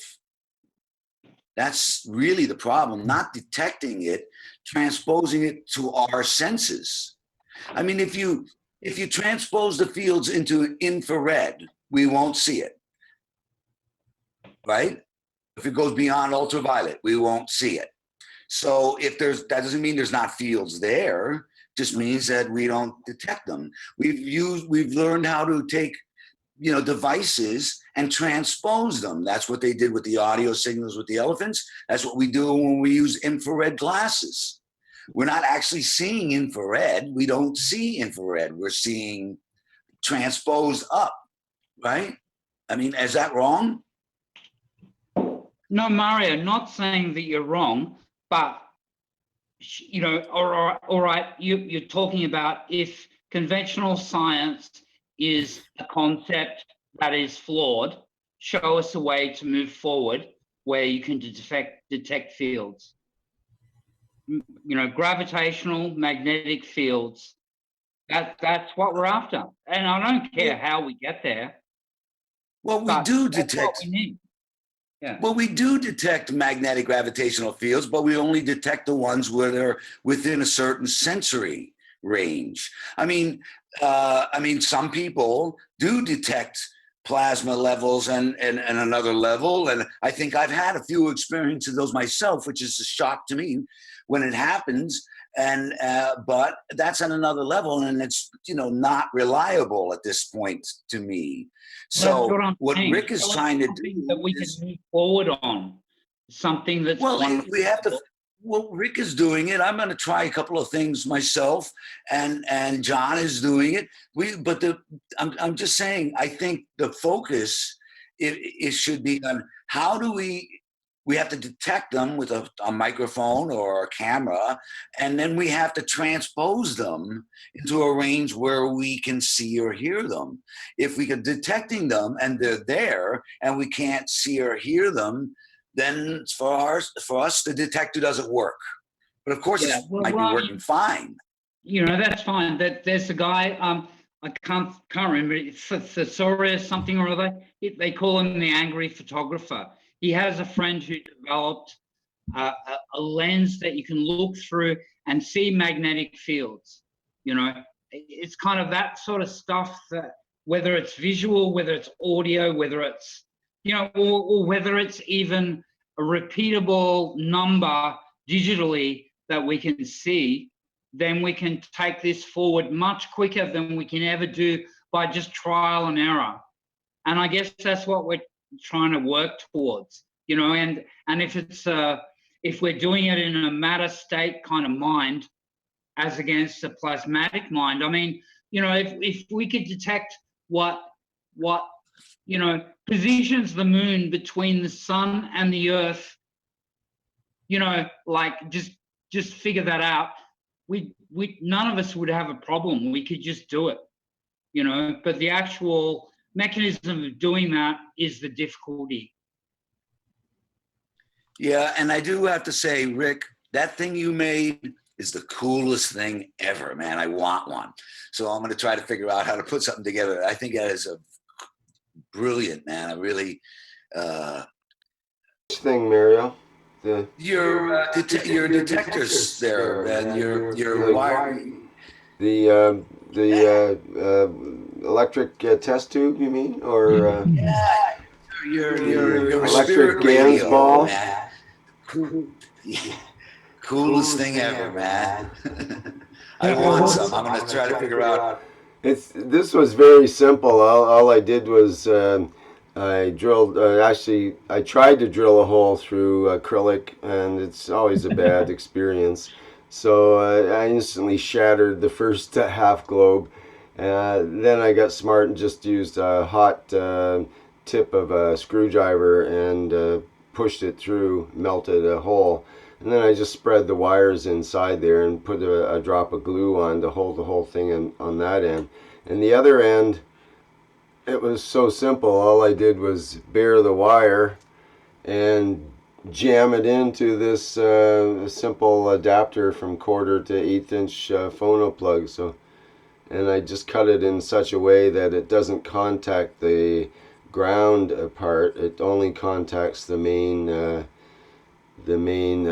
tip plug here inside of here, and everything's set and ready to go. So it's kind of a quick and easy thing. I'm still waiting for it to nano coat. It's getting more and more as the night goes on here, actually. Yeah, I'm looking forward to trying a bunch of different devices like this. And I was really surprised at this one, how sensitive it is compared to most of the other ones. And it's of different ranges of fields. It's quite amazing how just simple changes can make such a big difference. So looking forward to experimenting more with that. No, I just got to say, way cool, Rick, for going down that road. You know, it's like it's frustrating and it's cutting, but it's cutting edge. You know, like Yeah, it is know, frustrating in a lot of ways. Like I've spent a lot of time with this software and so on in the past, and I'm getting refreshed in it again. But I probably spent more than 10 hours in the last few days just listening to this music. Or well, it's music to me, but it's noise to most people coming from this software and from these devices and so on. It can get quite annoying at times, but it's also there's a melody to it. There's a certain beauty in this broad spectrum pickup of the nano-coated sensors and with the crystal radio setup and so on. So it's a really cool way to go. I don't know whether it'll be fruitful in terms of, well, I know it is. It's already able to pick up fields, and I can tell the difference between the maggrav unit and the plasma ball and several other items in the room, different motors and so on that start up. I can turn a light switch on in my back bedroom and hear it on the sensor. These apparatuses are sensitive enough to hear a light switch going off 10 or 20 meters away, basically, and so on. So you got to remember that we have to start with a few assumptions. And one of the assumptions is that there would be some sort of a plasma artifact within the range that we're looking for detecting. With the maggrav system, it's probably pretty likely because that is a 60 cycle interface. Now, with something like the little triangle reactors, where there is no electrical state interface, it's probably going to be far harder to detect that because we can't rely on that assumption that there's going to be potentially some 60 hertz artifact in there. Yep. So, really, we're flying blind, but we got to try stuff. We got to make the attempt. And right now, the audio tools are the best tools that we have. That's a good point. Like, for example, if this is a GANS ball and we want to measure it, what are we measuring and how do we get a handle on measuring it? Because the problem with measuring the fields of this GANS ball is the environment all around the ball is creating the suppression or enabling of the fields of this ball. For example, if we were measuring this in a total vacuum and in space, it would have a total different field structure that would be more open and more larger field to it compared to in our atmosphere or maybe in the ocean or some other place like that.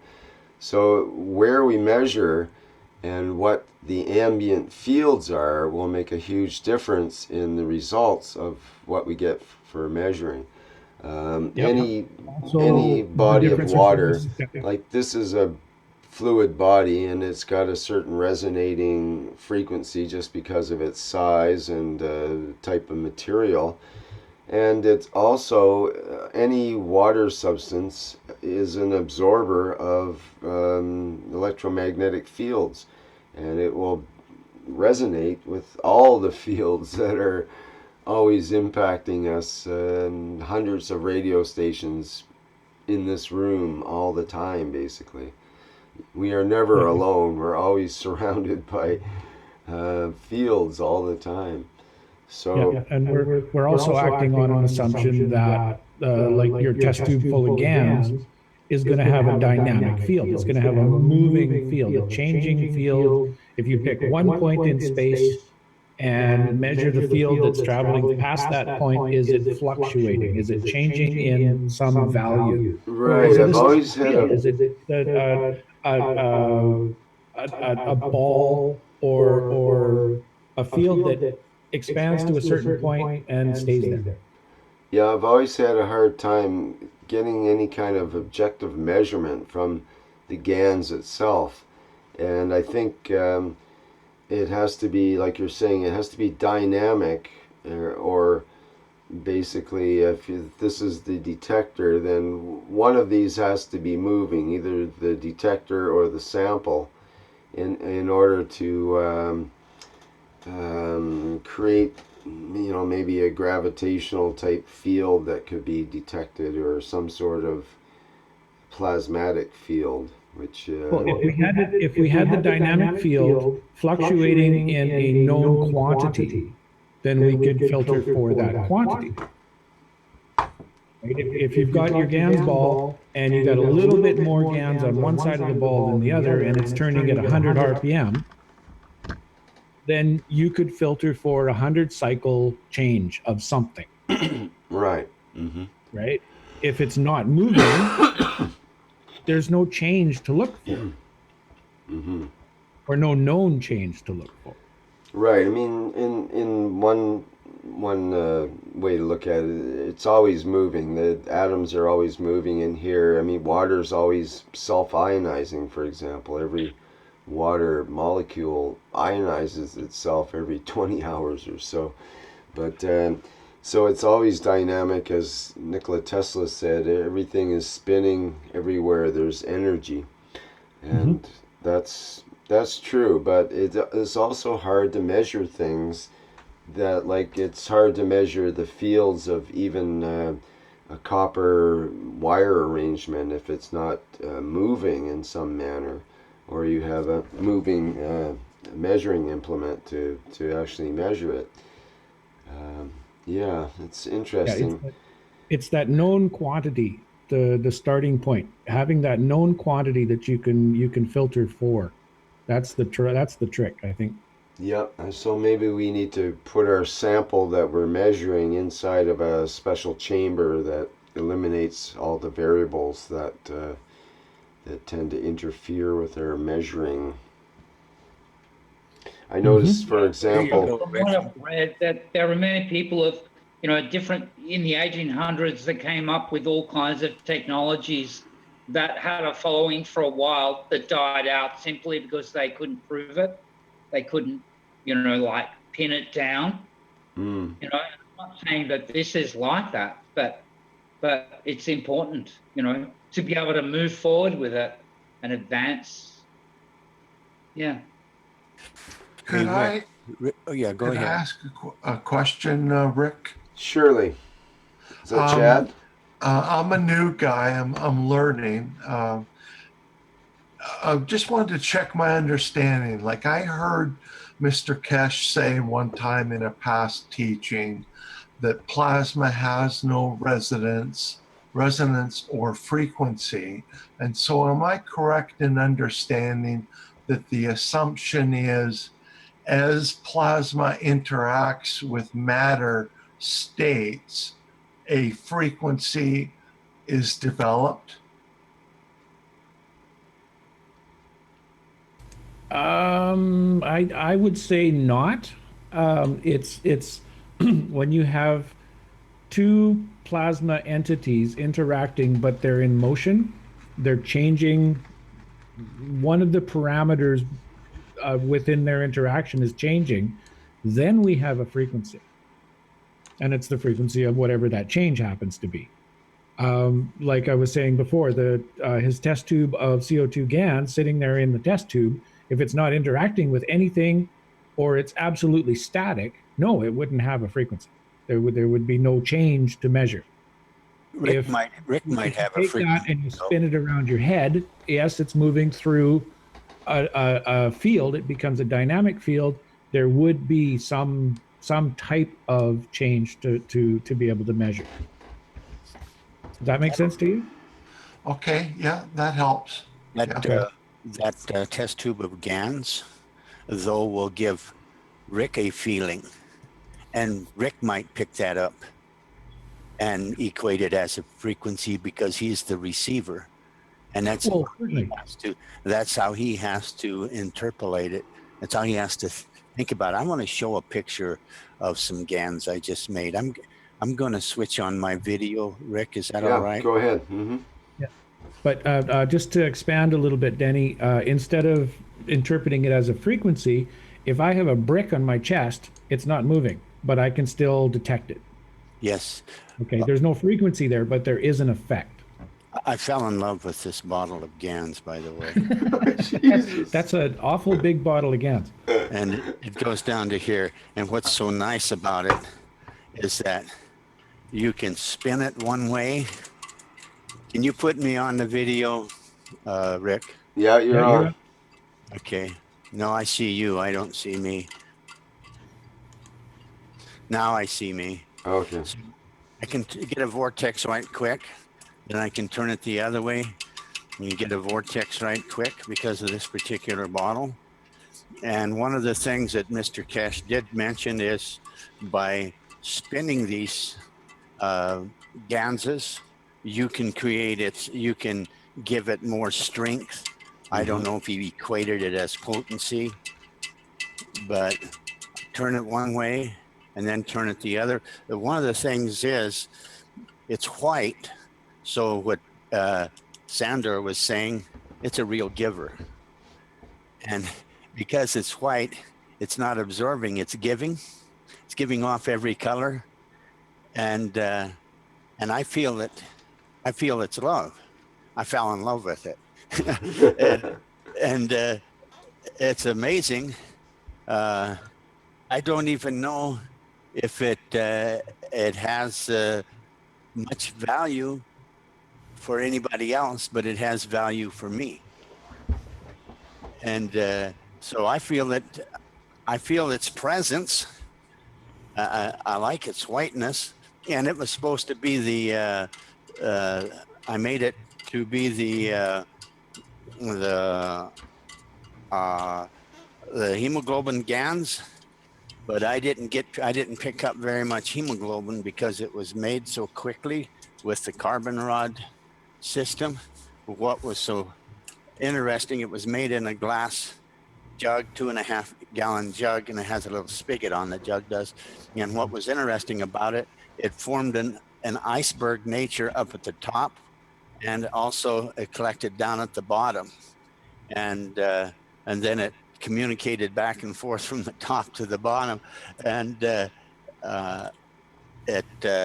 when I cleaned it out and took the salt out of it, I used a gallon. I don't know if I can actually show that with my camera, but I have one sitting over there. If you see it in the distance. Yeah, we can see it. Yeah. I made it in a jug like that. I have a couple jugs. And what I like about that spigot is I can drain the salt water out and then I can use it over again if I wish, or I can use it for other purposes. But it helps me to get this to separate the GANs in a way where I keep the amino acids on the top, and also it's very difficult when you're using carbon rod to collect much amino acid, but you do collect some, and it also collects within the GANs, and I like that spigot technique for cleaning out this here has been cleaned out. When it's settled down, it settles down to about here, and what it is, I don't know. I just know it's completely white. And I don't know if it's how much CO2, and I don't know how much When it settles out, the surface of the material, does it look like flat like pancake batter, or has it got a definite texture to it? It has a texture, but Okay, I know it's both. I mean, Yeah. just because of the nature of the experiment, it was designed to be both. Yeah, so it would probably be a fairly high concentration of CO2 as well in there. And it does have some of the iron, because this one was made. No, this one was made with a cast iron rod. It didn't put too much in it, but I could see some of it. And because it's made so fast, that's why uh, it's probably easier to make the old-fashioned way, because the iron bleeds out. You can just see it bleeding out off of the wire. And you see it bleeding out in here, but the CO2 is made so quickly that you don't pick up much of the iron off of the wire, or off of the iron rod. Yeah, one thing I didn't get from his explanation of that is how much you require. Is a drop enough? Do you need a milliliter in a gallon? I mean, we don't have the data yet to know how much is enough. No, but anyhow, I still fell in love with this. It's like mother's milk. It's not quite the color of mother's milk, but mother's milk is not as white. So anyhow, thanks for letting me share this again. I know, Rick, the time is late, and I just thought I'd throw some love into the mix here. Lovely, lovely, Denny. Thank you. And it is getting late. I'm starting to fade a bit here, so I think we should wrap things up. It's been a long time. 4.5 hours. Thank you very much, Rick. Yeah, thanks, Rick. Thank you all for participating. That's great. I love it when everybody chimes in and asks questions and produces their understandings, and we sort things out and so on. It's great. I think we need to keep pursuing our goal to try to get a handle on this this situation we have of trying to figure out what is plasma. Can we measure it? Can we actually get a handle on it? And, or at least in a similar way that we can get a handle on the plasma on a different level perhaps, but we can look at how it works on other levels and extrapolate how the plasma will behave, and we'll know exactly how it is. And I think we're on the path. I think we're learning more and more quite rapidly here, and I'm going to keep trying to come up with these little sensor devices and sense the fields that are in the environment, and try to hear what the plasma hears. What does plasma sound like? All right. So, any other last minute things anybody wants to say before we wrap it up here?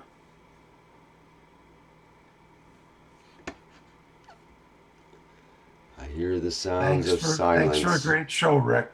Thank you. Thank you, Chad. Thanks, John. And John as well. Thank you. I don't know I'm not sure if you got a proper answer to your question about the plasma has no resonance or frequency, but definitely that's something Mr. Keshe has told us on several occasions.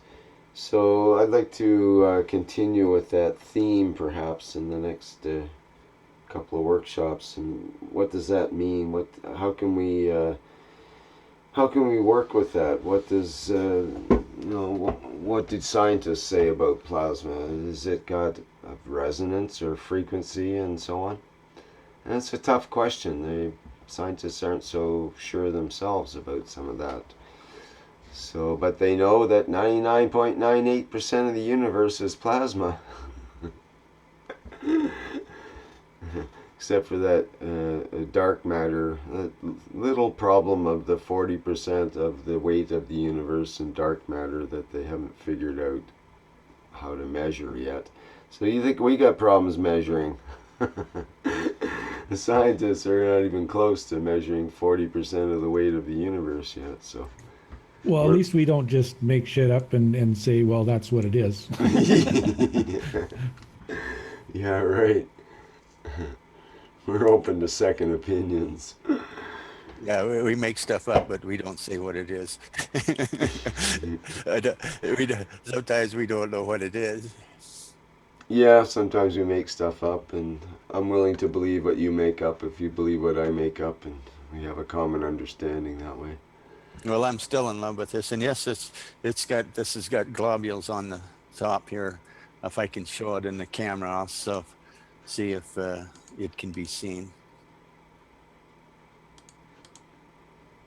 So, what do you think? Yeah, you got a fairly high percentage of CO2 in there. And so it gives you a chance to fall in love with your GANs, Chad. Well, that's like the GANs goddesses. Always the Carrie and Whitney. They talk about when they get up in the morning, they go and check their GANSs. That's how you're totally hooked on plasma technology when you wake up in the morning and the first thing you think about or worry about is not your kids and not your family, but your GANs. How's it doing? Yeah, this GANs was made in the moonlight, by the way. Oh. We had the full moon here, and that's when this GAN was made. It was made outside. Well, that's what I was told on the seawater nano gold, the white gold or whatever. I was to be taken on a ceremony that starts at midnight on the full moon, and you make the gold from that. Starting from there, I haven't taken them up on that yet. I might do that soon. All righty. Not quite ready for blood sacrifices, but not ruling it out either. Not ruling it out. Blood is, after all, amino acid stuff and so on. So, anyway, we don't have to get into too much blood and guts, but it's okay. It's Halloween. It's the best time of year for that sort of thing, I guess. So we have another 1 or 2 weeks of Halloween, so 7, 9, one more week, I guess, before it's over. Okay, so over and out. Thanks everyone, and look forward to seeing you next week. And like I hinted at earlier, I expect to have a continuation of the plasma reactor group in the private online teachings of, I'm not pinned there. I'm expecting to have to continue more or less continue the Keshe plasma reactor group after on the private online teachings of the Keshe Foundation Spaceship Institute. And so that'll be, I think what I'll do is next week I'll start an hour earlier at 9 p.m. Pacific and 6 a.m. CET time. Start an hour earlier for the Keshe Plasma Reactor group, and then I'll have to stop before probably how's it work? 3 hours or so. Yeah, if we go maybe 3 hours, that would be about all I can handle, and take a break and then get into the 3-hour continuation in the private teaching. So yeah, I think it starts at 1 o'clock your time. Right. So if I get done about midnight or shortly after, then that would work for me. So but I want to start at 9 so we get 3 hours in, because 2 hours just doesn't seem to cut it. 3 hours isn't even cutting it. 4 hours we have a hard time sometimes, like today. So anyways, if people are interested in pursuing that, you can sign up at the Keshe Foundation Spaceship Institute. That's kfssi.org, and you would have to become a Keshe Foundation student, pay 100 euros a year and so on. But it does give, what have I got flying around in the background? Some larger insect. I can see it does burn your daylight. That's what it does. It burns your daylight and your nightlight. You don't have much time for experimentation if you follow that class too much. But one good thing about it, it's recorded. That's right, and there's now, I think, 27 teachers, and there's about 10 different languages, and it's quite a going concern. There's a lot of things that people can learn there. You can ask questions and get answers from the people who know, and so on. So it's a good gig, and I recommend people to get it. Like Denny says, the meetings are recorded, and you can play them back if you're a student anytime you want, and have access to that whole data bank of knowledge. So that's what'll be happening next week, I expect, if we get the schedule correct. I taught yesterday instead of today after class, so anyway, I think that's it for now. Bye, everybody. It's been a blast, and we'll see you next week on the Keshe Plasma Reactor Group. Now it's Wednesday, October 19th. Cheers, everybody. Cheers to you too. Okay, I'll stop the live stream.